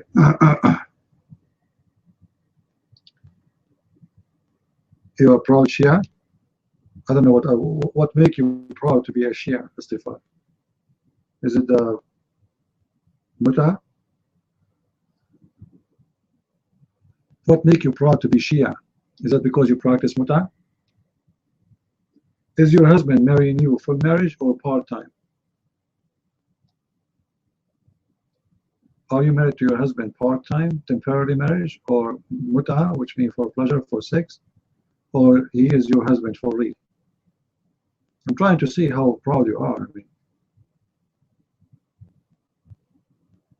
Muta is a freedom has given to women. This is exactly prostitution. Women getting paid for sex. I don't see any freedom. Their family, they will force them to do that so they can earn from them. That's not a freedom. Your father, he will bring you customers to sleep with you and he get paid. Istighfar, are you getting paid when you do Muta? Do you get paid? Is that true? Do you get paid for sex? Yes or no? It's nice. I know you like it. I know. I'm sure you practice it many times too, and maybe you make good money. Maybe the computer you own right now is paid by the Muta. This is not the topic. Do you get paid when you do sex in Shia, as a Shia? Yeah? What do you mean it depends? The Quran says you have to pay. Well, don't lie. Don't lie. Come on, be honest. What depends? You get paid for it in order to take off your panty. And this prostitution. Prostitution is a woman, she gives sex service in return of money. What do you mean she needs money? The Quran says you have to be, the conditions of Muta, it's about paying for the service. Otherwise you can't even do it. It's a must. So it's nice, right? It's nice to get paid for opening your legs. Thank you very much. Call your mic.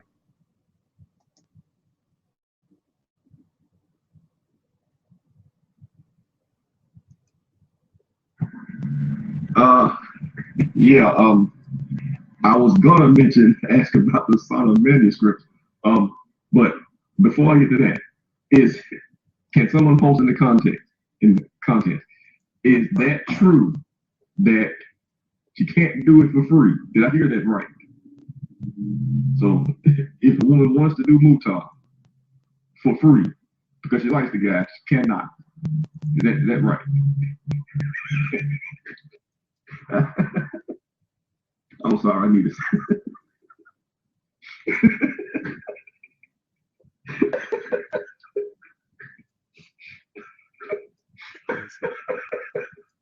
I'm sorry. I'm sorry. I'm sorry.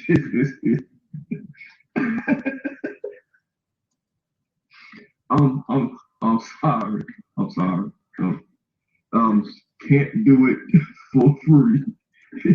Even if she wants to, it's a sin. So because she likes the guy, it's a sin. But if the guy wants to pay, that's not a sin. Yeah. You talk about alien. That is quite alien.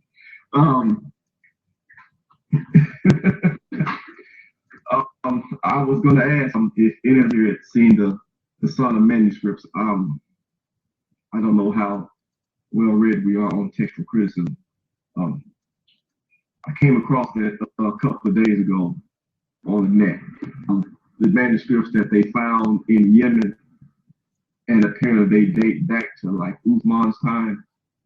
The reason I bring them up is because you can see from them that they've been erased, and what's been written over them is basically the Uthmanic Quran. But because they were erased, and the type of ink that they use, the old original Quranic text is coming to the surface, and you can read it now because of time. And what's written is exactly, it's from the Quran. Well, it's from a Quran, I should say. If there are Quran verses there, but they don't read like the Uthmanic Quran, you know, which flies directly in the face of the common Islamic claim that there's only one Quran and it's never been changed all the way down to one letter, one vowel sound. And came across that apparently the history that I read is that they were being translated.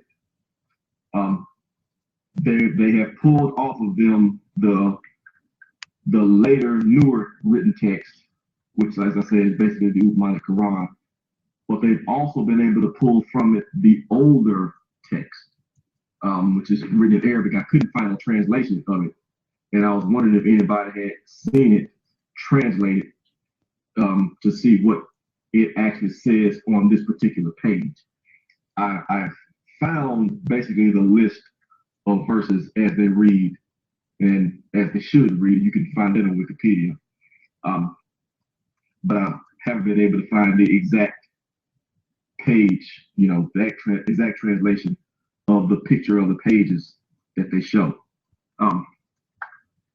And frankly, that's just important. Much of what Muslims try to argue against Christians is basically a textual criticism, you know. And even though the Christian manuscript tradition is better, it's a better way to preserve the text and to find out what's actually being written, you know, what was actually written by the original author. And you can contrast the multiple authors against one another, and you can find out what is the underlying philosophy that they all subscribe to. But if it can be shown the actual textual history of the Quran, you know, once that comes into common knowledge, you know, it's going to be a very big deal. One, for just the plain old historical value, we can see exactly what was written at what time, what was the original thing that was written, and what it was changed to. Also, I think it'll go a long way in terms of Christian Islamic apologetics go. I mean, if the Quran that Muslims have daily, the Uthmanic Quran, you know, once we know that that is not what was originally written, I think that's a very big deal. The Quran, even though it fails at this claim, it makes a higher claim than the Bible does. The Bible claims to be the inspired word of God, written by men who were inspired by God. The Quran claims to be the dictated speech of God himself, you know, which is a much higher standard. God himself spoke it according to them. He spoke it with the intent to communicate to people. You know, so as such, any slight change to it is a very big deal, as well as any errors in it or contradictions in it or falsehoods in it, falsehoods of intent, lies, or falsehoods of error, you know, mistakes, misrepresenting history, all of which the Quran does, becomes a very, very big deal. Also, that may offer us some insight into whether or not it was changed for political purposes. You know, anytime you have a religious document, which is basically law like the Quran, there is the huge, there's the huge temptation for the government to change it if they can, because if the people change their behavior with a deep moral conviction, more than what you can get from government, any type of legislature or king just outright passing a law. And if we can actually pull all the words from those pages, we may be able to see some of that. So I think that's a very big deal. And that was what was on my mind. I just wondered if anybody in the room, CP or anybody else, has seen that. Because I thought that was well worth researching. I do know I picked up a few other things. One, that we know that Uthman had a great Quran burning, but I think someone else, a fellow named was it Ibn Malik or Al Malik, did it shortly after. Although I don't think he actually changed the meaning that much, from what I've heard. And then you get the latest whole Qurans, which I think they're like 300 years after Muhammad or something like that. Once you get whole Qurans, I know you can't. I would actually like to bring this up with Muslims and the Muslim topic, but they're kind of, I don't know what the word is, thin-skinned. Whenever you question the Quran, it's frankly kind of sad. But yeah, if you question, you say you don't think Muhammad is a prophet, or you don't think the Quran is the spoken word of God, or that the Quran's been changed, it's an automatic bounce. They can't really defend their position, which is, like I said, sad, because they need to be able to do it, or at least if they can't stop lying, the best they have is Shabir Ali, and I've seen Shabir Ali, lose several debates, which I mean, and to be honest, I guess he does about as well as you can do, when you're trying to defend Islam, but it's still not enough, I think, to defend it against serious scholarship, because for one, the playing field is already tilted, it's already tilted in this direction, it's never a case where, hey, prove to me that Muhammad is a prophet.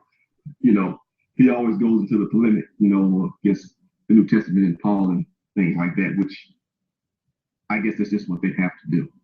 But that said, I'm not here to hog up all the mic. I do have an honest question about the manuscripts, and I wanted to ask if anybody knew anything about it. If you would post in text or come to the mic, give me whatever you have. Thank you. And the mic is free.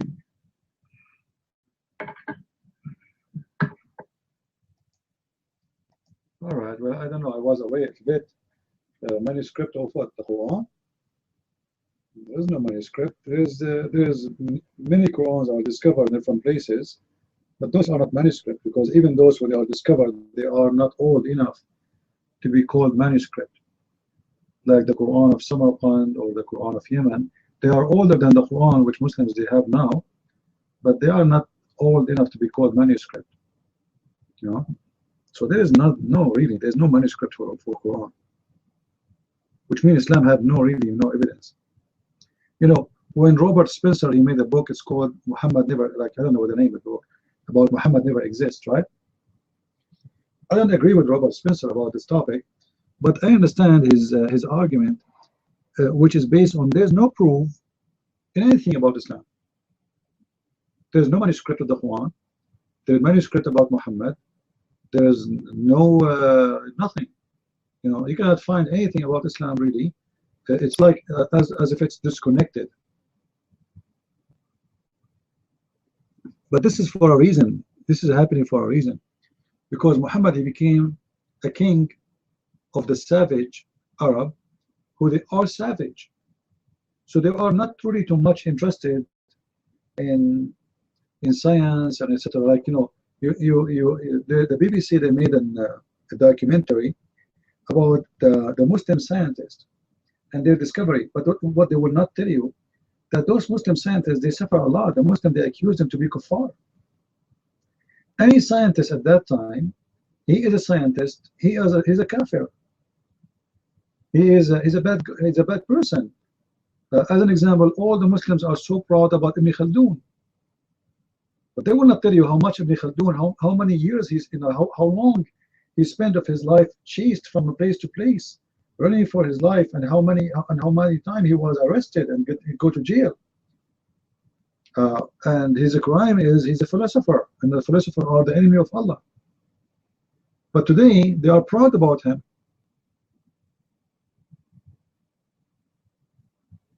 So the reason there is no manuscript, because nobody was really interested in such a thing. Those are people who they are not educated. The leaders who became the caliph, all their interest is in attacking the neighbors, get more money and more women.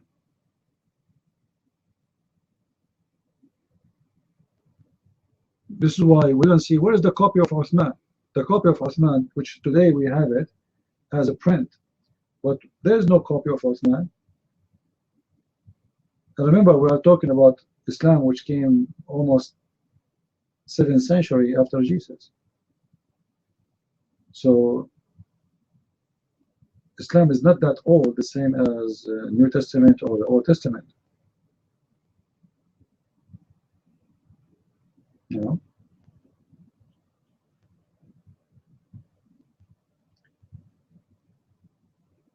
So there is no reading. There is nothing called manuscript. You remember the piece of leather the Muslims they found in Birmingham University? They were so proud about it, so happy. But even that one have nothing to do with the Quran of Muhammad, because the age was the age of the leather, not the age of the writing. The leather, which is written in it many times, white, written white many times. What people used to do at that time, they use the same piece of leather to write in it, and when what is not, let us say this written is not needed, they wipe it off and they write something else. And right away you will see in that piece of leather the Quran writing at that time. In the time of Muhammad there was no dots. Arabic language, actually, it was missing 4 letters. The Arabic alphabet was missing almost 5 to 6 letters. So the new document which they found, which is 1 page only, it's not the same as the Quran we have today. This is number 1, which is very important, and it has the letters which is added later. So this is not even old. However, even that one, which is 1 page, and the Muslims, they were so happy for it. You can go and read the article. It says very close to the Quran today. It's very close, but it's not the same. It's just 1 page. And the Muslims, they were so excited for it.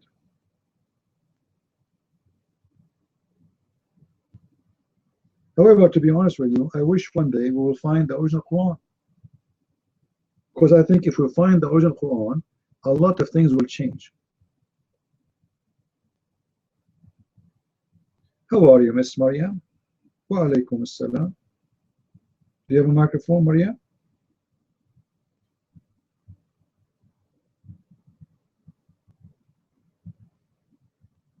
Do you have a microphone?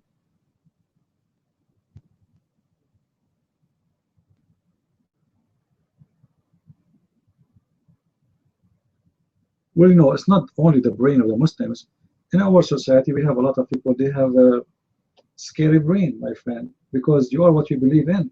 So if you start believing in, as an example, people who they are racist, if they start believing in hating race, that would be scary, because those people will bring war to the civil society.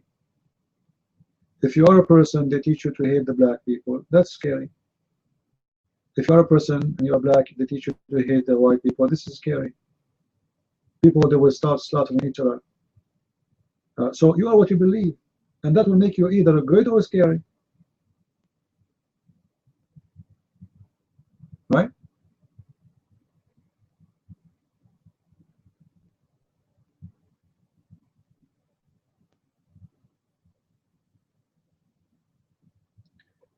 Any Abdul here?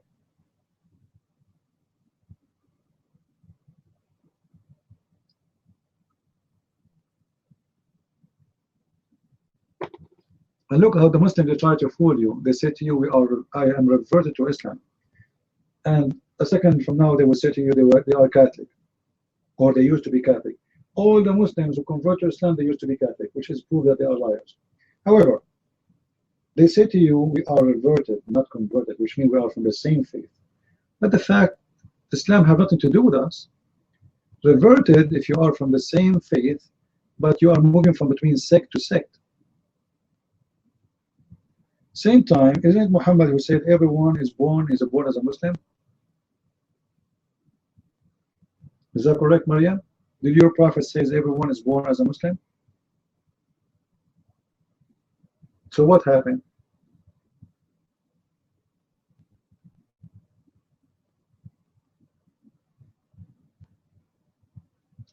And use for those who they are Mexican. Who is a Mexican here? Who's a Mexican here? I have a very good news actually for you.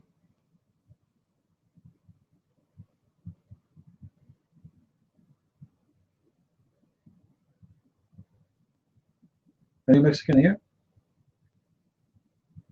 All Mexican, they will not need a visa no more to go to Canada. Mexican, they can enter Canada without a visa. And actually, if you ask me, I believe this is a good news. Anyone knows why? This is very good news for me. I'm not a Mexican, all right? Guys, am I heard? Why do you think this is a good news? Why do you think this is a good news? Yes.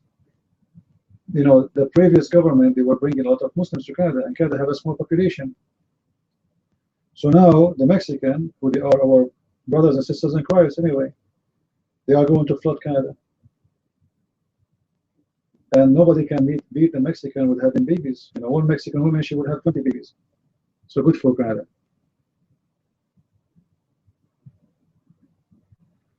Having 1,000 Mexican, who they are just coming to make living, better than having one Muslim who is coming to make terrorism.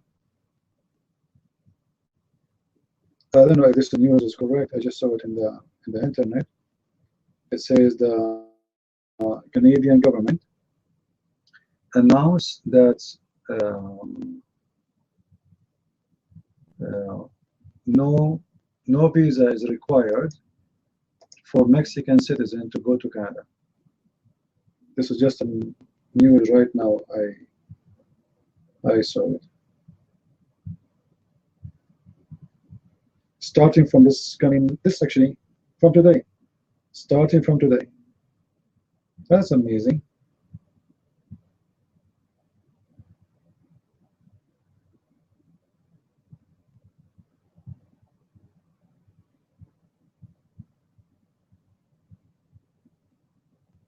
And look why the Canadian government did that. Anyone knows what the reason? I'm reading.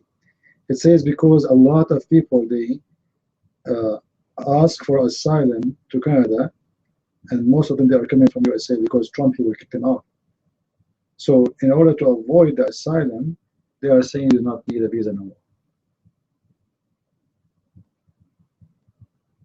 Yeah, Mexican are, Mexican actually, the majority of the Mexican are good people, but there is a bunch of criminals exist in the society, and those are the one you have to be careful from. Otherwise, Mexican are, they are very nice. I know many Mexicans, they are very nice people. They are friendly, they are funny, they are hardworking, but remember, one criminal, especially if you are like a foreigner. So if one person commit a crime and he's a Mexican, they will say the Mexican is a Mexican.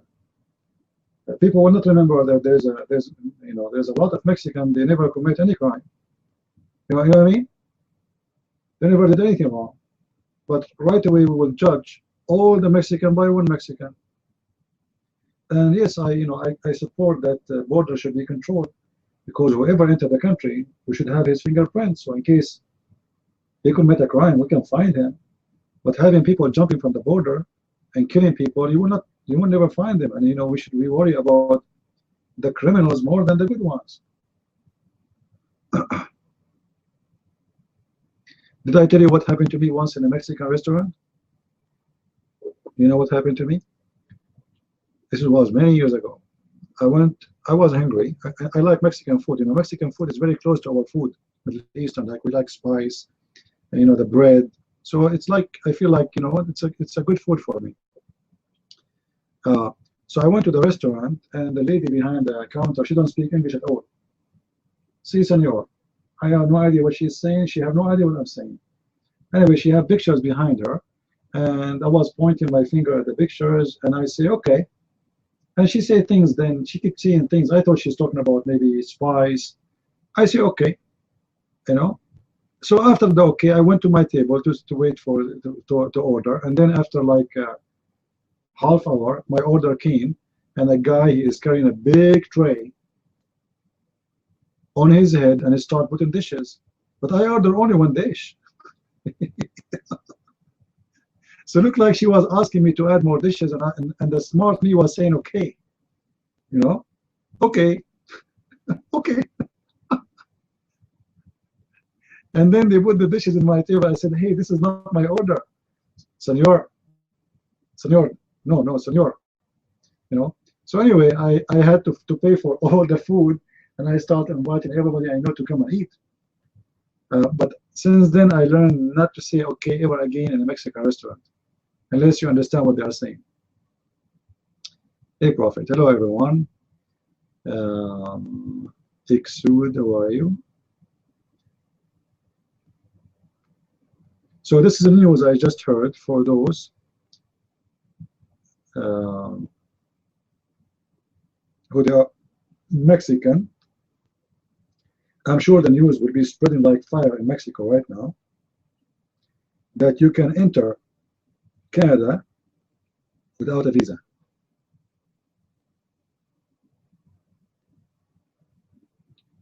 But look what will happen. A lot of Muslims now, they will try to get a Mexican citizenship.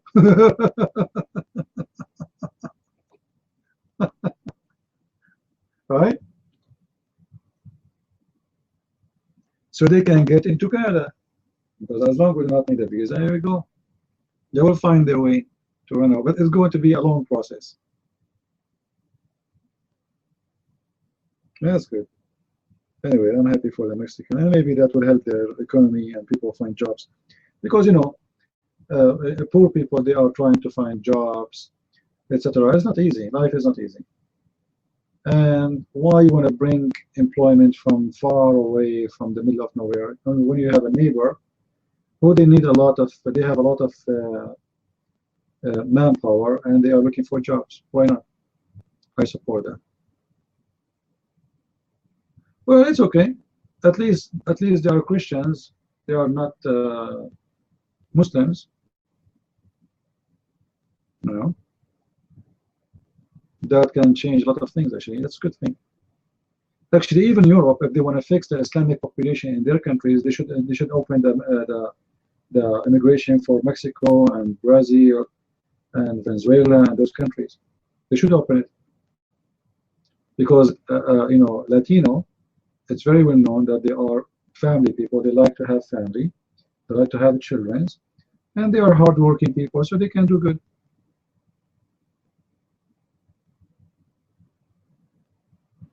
You know, Mariam, I don't like stupid talk. So where is the Christians are killing people? Can you tell me? What time? What time? What time Christians were killing people?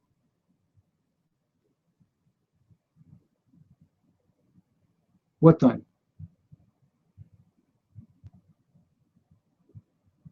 Are you there, Mariam? If you don't answer me, I'm going to bounce you. Don't play in here in my lab. When the Christians were killing innocent people,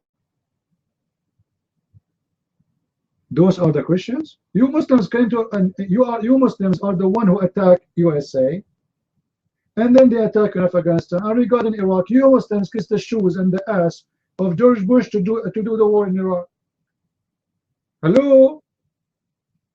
And not only this, you paid for it. You are the one who welcomed the USA Army in Kuwait, in Saudi Arabia, in Emirates. You forgot? You Muslims, you kiss the shoes of the Americans to go to Iraq. And now you are saying who killed people in Iraq? Hypocrites. More than 80 Muslim leaders, they come and they meet with George Bush, asking him, please get rid of Saddam Hussein. You see the hypocrites? And you know, just to show you how hypocrite the Muslims are. When the Americans, they support the Muslims in the war in Serbia against Serbia and Bosnia, they will not remember that. They will not remember that they killed 10,000 Christians in America. 10,000 Christian Serbians just to save the Muslims.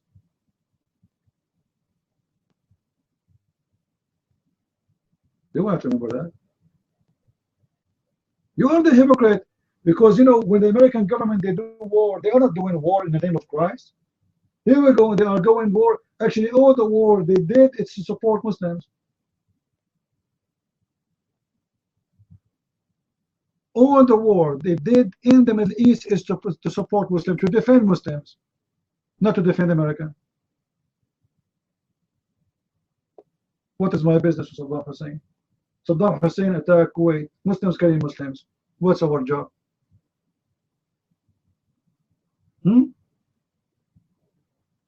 Aren't you Muslims who ask George Bush the father and George Bush the son to defend you against Saddam Hussein? Who is the one who freed Kuwait? Who is the one until now asking the Americans to have their soldiers and their bases in the Middle East? Who is the one who forced Qatar to have the biggest base of the USA Army in the Middle East? Did we force them? They kiss our shoes to do it. Because by having our base there, we are offering you protection. You Muslims kiss the shoes of the American to protect you, and when they do, because you are a hypocrite, you cry. That is the truth.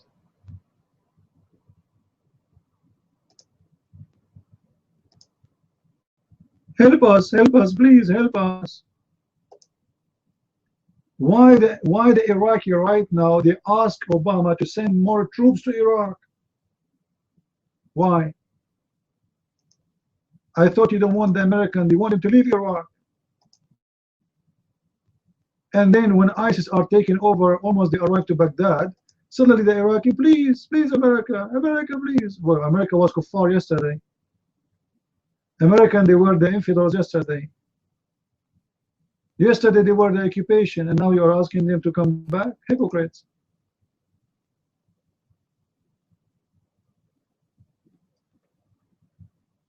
Actually, the Shia in Iraq right now, they have a life because of George Bush.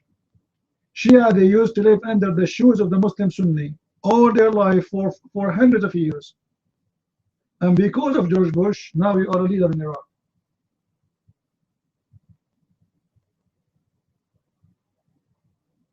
George Bush, he gave you a life when you never have one.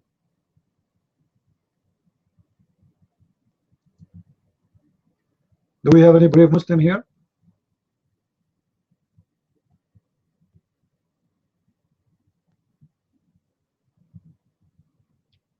Do we have any brave Muslim here?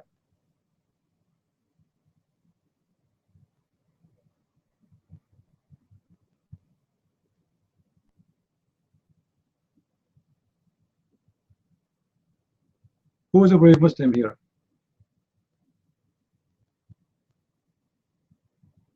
You know, when the Shia and the Sunni, they were having war between Iraq and Iran for 8 years, slaughtering each other. 8 years. More than 1.5 million human beings slaughtered.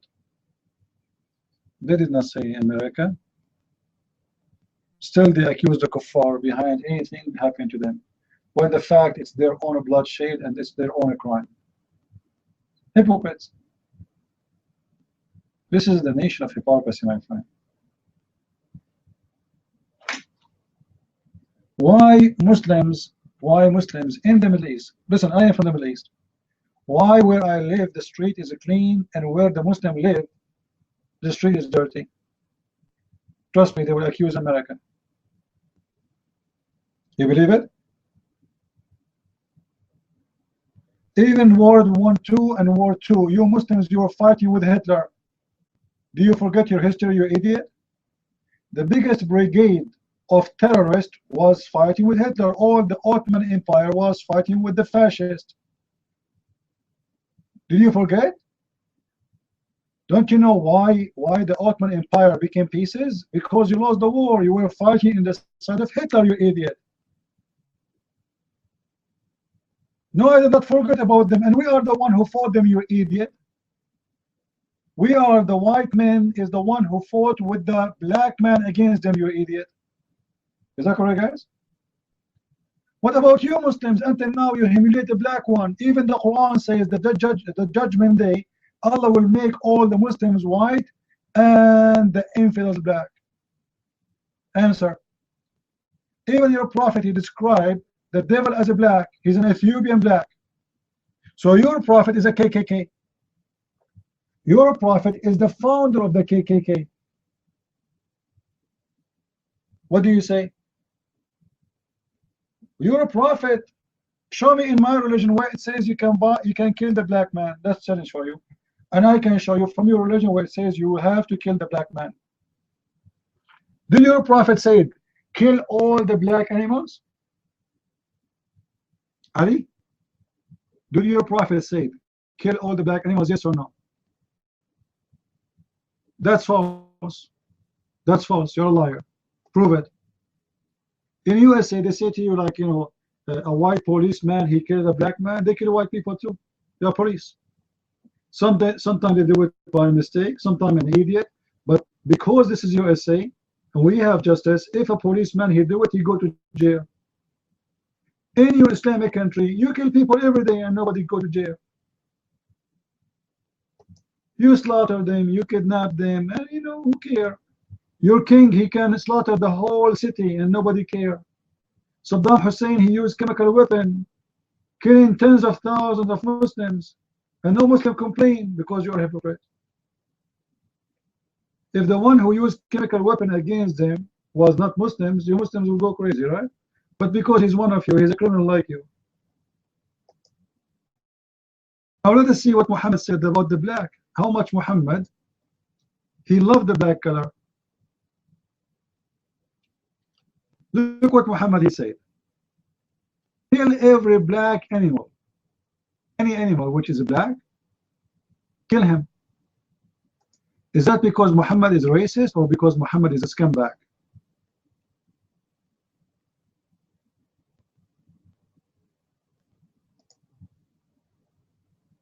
Huh?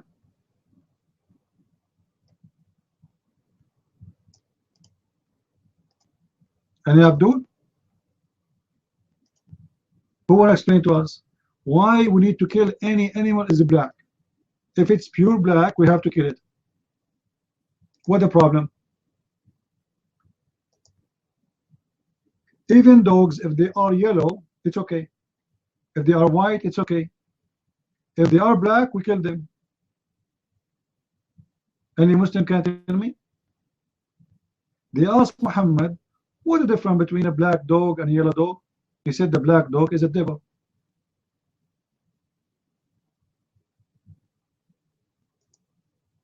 Are you there, Ali? Look how suddenly they are quiet. Suddenly Ali is playing dead. Is it true that Satan is a black Ethiopian guy? Is that true?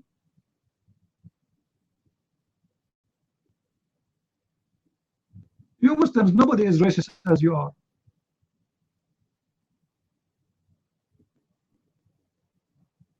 And nobody speak about racism as much as Muslims. When you hear Muslims speaking, like against racism, like I saw one of the Muslim Brotherhood. He was making a speech in a city hall. I forgot which city. He was saying to those, like, there's a bunch of people of color, and he was saying, in the same city here, this is the same city used to enslave black like you. But the Muslim Abdu, they will not tell you that the black who they are enslaved, they are sold by the Muslims. It was the Arab Muslims in North Africa capturing the black and sending them to the white man in Europe.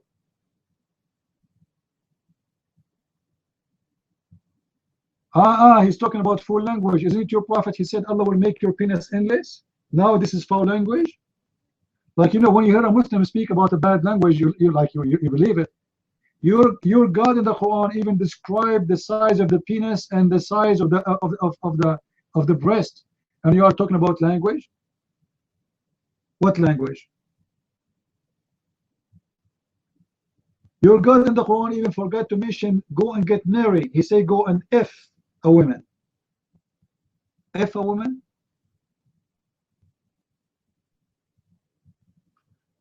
How are you, peace? The mic is yours. What do you want to say to us?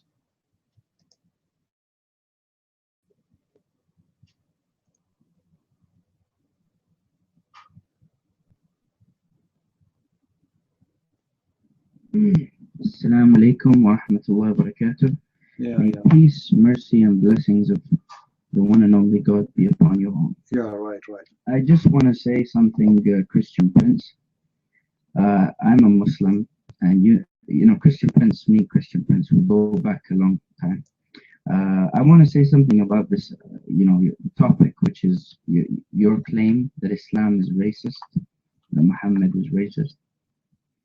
Why don't you tell the wrong Christian Prince about Muhammad's final sermon, where Muhammad sallallahu alaihi wasallam, may peace and blessings of God be upon him, says that no black man is better than no Arab is better than a black, and no white man is better than an Arab, and vice versa. So Muhammad was preaching in his final sermon that all human beings are equal. In fact, we see that Muhammad abolished slavery in a strategic, step-by-step manner, because, of course, Muhammad, could not banish slavery in the Arab, in the Arab lands immediately. But we see evidence in the Hadith where Muhammad was attempting over and over again to banish slavery in a positive, because it was part of the Arab culture. It was part of the Arabic way of life, just like the Arabs used to do, especially when they had daughters. The Arabs used to kill them and bury them alive. So Muhammad abolished many of these evil things that were practiced pre-Islam, and there's evidence for it in the Hadith, Christian Prince, and I can bring forth the Hadith where Muhammad is encouraging to free slaves, is encouraging, strategically changing the society he was sent to. And we see evidence that today, the proof is everywhere. Right. Is everywhere. Historically, we know that slavery was very, very, very, very common pre-Islam. Mm-hmm. And we know that historically, slavery has been reduced, after Islam came. And we know that, even before, equality rights of blacks were given in America and the UK and the Western civilization, Islam had already practiced, hold on, please. One by one, one by one. I hope you will not hit and run. Can you read for me this hadith from your prophet? Can you read, please? The mic is yours. And explain. Guys, is the hadith clear? Is my text coming? As long your prophet is not racist, can you read for me, please, your mic? What does that mean? Go ahead.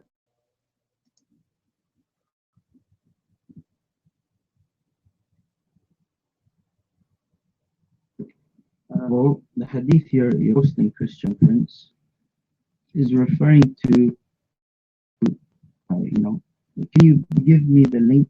You know, I want to see where you got this hadith from, Christian Prince, number one. Number two, there's probably a context, right? There's probably a context. And we know that the final sermon where Muhammad is saying that all human beings are equal. Well, if all a human being is equal, why he is making fun of the black people? You know, this is the hadith number. Here we go. Stop giving me a speech. You can post it in the internet in a second, and you can read the whole hadith. I'm giving you exactly as it is. As long all a human being are equal, why he is making fun, being racist against the black people, making fun of their look? And by the way, this is not my translation. This is your Muslim translation. The mic is yours.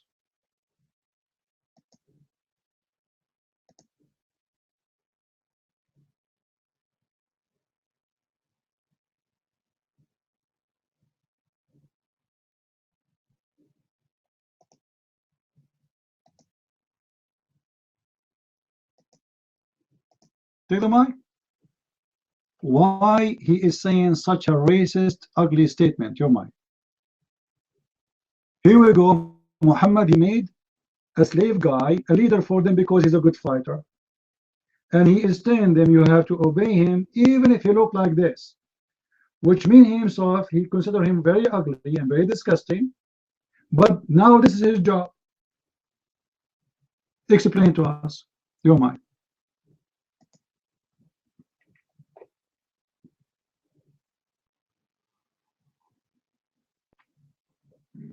Okay, Christian Prince, I will look into the context of the hadith you posted, and I will be back in 5 minutes because I don't want. I will give you 10 years, not 5 minutes. What do you mean 5 years? What do you mean contacts? That's a lie. There's no contact. The people, they say we cannot follow a slave. The Muslim, they say we will not accept a black slave to be our leader. He's a slave. He's not even free. Why your prophet did not free him? Why he did not free him? So you want to go and you will not come back and oh blah blah blah blah. It doesn't matter what the context. Your prophet is making fun of his look. Guys, is it clear that Muhammad making fun of a black guy because of his look? Is it clear for you? What raisin head mean? How dare you to say that? If somebody says such a statement right now in USA, he go to jail.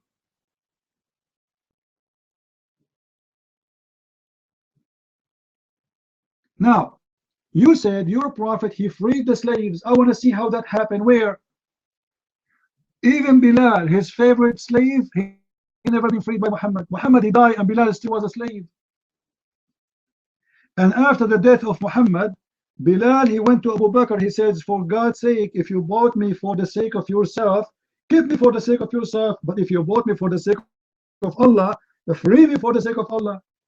And the Muslim, they make big speeches about slaves equal to the free. Like, here we go. How come your prophet who made that sermon, he did not free Bilal? Obviously, he's a liar. Those are speeches. They say it for speeches, but they don't mean it. Bilal is a slave, and Muhammad, he died, and Bilal is still a slave.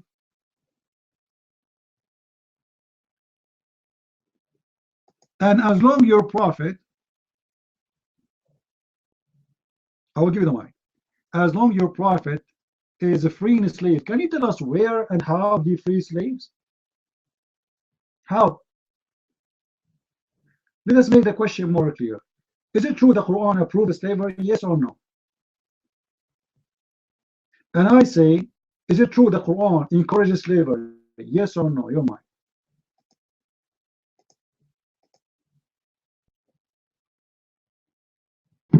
All right, so we can see very clearly, CP, that you're manipulating the hadith. I'll explain to you how you're manipulating the hadith. In fact, do you know that Christian Prince, that this hadith actually proves Muhammad is not racist? Muhammad is giving an example, right, in the hadith that even if your leader was to be, ugly, even if your leader was to be ugly, even if your leader was to be black, it doesn't matter. You have to follow your leader. And it also gives evidence that in Islam, a black can become a leader, right? 1,400 years ago, right? 1,000. Guys, did you hear what he said? Hold on. Even if your leader is a black ugly, you have to accept that, because I heard him. So you're a prophet saying that he agreed with them that to be black is ugly. It's bad. And he's saying even though he is, which means he's agreeing with them, still you have to accept him as a leader. And he's a slave. So if you are saying your prophet to prove that he is against that, he is not. He is agreeing with them. He is not agreeing with them about being a leader. He is agreeing that he is ugly because he's black. Correct, guys? Did you hear it? Yes, he's talking to his followers. If he is a truthful man, he should say, shame on you to say that. He should say, we are equal, as you said. He should say to them, he is a creation of Allah, and he is equal to us. But he did not say that. He said, even if he is, which means he agreed. When I say to you, even if he is dirty, you wear it, it means I agree it's dirty. I'm taking your excuse into consideration when I say even if he is. I'm agreeing with it. What I don't agree with you is not him to be qualified to be a leader. He fight better than you. So you just admitted two things. Hold on. That you're a prophet, he agreed, and everybody heard you saying, even if your leader is a black ugly, and he is black, and you are the one who mentioned that he is black. So the reason for him to be ugly, that he is black. What his ugliness is about? He is black. That's it.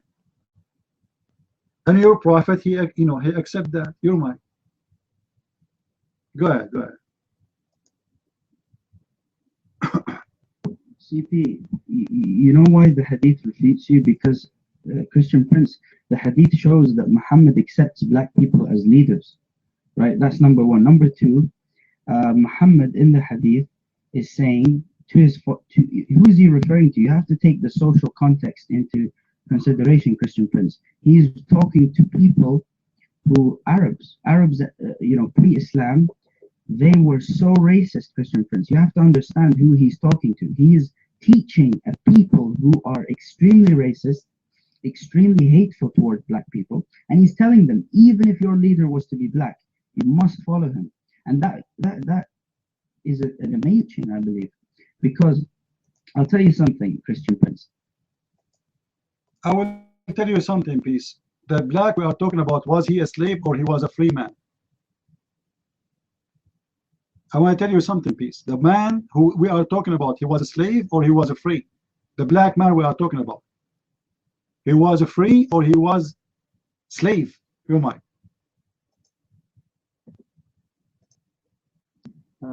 First of all, Christian Prince, when you say even, that means you are giving an example, right?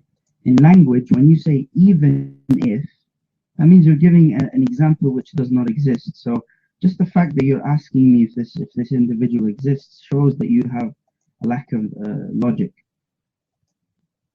So you're a prophet saying even if he is ugly black, but he is not black, he's white. This is your logic. You're saying this excuse does not exist, right? So you're a prophet saying even if he's a black, ugly, but this guy is not a black and he is not ugly. How that can be? He was white?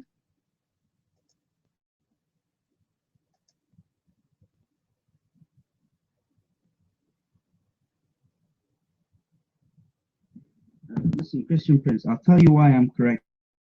Because Muhammad in his final sermon was preaching the equality of human mankind. Which religion? Tell me one thing, Christian Prince. Which religion has proved? Well, your prophet, he used to own slaves. How people, they are equal, but you make them slaves for you? Did your prophet himself own slaves until the day of his death? Yes or no? Guys, is that a good question?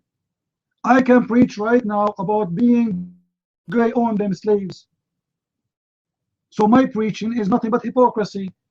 And your prophet is a hypocrite. How he is teaching that people are equal, which with the fact they are not equal, and actually the Quran says people are not equal. As an example, chapter 2, verse 178. What the Quran says, in the case of murder, free for the free, slave for the slave, a black slave for the black slave, and women for the women. That is the most stupid law ever. So if a free man kill a free man will be killed. But if a free man kill a slave, a black slave will be killed. This is Quran. You say that the Arab are racist, but the verse here proves that Allah himself is a racist. Why, if I am white man and I kill a black slave, you kill my black slave? What kind of logic that is? Quran chapter 2 verse 178. The mic is yours.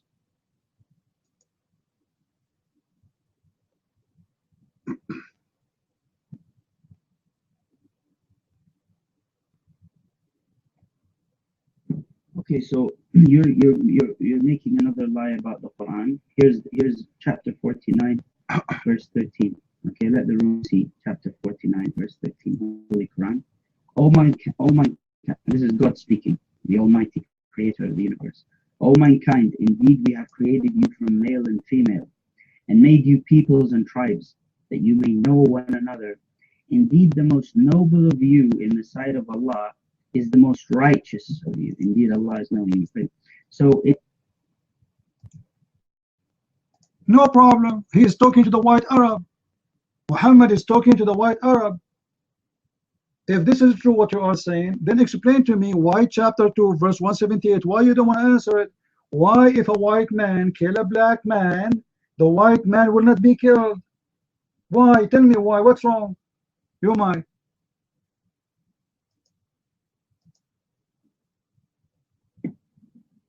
Christian Prince, another lie. You're just lying again and again about Islam. You know, Christian Prince, I really don't appreciate you misrepresenting Islam.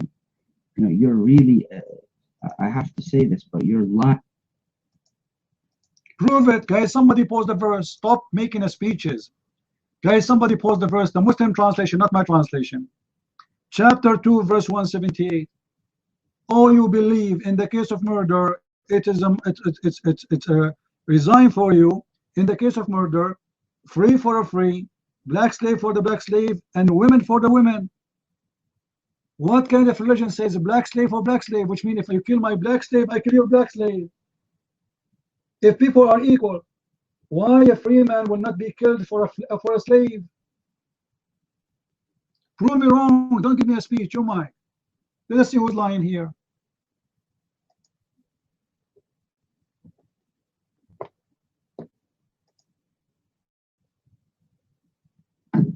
Like I said, Christian Prince, you're not taking the context of Islam into consideration because you are here to attack Islam.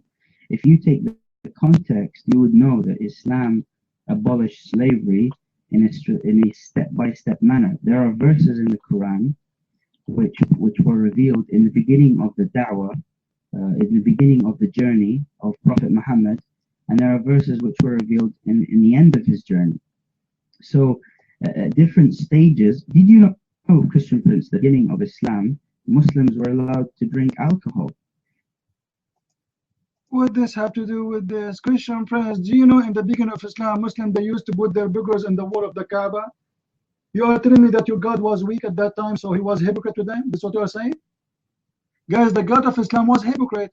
At that time, he was weak, so he had no choice. He had to compromise. What kind of God is God? And what does this have to do with our topic? We understand that your God is compromising because he's a hypocrite. He want to Now he want to lie to them, say I have no problem with it, until he getting stronger, and then he killed them all. Or they have to obey. Thank you very much for saying that. But here now we have a case of justice. We have people get killed just because they're black. A white man, he killed a black slave. What the solution? We killed the slave. So now we have two victims, they are black. So what you are saying to me, Allah, he compromise and he accept unjust and make it as a rule.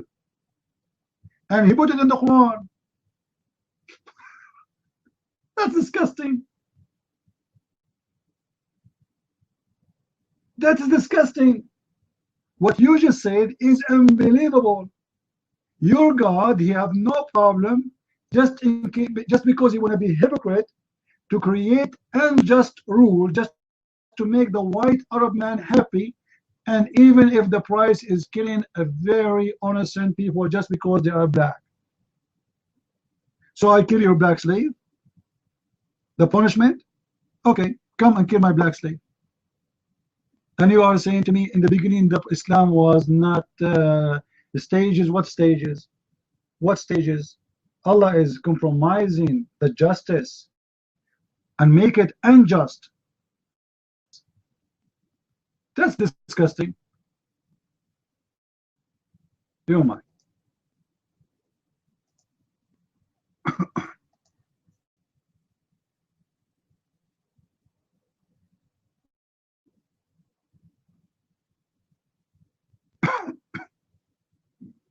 Mr. Prince, if you had a daughter and somebody, God forbid,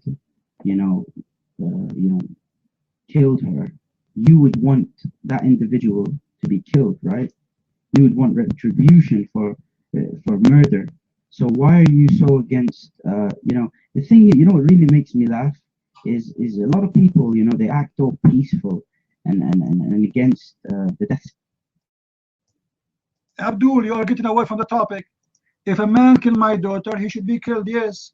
But this man, he killed a slave, a black slave. Why you don't kill the man who killed him? You are not killing the killer, you are killing his slave. You see, you think people are drunk? You're a drunk Muslim, you drink common urine. Stop jumping out of the topic. We have a guy who killed a slave.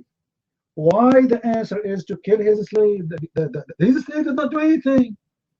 He is not the one who killed me. He is not the one who killed your daughter. What about killing the killer? In Islam, you don't kill the killer.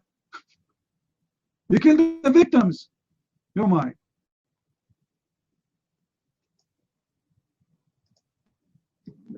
Like I said, Christian Prince, you can keep lying about Islam all you want. At the end of the day, right? People who really understand the scripture, who interpret the scripture, are not interpreting it the way you are, because you want to portray Islam in an image which is against what it preaches. Islam does not preach that the son should bear iniquity for the father's sins, right? Christianity is what teaches that, because Christianity teaches that just to show you that this is stupid of you to say Islam teach that. When they ask your prophet, is it okay to kill the women and the children during the war with the infidels? He said he is one of them. They are one of them. They are from them. So you're lying. And if this is not true, why your prophet he attack his enemies and he enslaved the children? If their children are innocent from guilt, correct, guys? If the children they have no guilt, why your prophet enslaved their children? You just said you should not punish the father, the son of the father for the father's son. That's wonderful. So explain to me your prophet attacking the Jews, slaughtering 900 Jewish men, taking the women as sex slaves, and every child who have no hair yet around his pubic area. He did not kill him and he took him as a slave. Why? They are children. You mind?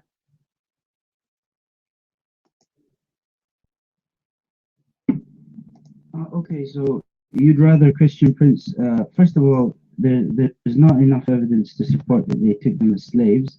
Number two, they took them in. You want to challenge me?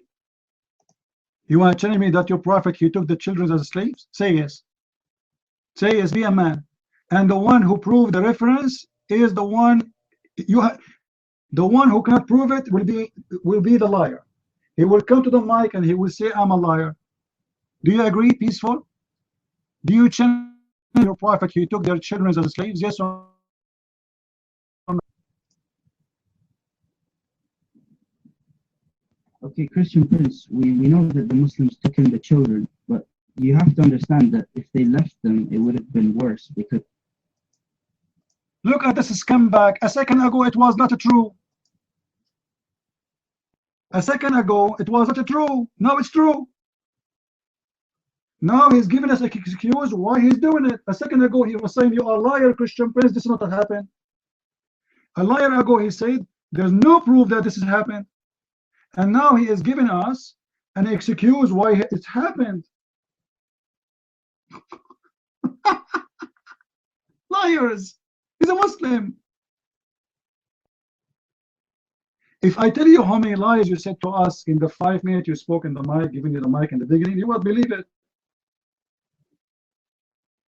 Islam free slaves. Muhammad, guys, how many slaves Muhammad he died and he owned when he died? How many?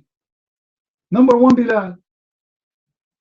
Bilal, the most famous slave in Islam. The poor Bilal, Muhammad, he died and still he is a slave. Why the guy who is against slavery, as you claim, he don't free Bilal? And now, you said Islam teach equality. Did you read the sermon of the Prophet? I saw the sermon of the Prophet. Is it your Prophet, he said, that the blood of non-believer is not equal to the blood of a believer? Is that true? That according to your Prophet, Sharia law, that if he murder a Christian, the Muslim will not be killed for murdering a Christian? Or I'm making things up and you want to challenge me about that? What do you think, guys? He will be brave to challenge me?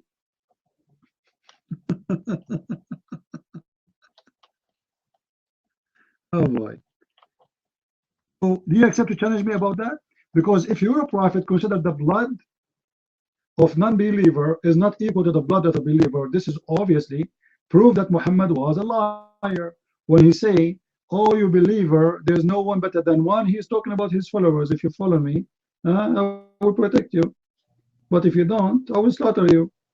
And if a Muslim, if a believer, he killed non-believer, you know, then you're a goat, human being. You are not equal in any way, in any means. So your blood is not protected. Why? Why? Simply because this religion make it clear that Muslims are superior, and anyone is a Muslim, he should be killed. As simple as that. You mind?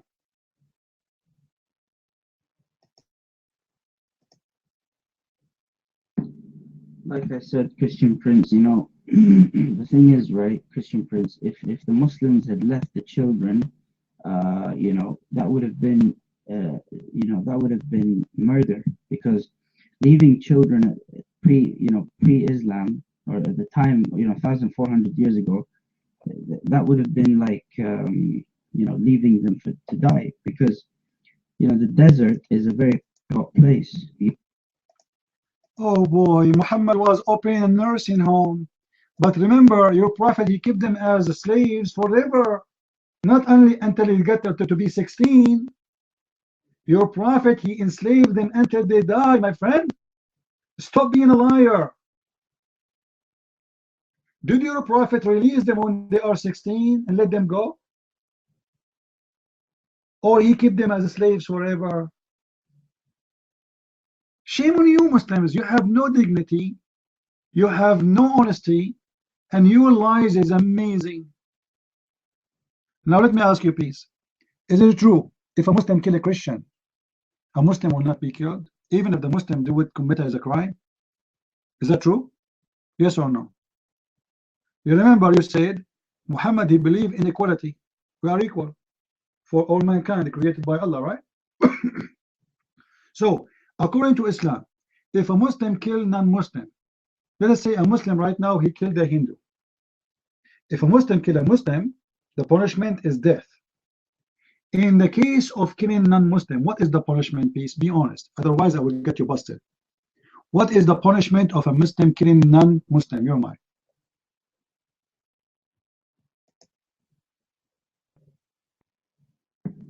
First of all, Christian Prince, don't change the topic. We were talking about slavery, right? And I proved to you using, if you look at. Oh no, I'm not changing the topic. I'm showing you from every way, even if you are not a slave, still you are not equal to Muslims. I'm showing you how racist this religion is. Islam is a race, and then anyone is out. We don't have equal justice for him. Here we go. A man, he's a criminal, a Muslim criminal. Let us say I'm walking in the street. A Muslim man, he jumped on me and he took my money and he killed me. What is the punishment for Muslim man in Islam? Your prophet, he said, a Muslim man should not be killed for killing non-Muslim. Is that true or no? If yes, why? Why, if a Muslim, he murdered non-Muslim, he will not be punished equal punishment for killing a Muslim? Why? Your mind.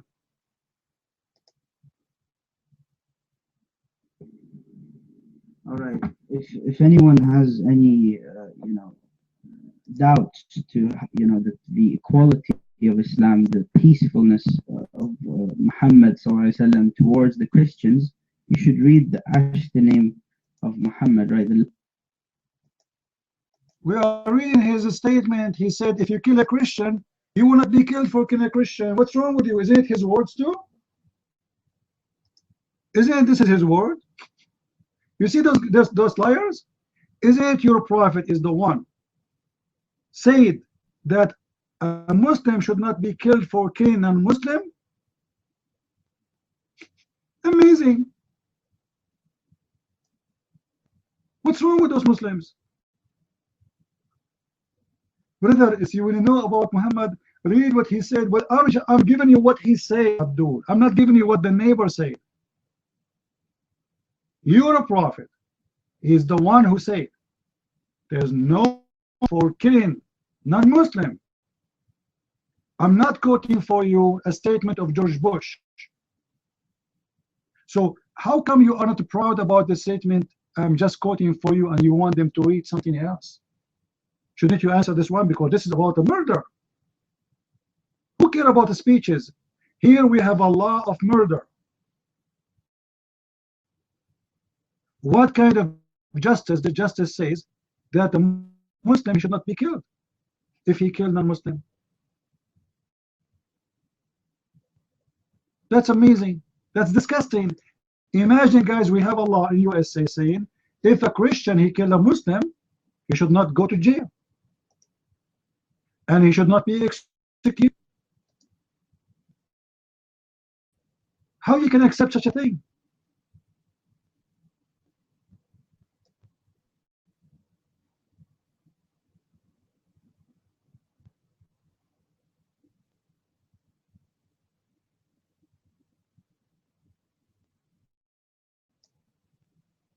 Muhammad, the believers, their life is equal. The believers, the Muslims, their life, their blood is equal, but they are not equal to the non-believers.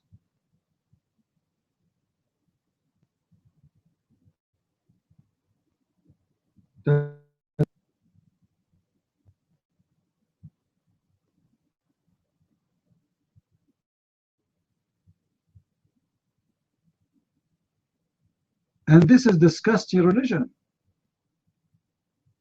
No believer should be killed for killing a disbeliever, but a believer should be killed for killing a believer. Isn't this is enough proof that Muhammad is a racist, is a hateful, is unjust?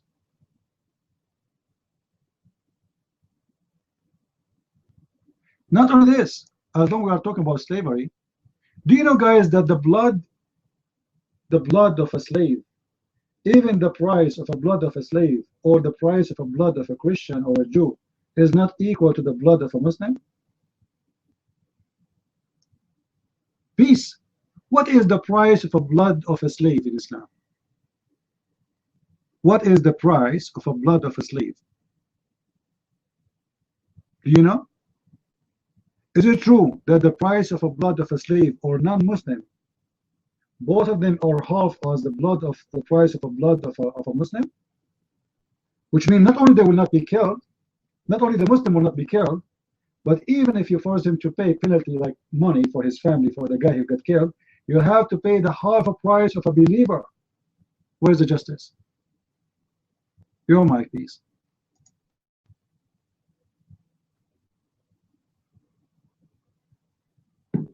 Listen, Christian Prince, man, it's not fair that, you know, I don't even get to speak for a minute before I get dotted, and you keep on mumbling and rambling for hours.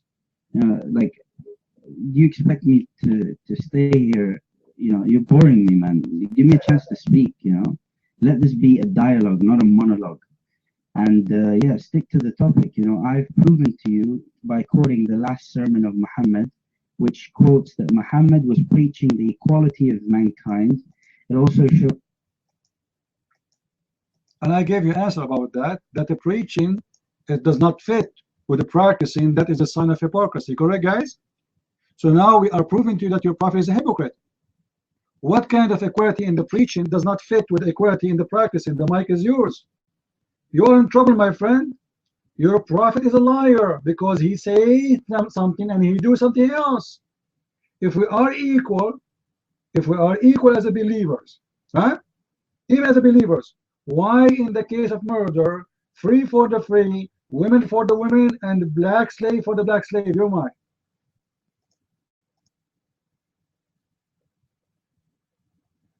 Listen, here's the quote, right? I want to say something to you, Christian Prince, before you dot me again, right? In Muhammad's final sermon, when Muhammad said that all mankind is equal, right? You know, this is the only thing you have, right? But you won't answer anything, right?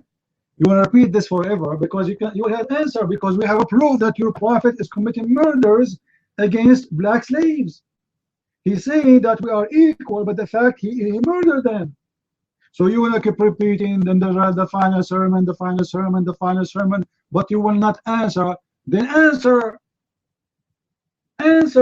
why the blood of a slave is not equal to the blood of a free white man. Do you have an answer? Why? Give us a reason, you mind. You are the one who told me that your prophet said all of us are equal. Huh? Okay. We have a slave, he got killed. And we have a Muslim get killed. Why the price of a slave is not equal? I'm talking about the blood. You know, the Arab, they practice something. If the family, they drop their right against the killer, he can go free, he have to pay. So why the price of a free Muslim man, white man, is not equal to a slave Muslim man? Why is that equal? You mind. Look now, we have two Muslims, guys. We have two Muslims. One is black and one is white. Why the price of a white man is a lot higher than a black man? And both of them, they are Muslims. And you are the one who posted for me the sermon. Here we go. Let me post this, your sermon. Your sermon actually is going to help me to get your prophet busted. Because if the sermon of your prophet is accurate and truthful, your prophet should not practice such a thing. Here we go. This is your statement, and this is, I'm going to help you. I'm going to keep copying and paste for you. If all are equal, all the believers, and the best of you is the righteous one, why a black servant will not be equal to a white man if he get killed? Your mind.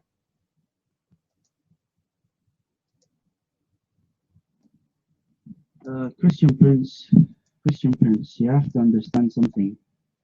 Christian Prince, you quote things out of context. Like I said, I'm going to repeat this to you.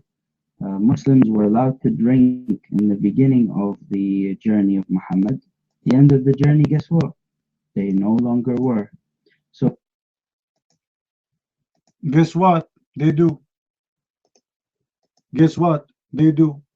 Even your God himself, he said in the Quran that alcohol is a great and even it's a miracle of Allah. And until now the Muslim they do. And actually until now the Muslims, some of them agree that it's forbidden, some of them did. I can show you right now a fatwa where Muslims they say it's not forbidden. So what are you talking about?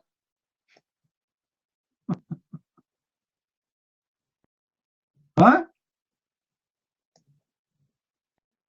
What's wrong with you?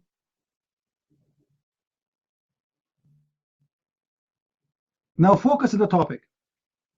Why, if a black slave get killed and a white man get killed, why the price is not equal? Do you have explanation?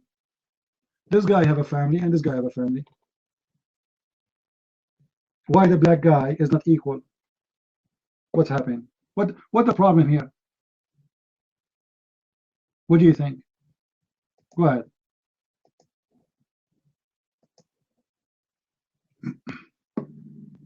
okay, like I said, Christian, you have to be, but I have to give you the picture of what is happening here, right? Okay. If you find evidence, like, please don't dump me again, because if you do, I will leave the room. I just want to say, you know, that if you find evidence that Muhammad did practice slavery, you have to understand that Muhammad's message, his priority was for people to believe in the one God, right? So he started out alone. His journey, he was against the pagan Arabs, right? That were very racist. You want to run, you can run. First of all, your prophet is a pagan. Where Muhammad, he is talking about worshiping one God. He worshiped one God, but he kissed a black stone. If his God is in heaven, why he kissing black stone? You Muslims are pagan officially.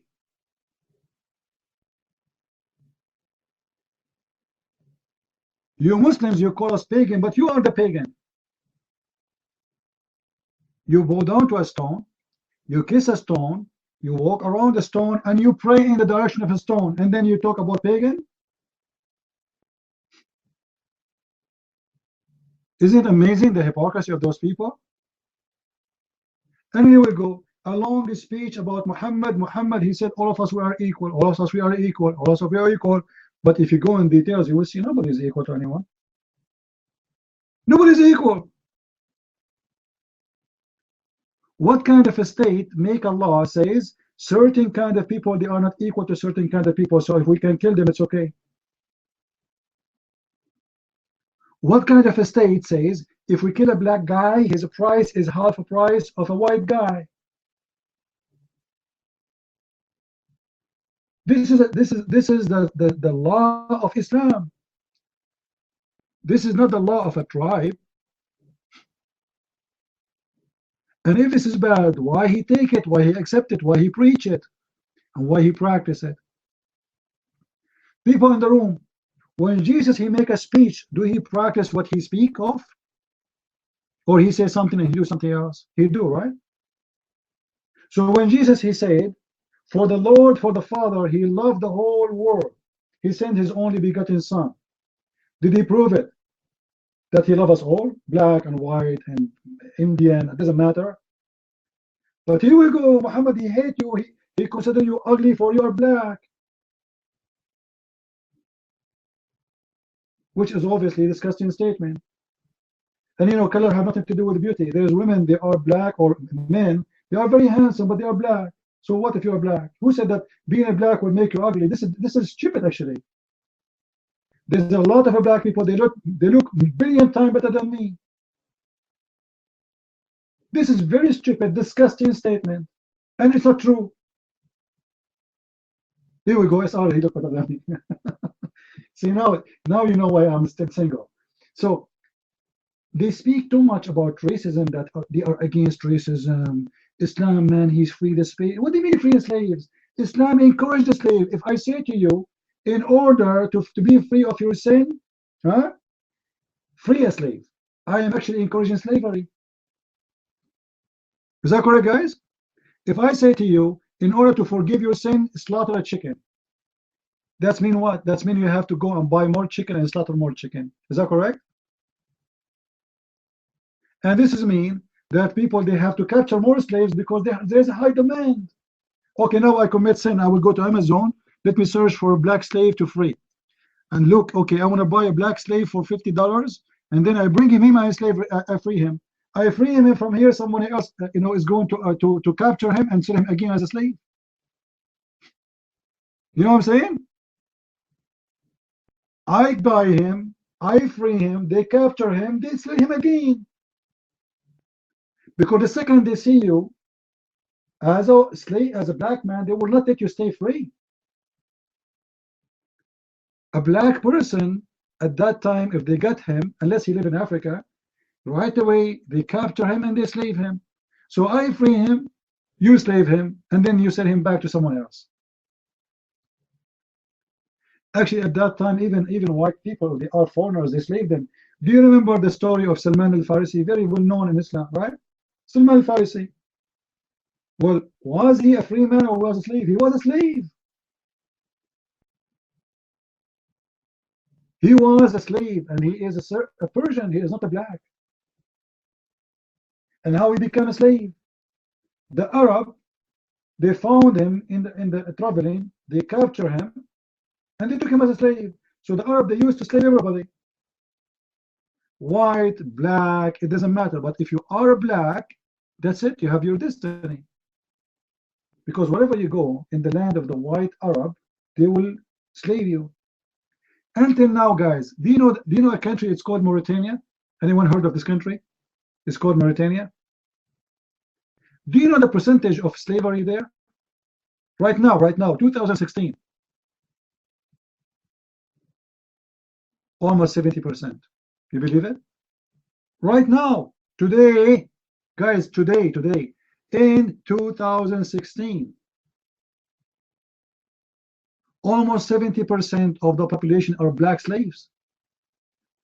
The Arab white Mauritanian men, they are enslaving. Those are Arab, they are mixed with African, but they consider themselves the highest. They are the Arab. So they own 70% of the population, and they are slaves. And you don't see Obama talking about, like, you know what? If I am a black president of USA, and I care for the black people, shouldn't I go even for? Isn't this is a good reason to go for war? To free 70% of population? I will go for war. Honest to God, if I'm a president, I will attack that country tomorrow. Actually, today before tomorrow. What kind of country? And by the way, it's legal. You know, this is legal. This is not. And Mauritania have a flag in the United Nations. How you can accept them as a nation if they don't accept the human right? But who care? Saudi Arabia don't accept. Emirat don't accept. Kuwait don't accept. Afghanistan don't accept. Pakistan and all of them, they are members of United Nations. United Nations is a scumbag collection.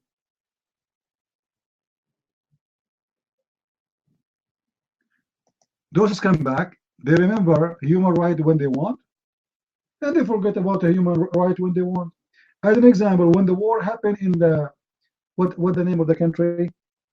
When those two tribes, black tribe, the African tribe, they kill each other, Tutsi and Hutsi, something like this. I forgot where. Rwanda. When the war in Rwanda happened, Bill Clinton did not move. Nothing happening. 500, 600,000 people slaughtered. The TV is showing us tens of thousands of people in the street are slaughtered like goats, and nobody in the West moved, as if nothing happening. The human right blood pressure did not move. Everybody is watching. Even African countries are watching. Even Asian countries are watching. But the day Saddam Hussein attacked Kuwait, America. England, France, Canada, Australia, Arab, non-Arab, Pakistan. Everybody want to support Kuwait. Everybody want to send army to defend Kuwait because they have oil, they have money. Who care for those poor people around that they are African poor people? Let them die. Let them get killed. And who care for human rights? And right now, the same story in Iraq, in Syria. Like, look how much USA is in love. And when I say USA, I mean the scumbag Obama and the gang like McCain and those guys. Look how much they are in love in Syria. But Syria is the enemy of USA, supposedly. Look how much they are in love in defending the human rights in Syria. Why? Why sometimes a human right is an issue, sometimes it's not there?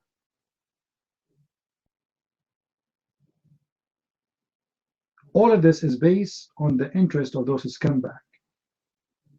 When the Muslims, they pay, the West leaders, they close their eyes. You can slaughter, you can do whatever they want. You know, if the Assad regime agree, those who do not know why the war in Syria happened, let me give you just an enlightening. You know that Russia is the main source of gas to Europe, is that correct? When I say gas, we mean the propane. All right?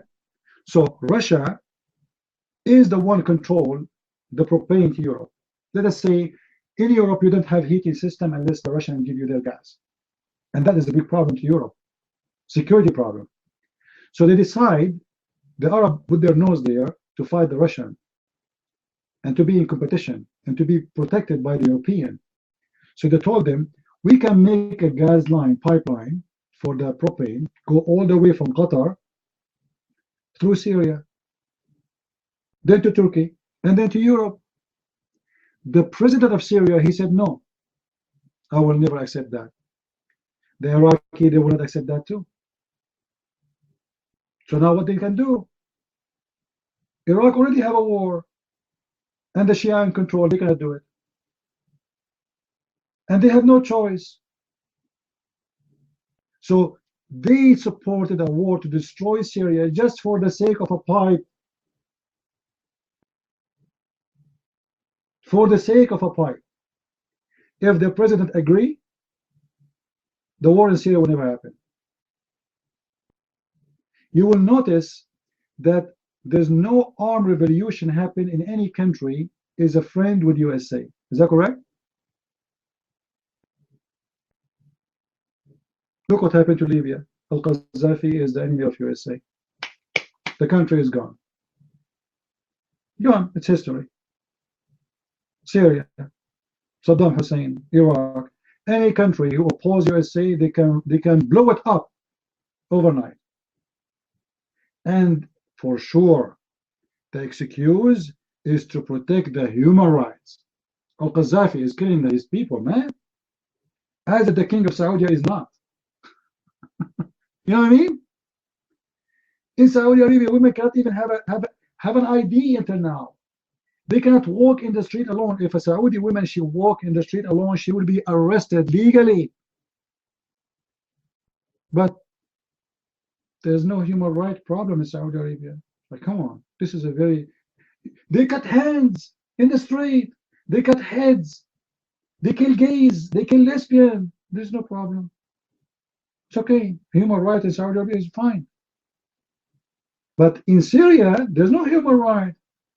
But in Syria, my friend, women, they are drivers. They drive taxi. They drive buses. They drive truck. They are ministers. They are congresswomen. They are officers in the army. But the Assad is a dictator. By the way, the Assad is a dictator. Yes, he is. But all our friends, or quote-unquote friends, are dictators.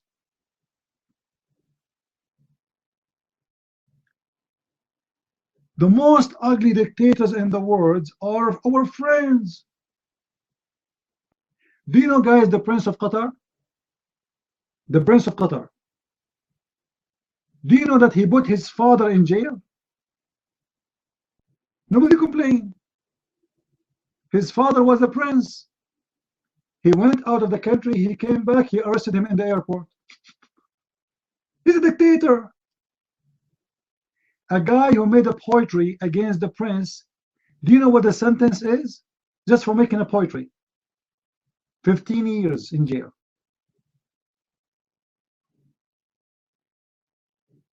But he's our friend. What about Bahrain? 20% Muslim Sunni, 80% Shia. And the Shia, they don't want the king.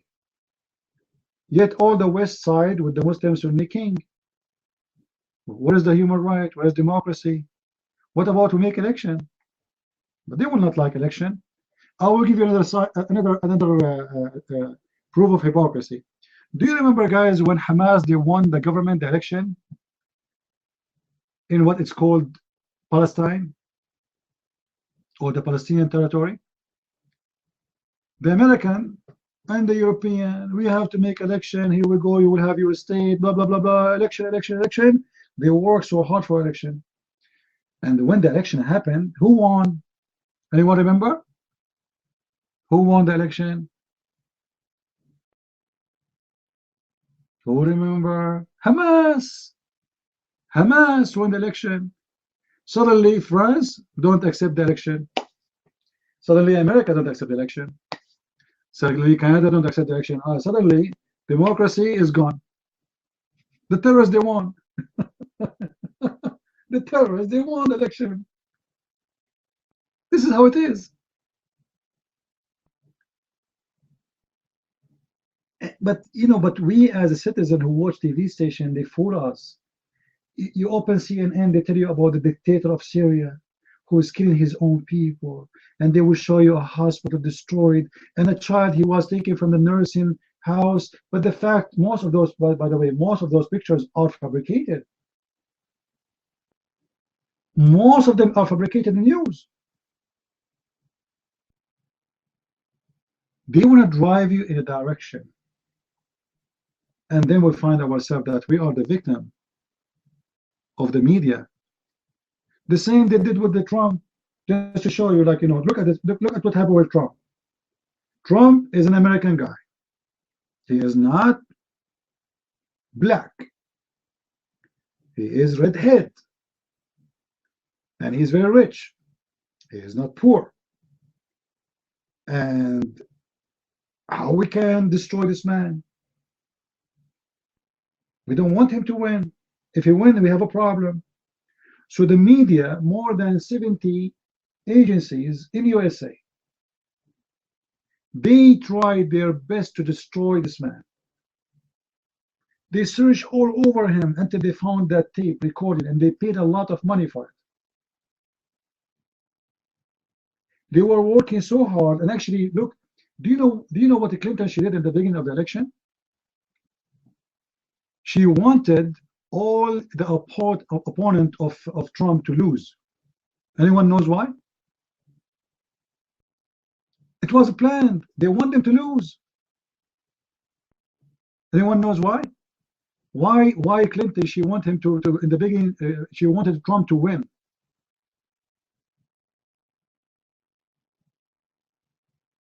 Are we listening, guys? Why she wanted Trump to win in the beginning? In the beginning, not in the election, not the president election. In the beginning, like between the Republican, because they thought if Trump he won, there's no way he will win.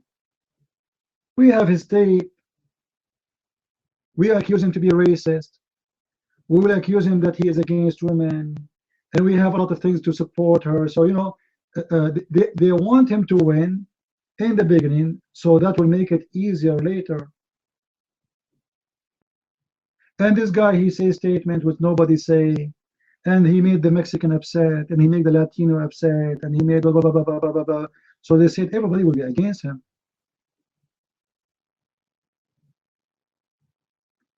But in turn, surprise, surprise, people like him more. Because people are unused to see someone as being honest. He's been himself. Right? People voted for him because he was himself. He is not politically correct. He said things as it is.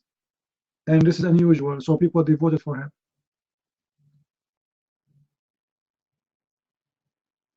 Everything around you, my friend, is deception. Don't ever believe the news you see in a TV station.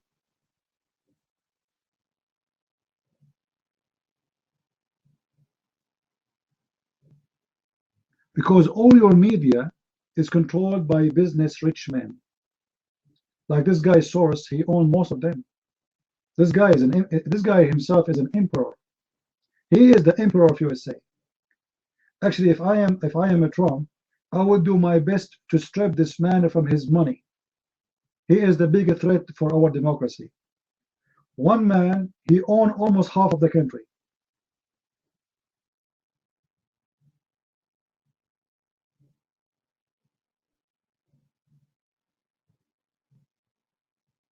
This is why the war was against Trump. It was so big. And the war is not over, by the way. Just wait. They will do everything they can to make his government collapse, to make him fail.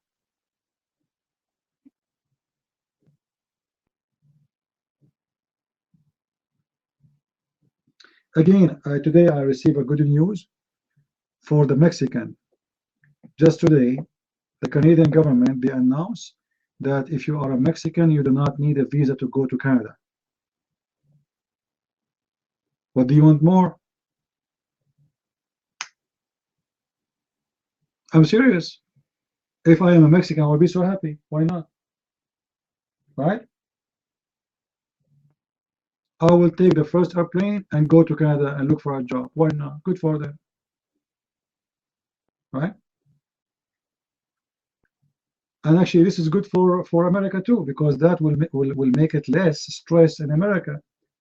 Because most of Mexicans, they want to come to USA, so they will go Canada, and that will help the Canadian to increase their population, and they will not be, you know, flooded by the Muslim refugee only. Because this prime minister in Canada is an idiot.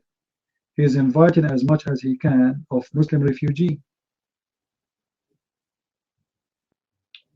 So now the Mexican, they will make a balance. Let us hear what the Christ and Salvation want to say. Go ahead, Salvation.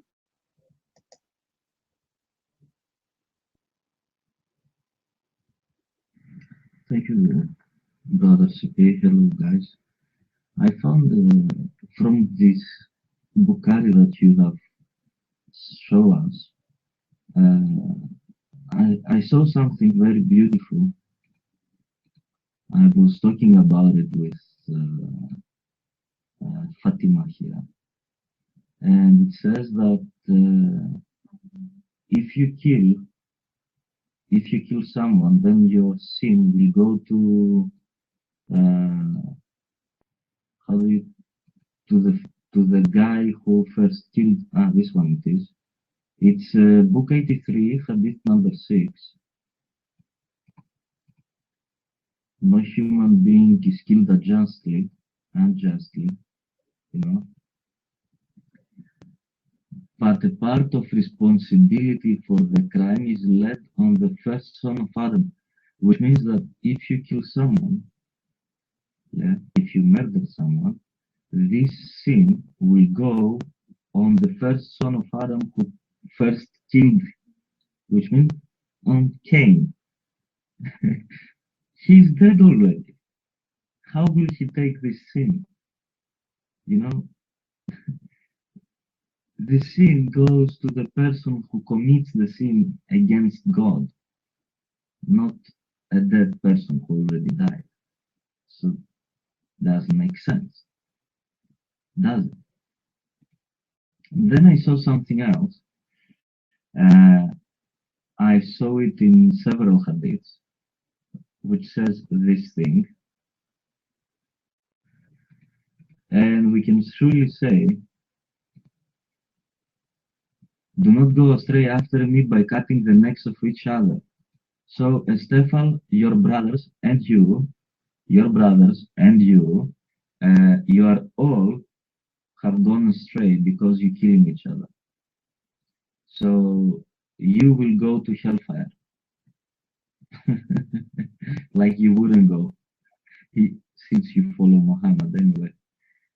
That's what I wanted to say, that because of UCP,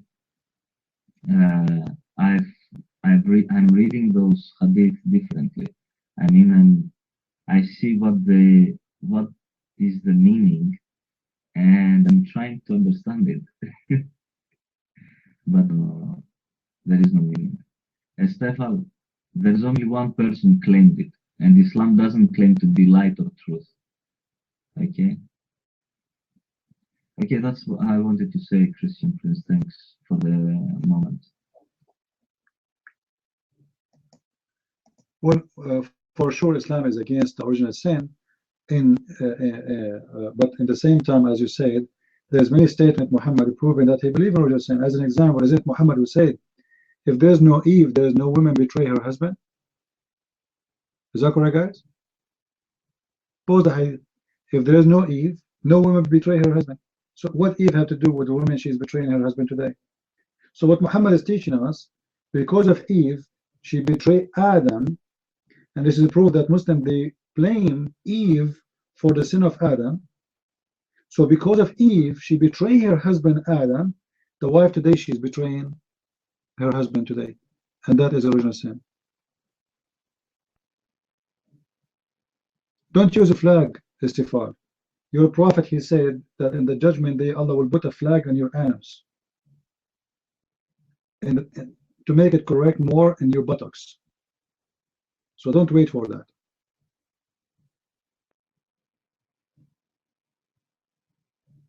Yeah, but it's going to be in your buttocks anyway. Shia flag or Sunni flag doesn't matter. Your God will put in the buttocks of you the flag of your religion. So who cares if it's a Shia or Sunni? Imagine Istighfar, she is walking and she have a flag in her buttocks. That's amazing. Look like Allah could not find a place to put the flag in except the. Makes sense actually. It's a perfect place for the flag. Stupid prophet. And Christian Prince, you are manipulating and you are misquoting. The prophet said we are equal, my friend. You're right. Equal, huh? And and by the way, do you know what this guy Peace? Do you remember what he said when he took the mic? He said, "Peace to you all," right? But all of us, we knew that Muslims are not allowed to greet non-Muslims with peace. So when you hear a Muslim saying that, he is doing taqiyya, which means a line for protection. Muhammad, he said, do not initiate peace. Do not initiate peace to the Jewish and the Christians. And if you meet them in the narrow road or in the street, force them into the sewage. So how this guy, he said to us, peace to you all. He was a liar. He is not allowed to say it unless he is lying. So they use this technique just to fool you and make you believe that Islam is a peaceful religion. But at the same time, this is not what they believe. Today they are weak. If the Muslims are in charge of USA, all of us will become not only third citizen, third class citizen, we will be not even 10 class citizen. And a Muslim, he will force us to walk in the sewage. Look what Muhammad, he said. This is Ibn Kathir. You can open this link and you can read. Because the Christian and the Jews, they refuse to accept Islam. All right. Because what? Because they refuse to embrace Islam. So what should happen to them? They should be humiliated, disgraced. Read.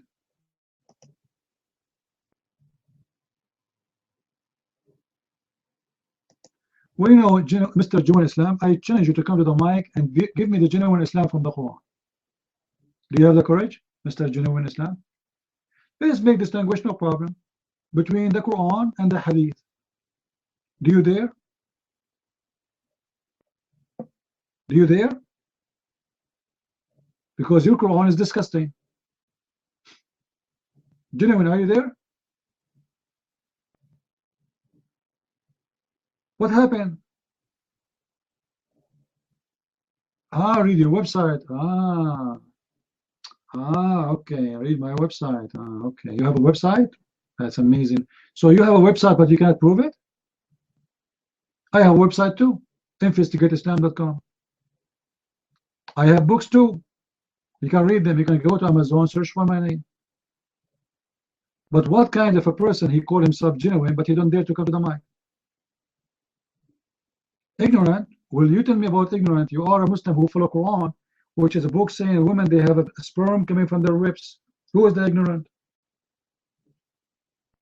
Huh? Who is the ignorant? Isn't it your book says that Sulaiman, he used to have a flying carpet in the Quran? Flying carpet? In the genuine Quran? That's very genuine story, my friend. My dad, actually not my dad, my grandfather, he used to have a flying carpet too. But once my grandmother, she did laundry for it, and she put it outside in the balcony, somebody stole it. Otherwise, right now, I would be flying with it. So in the genuine Quran, is it true that there is a flying carpet?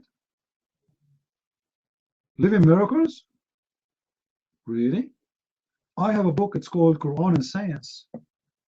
Okay, can you show me one miracle in the Quran, Mr. Genuine Muslim?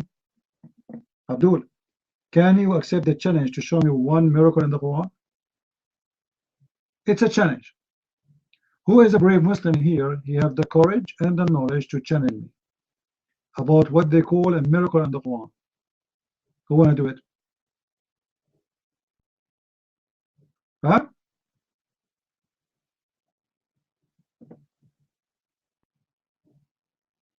Who want to do it?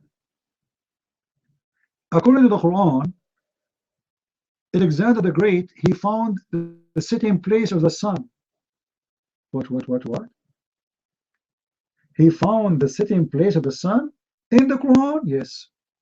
Chapter 18. And the sitting place of the sun is what? Anyone remember? Where the sun set according to the Quran, Mr. Genuine? In a hot, murky water. Are you there, Mr. Genuine? Let me tell you my story. Once I was driving my donkey. I keep going. I lost my way. And then suddenly, I found myself in the front of a murky water, and it was boiling. I could not believe it. It was a hot spring, and I know it's very healthy. But what I could not believe that during the sunset, I found the sun sitting in that murky water. And I found next to this place, people who wear nothing live next to it. Which country is the country where people wear nothing? Which country? Afghanistan. And by the way, this is a genuine story. Are you there, Mr. Genuine? He found the sitting place of the sun.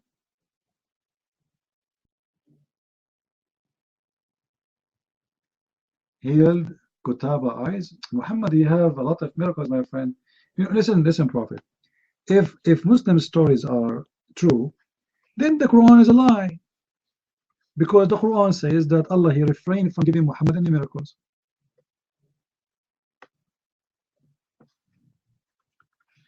I thought the Quran is genuine. In chapter 17, verse number 59, it says, and nothing refrain us from sending miracles except former generation don't believe in them. So what Allah is saying? He refrained to give Muhammad miracles. So did Muhammad have miracles, or Allah he refrained?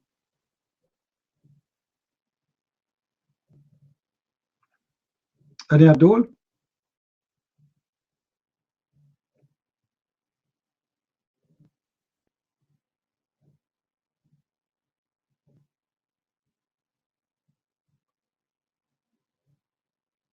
Okay, Mr. Jinnawi.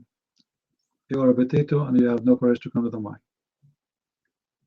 So sit down. When you have the courage to come to the mic, the crooked is your prophet, the one who promised people that they will have endless penis. That is the crooked and the wicked. The man who promised women and men nothing but sex and porn. That is the wicked. What I will get in the heaven of Allah? I challenge a Muslim to show me one thing is decent in the heaven of Allah. Just one. Just one. Your penis will be endless. Allah will provide you with a river of sperm. You will be having sex non-stop with women you never met. And each time you sleep with them, Allah will make them virgins by putting his finger in their vagina. And this is a religion? I mean, how stupid a human being is.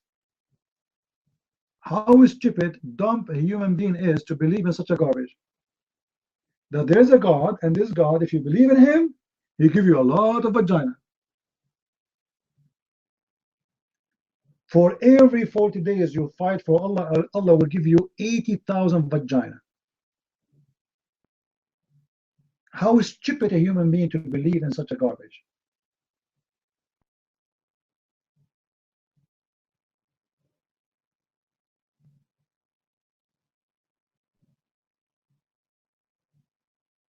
So when a Muslim he speak about his religion and give us speeches, I wonder what this guy is talking about. I mean, are you real?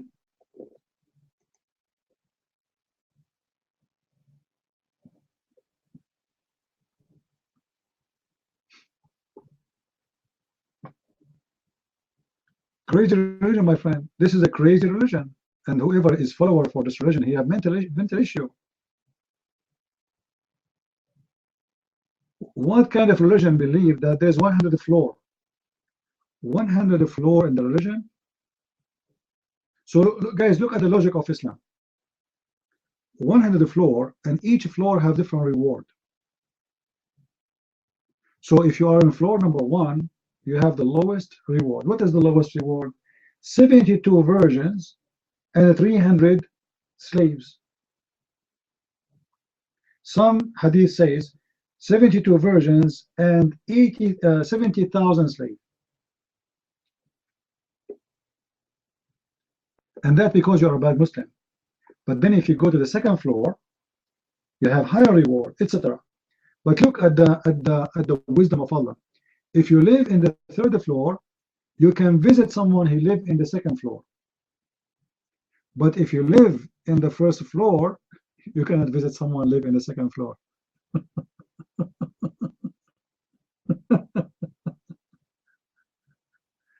It's one-way elevator, my friend. Yeah, this is what I changed the Muslim to say the truth. Okay, go to the reference. So if you live in the 100th floor, you have the right to visit all the 100 floor downstairs of you. Let us say you have your grandfather, he was not a good Muslim, too much, so he lived in the 5th floor, but you live in the 95th floor. So as a Muslim, you have the right to go whatever floor is underneath of you, and you can go up again, just to visit, you know. But the one who live in the 5th floor, he can't go to the 6th floor, he can go down to the 4th floor or 3rd floor.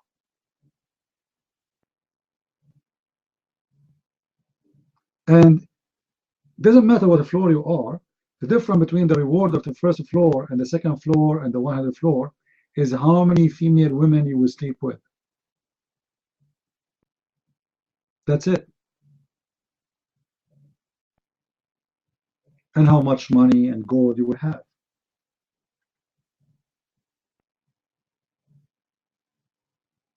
Yeah, and all the women you will have anyway, they will be jellyfish. You can see through their bones. Any Abdul?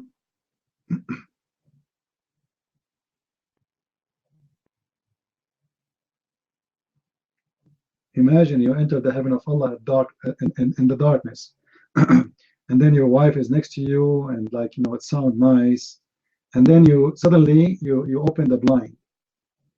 You know, you will see a ghost. You can see her bones. I assure you, she will be chasing you, and you will be running like crazy. A woman you can see through her bones. Is that sexy? That's super beautiful, man.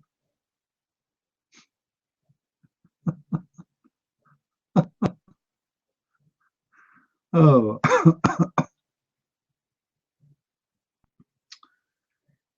Do we have an Abdul here?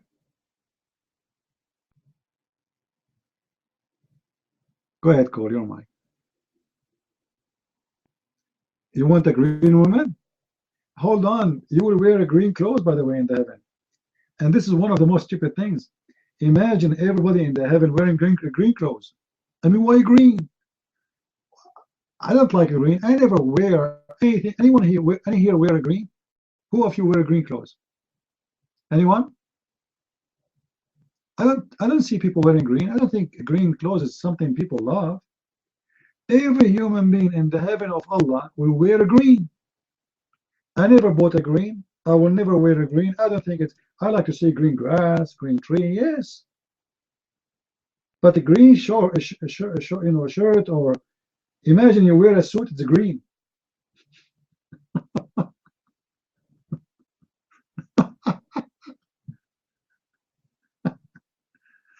You're Michael. Go ahead.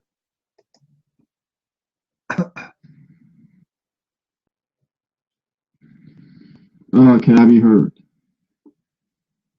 On a different device. Okay, I can be heard. CP, a question here. I know it's getting kind of late here, so I wanted to get this question in before the end. I was talking to some Muslims not too long ago, and I mentioned Sahih Muslim 6665. I'm sorry I can't post it now because I'm not at my. I'm on the tablet, not my actual laptop. But basically, it says, in the last day, Allah will say to each Muslim, He will deliver to each Muslim or Christian or a Jew and say, "There is your rescue from hellfire." End quote. I mentioned this, and the Muslim gave me a response of it was Sahih Muslim 6665. Yeah, that one. And he said something about every person being born, when they're born, they get a spot in heaven and a spot in hell. And every person, Muslim and non-Muslim.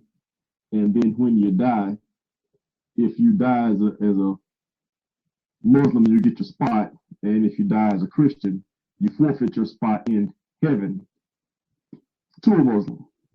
Now, two things. One, I pointed out that's not good logic, because if everybody's got their own spot in heaven and hell when they're born, then you don't need to be rescued. If Allah wants you in if God wants you in heaven and you get your spot in heaven already reserved, then it's not really a rescue. A rescue implies that you were going to hell were it not for this Muslim and this Christian. So it's a rescue. So beside the fact that it's not good logic that he used to try to explain it,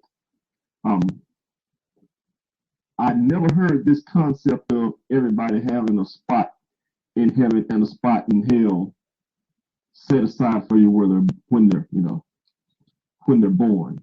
I wonder, is that actually anywhere in the Muslim sources, or is he just making up? Was he just making crap? Because they'll do that when they get behind the 8 ball.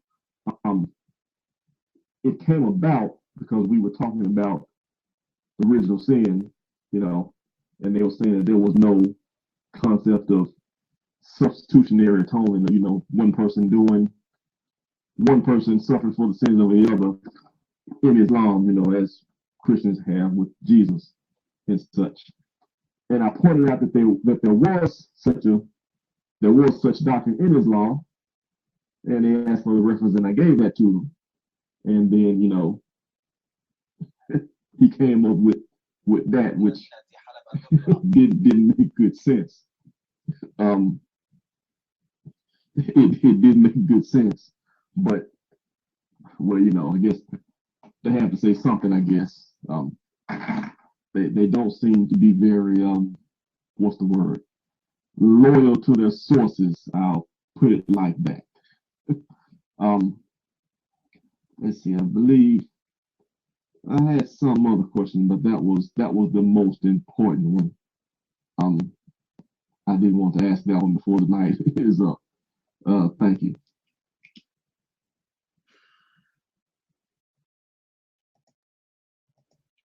You know, one of the funny things about Islam, like the sin of the Muslims, when they commit sin, what will happen to them? Muhammad all over the Quran. My mic is low. All right, let's see what's happening here. Just wait, because I think because I have the speaker here close to my microphone, so those who are on YouTube, they can hear us better. So it looks like it's reducing the volume automatically. Let me fix it. There's two ways to fix your microphone. Either you read, you sing ISIS song, and that will make the FBI come to your house and fix your microphone for you for free. Or, oh, here we go. Is it better now? All right. So, you know, when we read the Quran, you will see the Quran speaking about good deeds, right? Good deeds and bad deeds. And then if Allah is going to put all the sin of the Christians or of the Muslims on the Christian and the Jews, then you need to ask yourself, so what's the point of the deeds? It's obviously it's a scam, right? Because it doesn't matter what you do, good or bad, Allah will put all the sin of the Muslims on the Christians. In the same time, you see another contradiction. Do you remember the hadith call where Muhammad, he said that in the judgment day, a Muslim, he have a distance of a cubit between him and the heaven, and then the destiny which is written by Allah is going to take over, and he start acting as the people of hellfire, and then he go to hellfire. Do you remember that story? Guys, do you remember the story? You don't? Let me get it for you.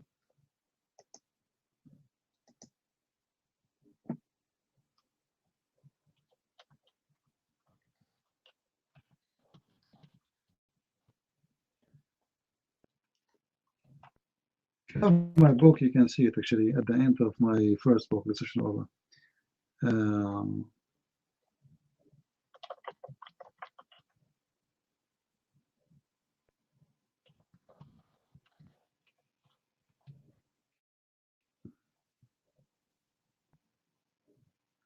So simply, what Muhammad is saying, that when the judgment day come, Allah, he wrote for every one of us our destiny. So if you are a Muslim who practice Islam all your life, and you do all the good deeds, which is going to be your reason to go to heaven, and the first good deed you do is converting to Islam. This is one of them. But then what is written by Allah will overcome your deeds and will make you act in the wrong direction, and you go to hell. So what this is come back is saying to us, you are going to go to hell, you are going to go to hell. It doesn't matter how good your deed is. Yeah, read it with me. And by Allah, Muhammad taken an oath. A person among you, or a man, may do deeds of people of fire till there is only a cubit or an armed distance between him and the fire. But then that writing which Allah order angels to write, which means your destiny, proceed, and he does the deeds of the people of paradise, and he enter it. And a man, different case now, a man who do the deeds of people of paradise till there's an only a cupid or two between him and the paradise, and then what is written proceed, which means his destiny, and he does the deeds of people of fire, and he enter it. Do you see it? Do you see it, guys?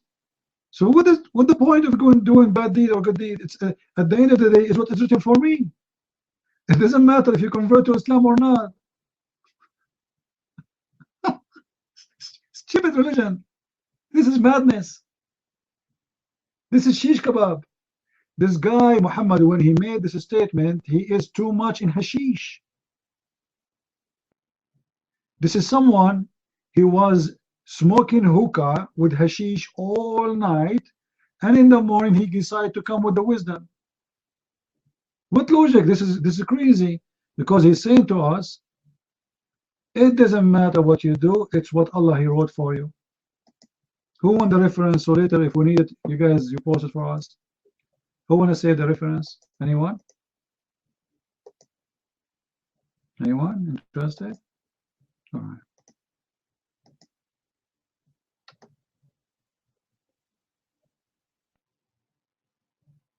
This is a prophet of God, and this is wisdom.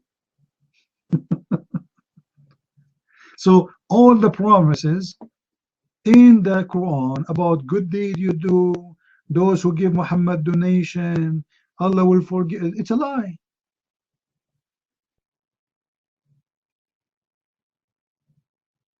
Chapter 2, verse number 274, those who spend their money in the night and the day, by secret or in public, which means spend it on Muhammad, they are going to receive their deeds from their God, and they have no fear, and they will not be sad. So what is promised for?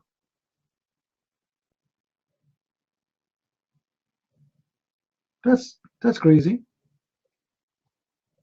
Chapter 2, verse number 277, those who did believe and they do good deeds, and they do pray and they pay the zakat, Allah will give them their wages. So it was a lie. It's all over the Quran.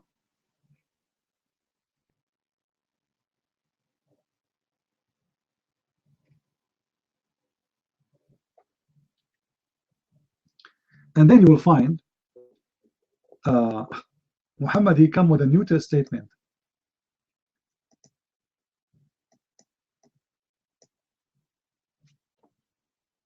When they asked Muhammad about the good deeds, look at this. Look at this guy contradiction. Just to show you that this guy is obviously a scumbag.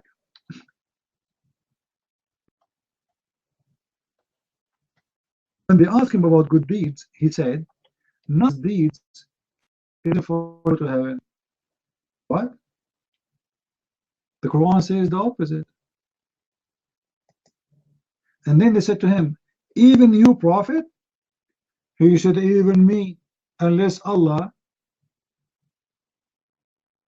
He warned me with his mercy." Like what? So all the promises in the Quran about good deeds, it was a lie? Obviously it was.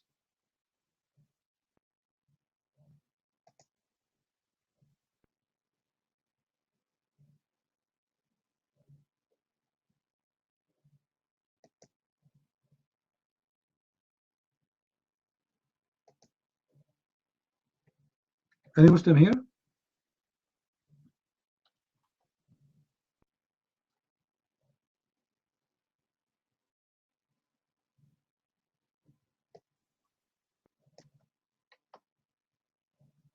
Any Muslim?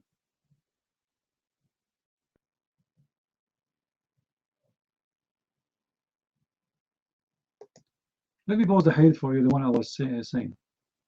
Read with me. Which is a total contradiction for this guy. Each time he says something, he do poo-poo. Muhammad, the more he talk, the more he do poo-poo. He don't talk, he do poo-poo only. Look at this.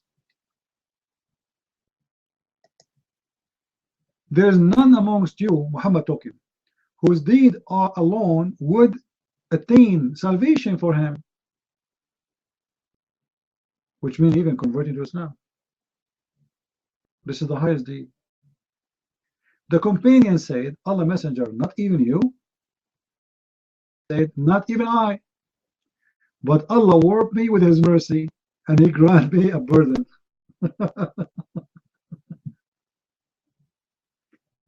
And what his name, the potato Shabir Ali, was saying, in Islam we don't say we are saved. Yeah, for sure you don't say you are saved, because you obviously your Prophet himself, he is saying nobody is saved. He claimed that Allah burdened him, but there's no proof of that. And you Muslims are not saved. He's saying that none of you, his deed will save him. So what is going to save you? Muslims, if no deed will save you, so where your salvation will come from? If no prayer, no zakat, no salat, no worship will be considered you to be a reason to go to heaven. So all of Islam is a lie. When you say I convert to Islam, I will go to heaven, this is a lie, because here we go, all your deeds. And what is the best deed Muslim do according to Islam? Is converting to Islam. Converting to Islam is the highest deed. Every act you do in your life is a deed. Either it's a bad or good, but usually we use the word deed when we speak about something good. So the first good deed you do with Allah as an investment, supposedly, is converting to Islam. Okay. And then you pray. Okay. And then you do Hajj. Okay. And then you do Zakat. Okay. And then you go to Jihad. Okay. And then all of these deeds, we find that it's a scumbag. It's not enough. And does not grant you salvation. So all the promises of converting to Islam is false. So who is going to go to heaven? You're Michael.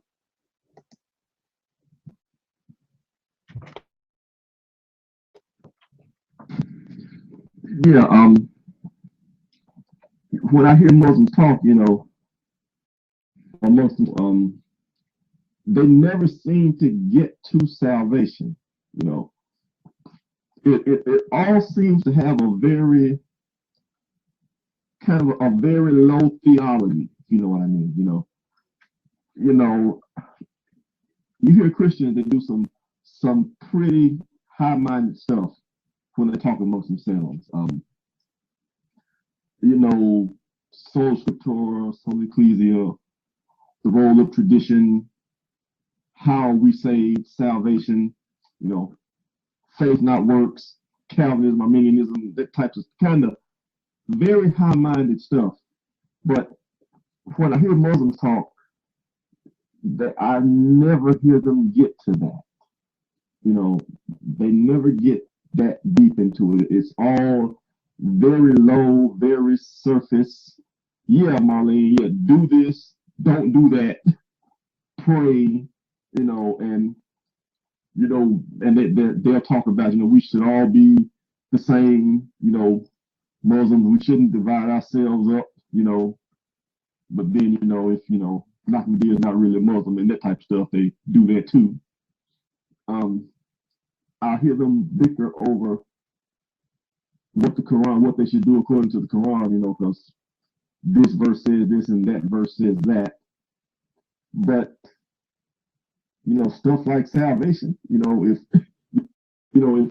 I were to go to and ask, like Nicodemus asked Jesus, what must I do to be saved? I've never heard anything close to an answer to that. At least not coming from a Muslim. I've actually seen Christian apologists say that, the only surefire way to get in is to get killed in jihad as a martyr, which I guess that says something if that's the only answer that I've seen or heard thus far. That probably would explain why we have terrorist attacks, or at least, why we have the terrorist attacks that we have. If if we go over all this stuff, you know, and if the true theology of the faith is, of their faith, I mean, is that you don't know you got deeds and good deeds that get weighed against you or for you, and then you the deeds that say that, you know, when you get done with all that, the deeds don't matter anyway. And then you have verses saying, well, if you martyr yourself, then you get in. And it's easy to see how people under pressure, you know, could do that. You know, most people are just not going to be that pious. You know, they'll know what the scriptures, well, they may not know what the scripture says, but even if they did know what the scripture said, they're just not going to be pious enough, you know, to go out and kill themselves and get killed, you know, earlier than they have to. But if you get people and you put them under pressure, because of whatever the ups and downs, you know, deals in life, and you see this is a guarantee,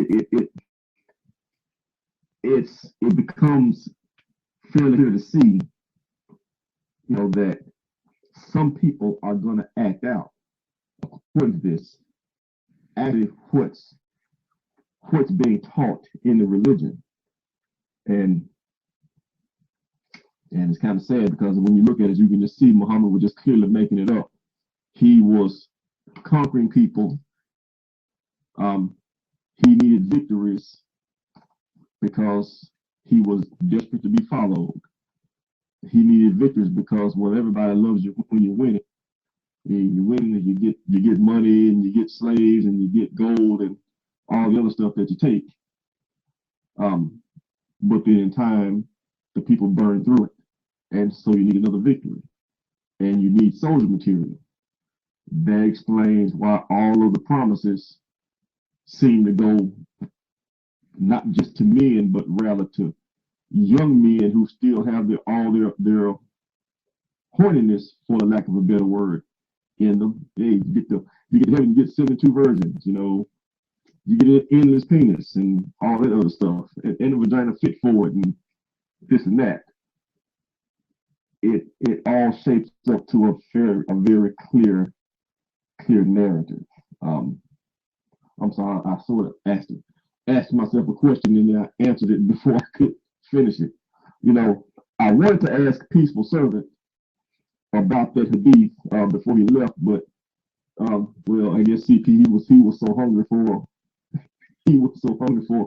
Abdul, as he would say, brave Abdul, as he would say, that man, when he spoke up, you ate him up before we could get a chance to ask him anything. Just like he spoke up, and CP ate him up, and then he left. Yeah, it's sad face. You know, my notes I've got here. Before I give up, do I have anything else I wanted to ask? That's about it for right now. Anyway, thanks for the time to speak. Mic is free.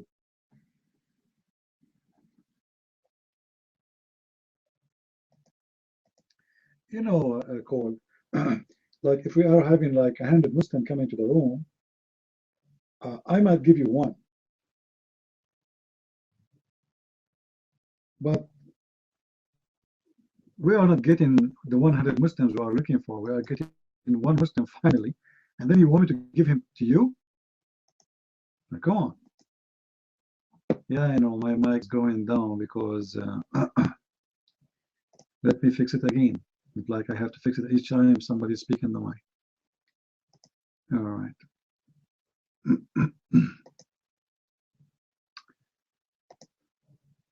I don't know how to change this setting because it looks like it's moving automatically. I don't know. Let us see. Is it better now?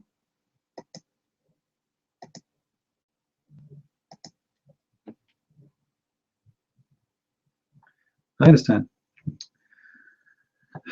Anyway, you know, the whole point for us here, we don't care really if Muslims want to debate us or not. What we care for, that you, when you come here, when you leave, you learn a lot. and you can teach your child and your family about this cult. Yesterday, I was really upset when I saw the news of a teenage child from North Carolina.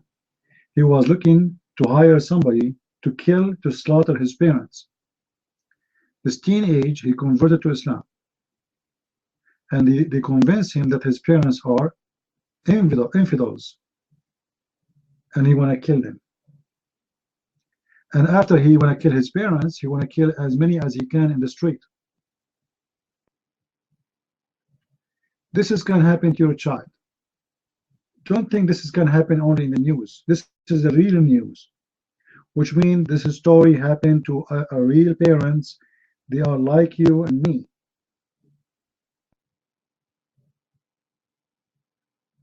So don't wait until this happened to you. How you can avoid it?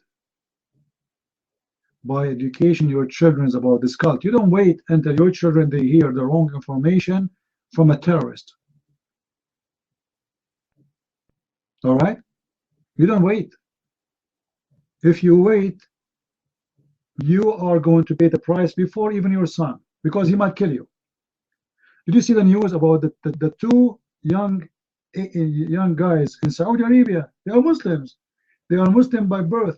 Their parents are Muslims.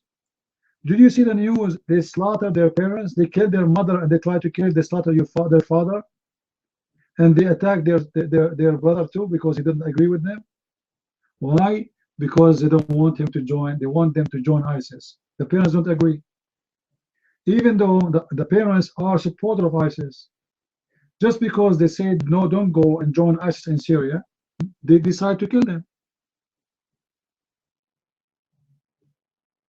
So you have a duty in the society, and the society starts right in your home.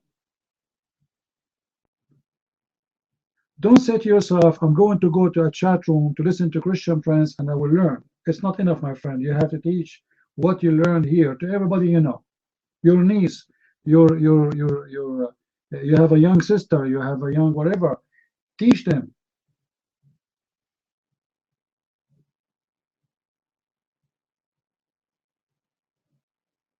Go and see the documentary about the child from Australia, who his parents, suddenly their son disappeared. And after a month after, they heard the news that their son committed suicide bombing in Iraq. How did this happen? Because those parents, obviously, they are a bunch of idiots. They thought that all what we need to do to our children is just to provide them some food and some underwear. And then we buy them some books and we send them to school. Life is full of evil, my friends. And protecting your children is not by providing them food and shelter. If this is what you think, you are very wrong. There's a lot of enemies right out the door of the house, actually even inside your house. It can be drugs. It can be friends who mislead them, deceive them, make them do bad stuff. It can be a Muslim who teaches them false teaching about Islam, converting them. There's a lot of danger around you. And the only way to fight those things is to educate them about it and to share with them.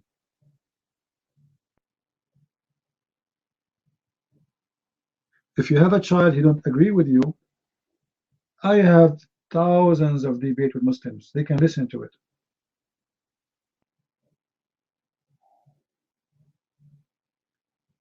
We have a duty, and our duty is big. Our mission is bigger. This is not a chat room. I'm not here for a chatting. You see, I'm here for how many hours now? I'm not really interested. Speaking for 8 hours, 10 hours, you know, your throat will hurt badly, by the way. Imagine you are the only guy, like from time to time, one of you take the mic, and actually I'm thankful for someone like Cole, he take the mic from time to time. Otherwise, I would be talking for 10 hours non-stop. This is extremely important.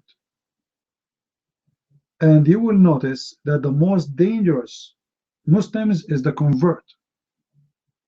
Did you notice that? The most dangerous one is the convert is even more dangerous than someone he is not a convert. Because those, they are true believers. They are not born into a Muslim family. Those they convert, which means they make them believers. And that is the danger. A believer who believes in killing you. Not a believer by name. He is a true believer.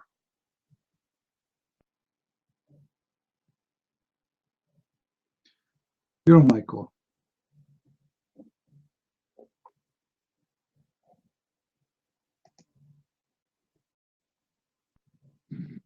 Yeah, can I be heard? Yeah, I would just second that. What CP says, we do need to be armed about knowledge. By that, you know, because we actually get, I'm here in the southern U.S. Black guy. If you guys can tell from the voice, we actually get Nation of Islam here, which is not really Islam, although they carry that name. Some Orthodox Muslims here from time to time, and yeah, Farrakhan and that ilk. We do need to be armed with the knowledge of Islam. We need to arm ourselves with the basic knowledge of Christianity as well.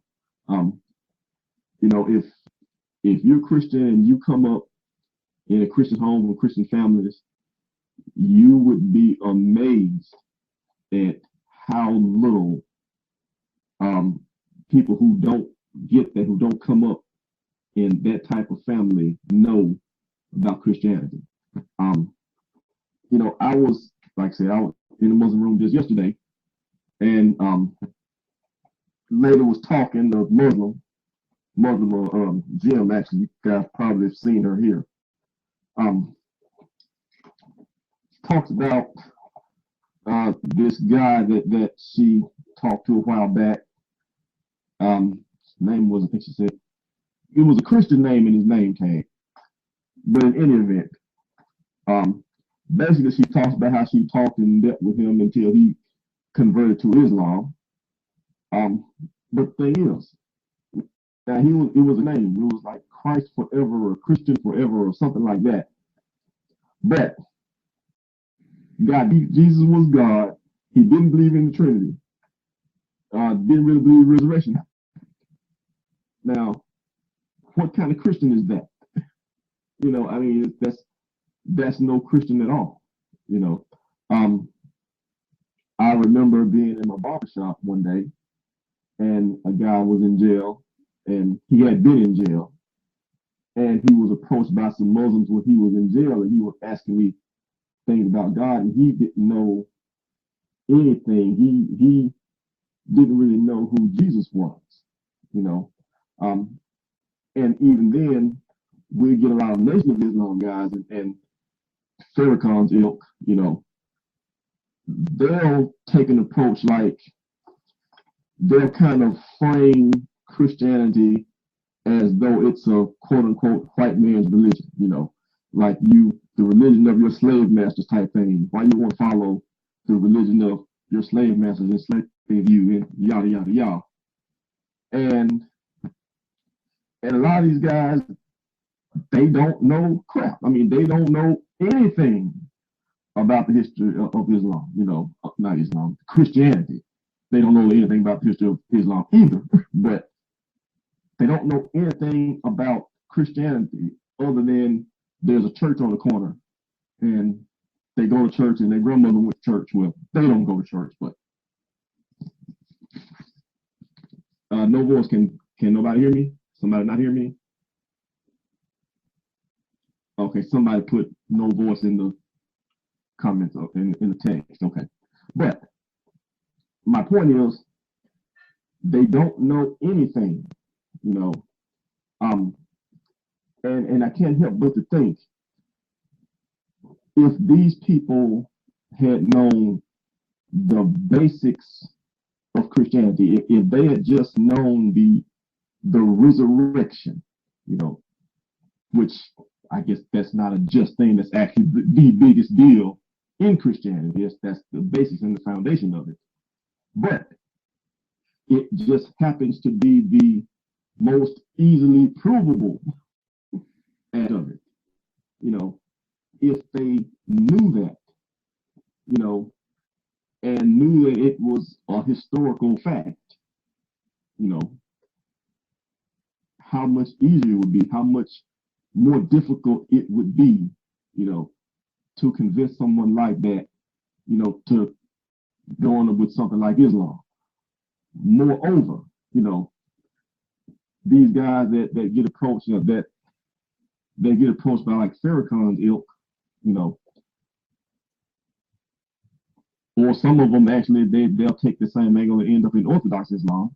But if they just knew that Muhammad was a slave trader, you know, think about that. Think of the irony in that.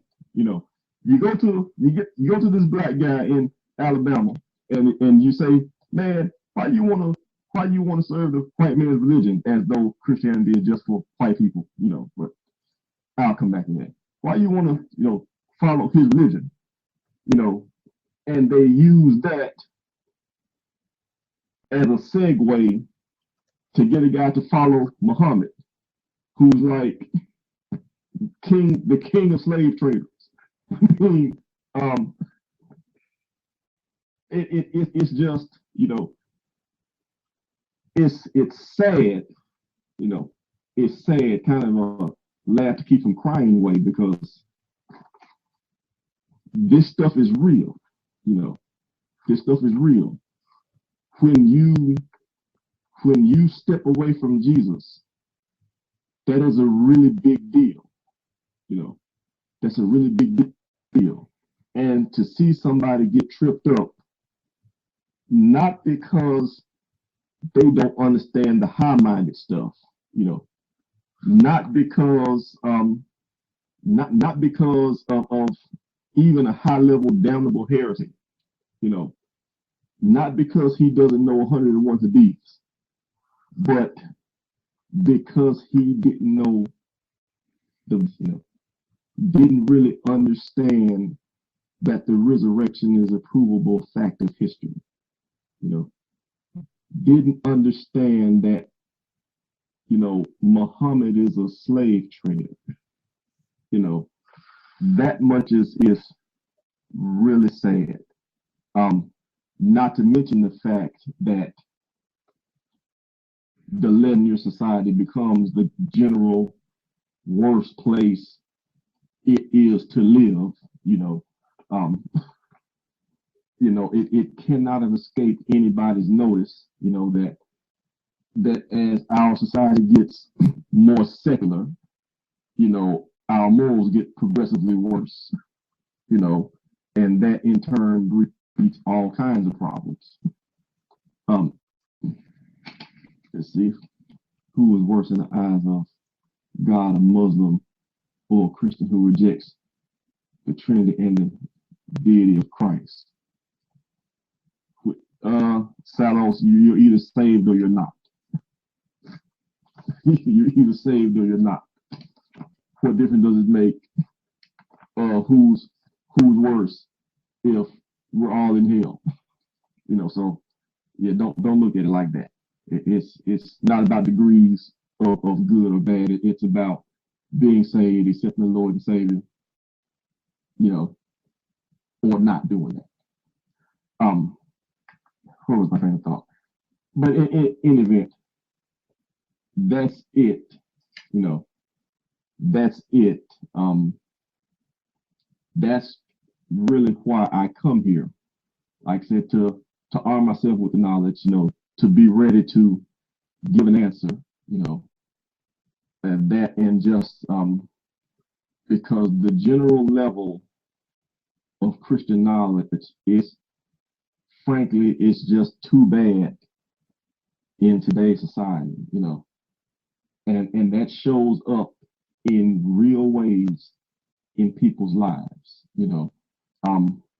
That shows up in marriage rates, you know, divorce rates, which shows up in out of wedlock births. And that just shows up in everything. Crime rates, dropout rates, income rates, life expectancy, everything. In turn, you get increased reports of homosexual activity, and that in turn leads to other sets of problems. And you get this death spiral toward the bottom, toward the bottom, and it just keeps going and going and going, and frankly, it can get to a place where if you're not paying attention to it, you wouldn't think that it can get that bad, but it can. It can get worse, if we let it. But we don't have to let it.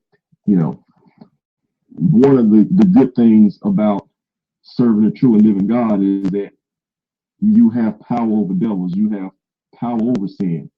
You don't have to accept these things. You have power to effect real changes in the world around you. But we have to do it. We have to, one, believe that we can do it, and then we have to do it. And we have to arm ourselves with as much knowledge as we can to go about getting it done. Because it really does affect people's lives in a really true way. But that's why I come here.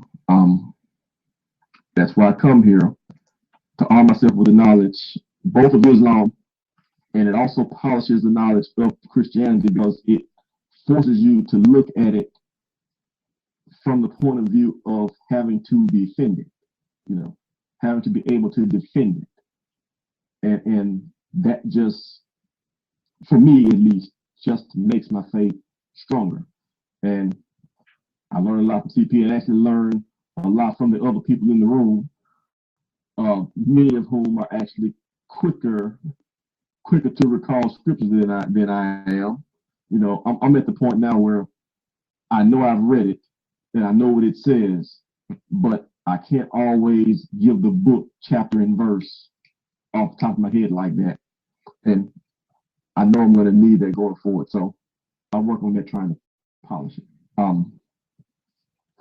That said, forgive me for being it. I can let CP have his mic back until something else crosses my mind anyway. Thank you. All right, all of us in certain stage we are beginners, and then we are advanced and advanced and advanced. But it doesn't matter how much advanced you are. You have to learn one thing, that always you are a beginner. Otherwise, you will not really reach the point where you can be a person who can educate others. You have to consider yourself always that you are short of knowledge. Because if you think you have enough knowledge, then you will stop learning. And that is very dangerous, because that means it makes you like you are frozen. And don't reach the point that you be proud about what you know. Because knowledge is, what we have is little. However, for me, what I focus in, how I can arm a Christian person with little or more than little, doesn't matter, or a lot, so he can answer those who try to deceive you. This is why there's many things about Islam I don't talk about. The reason I don't talk about, because you might not need it. But it doesn't mean it's not good to know it. You know what I mean? Like, if you want to do camping, there's things you need. Otherwise, you wish you can carry a lot of things with you. So what do? You have a small bag, And in this bag, you try to back it up with everything you need necessarily.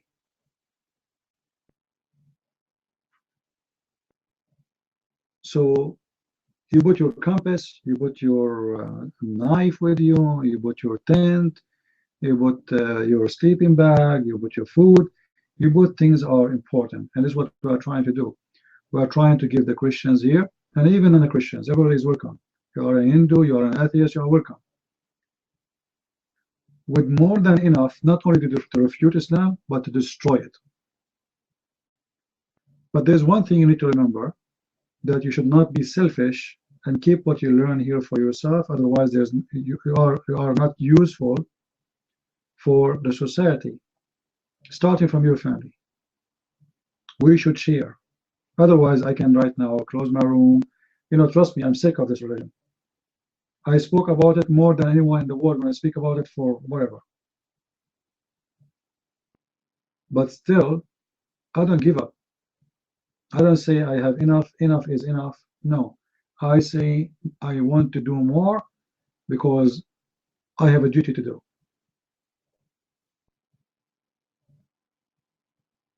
And the more people they learn, the more it makes me feel happy, and that will bring victory for all of us. And remember what the Lord, He said, search the books, read the books, and find the truth, and the truth will set you free. The truth will set you free.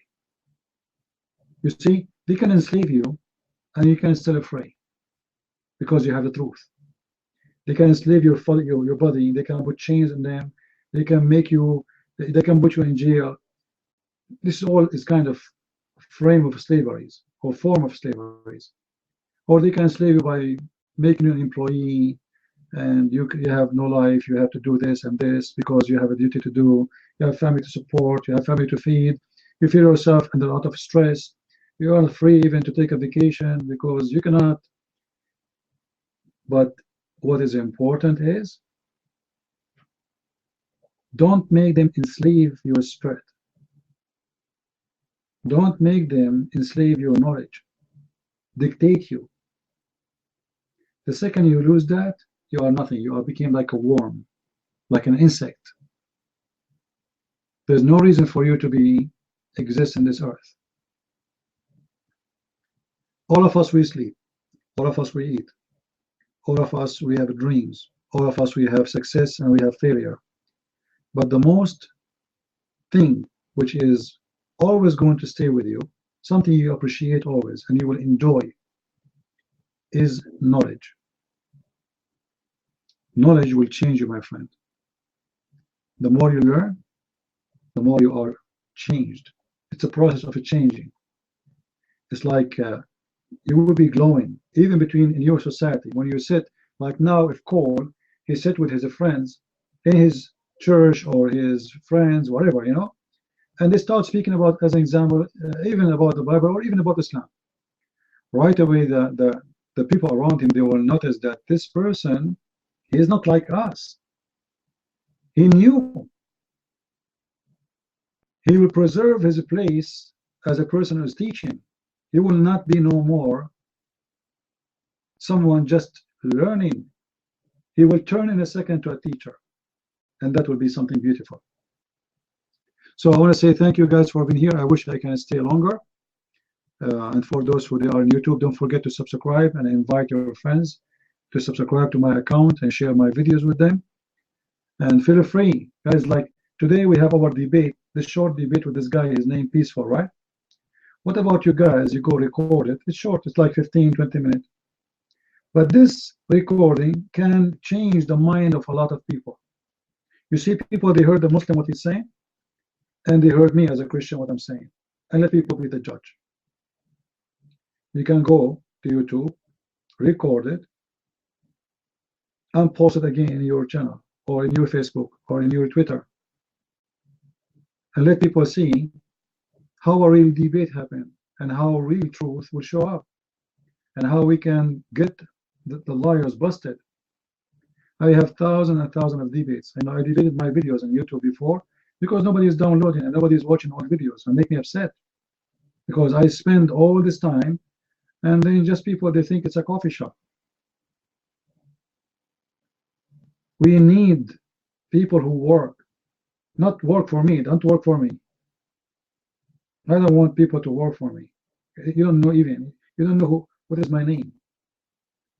We want people to work for their own self first, because this is a religion is going to affect you. It is affecting you actually. Your ticket, for airplane is double 3-4 times in the last 20 years because of Islamic terrorism. Everything, even the price of a product is increasing. The price of food, because now they have inspect every container. They have to check even the sardine. They have to scan it. They are not sure. Maybe in the sardine they can put TNT. So they have to scan tons of thousands of containers coming to the airport or to come into the ports every day, just because of Islamic terrorism. So this is not a joke. In the same time, they're trying to manipulate your children, to convert them and to make them deceived, and then they will use them as arm to kill you. This is a big mission for all of us, and I hope people will join and they will help us in what we do. And with this, I say thank you guys for being here. May the Lord always keep you in good health and wealth. And tomorrow we will open our room again, so be with us. And we post on Facebook when we open it, but mostly we'll open around maybe 3:30 p.m. tomorrow afternoon, New York time. All right, something like that. Until tomorrow, I say God bless. Christ is Lord. Islam is false. Amen to that. And we see you soon. Bye-bye.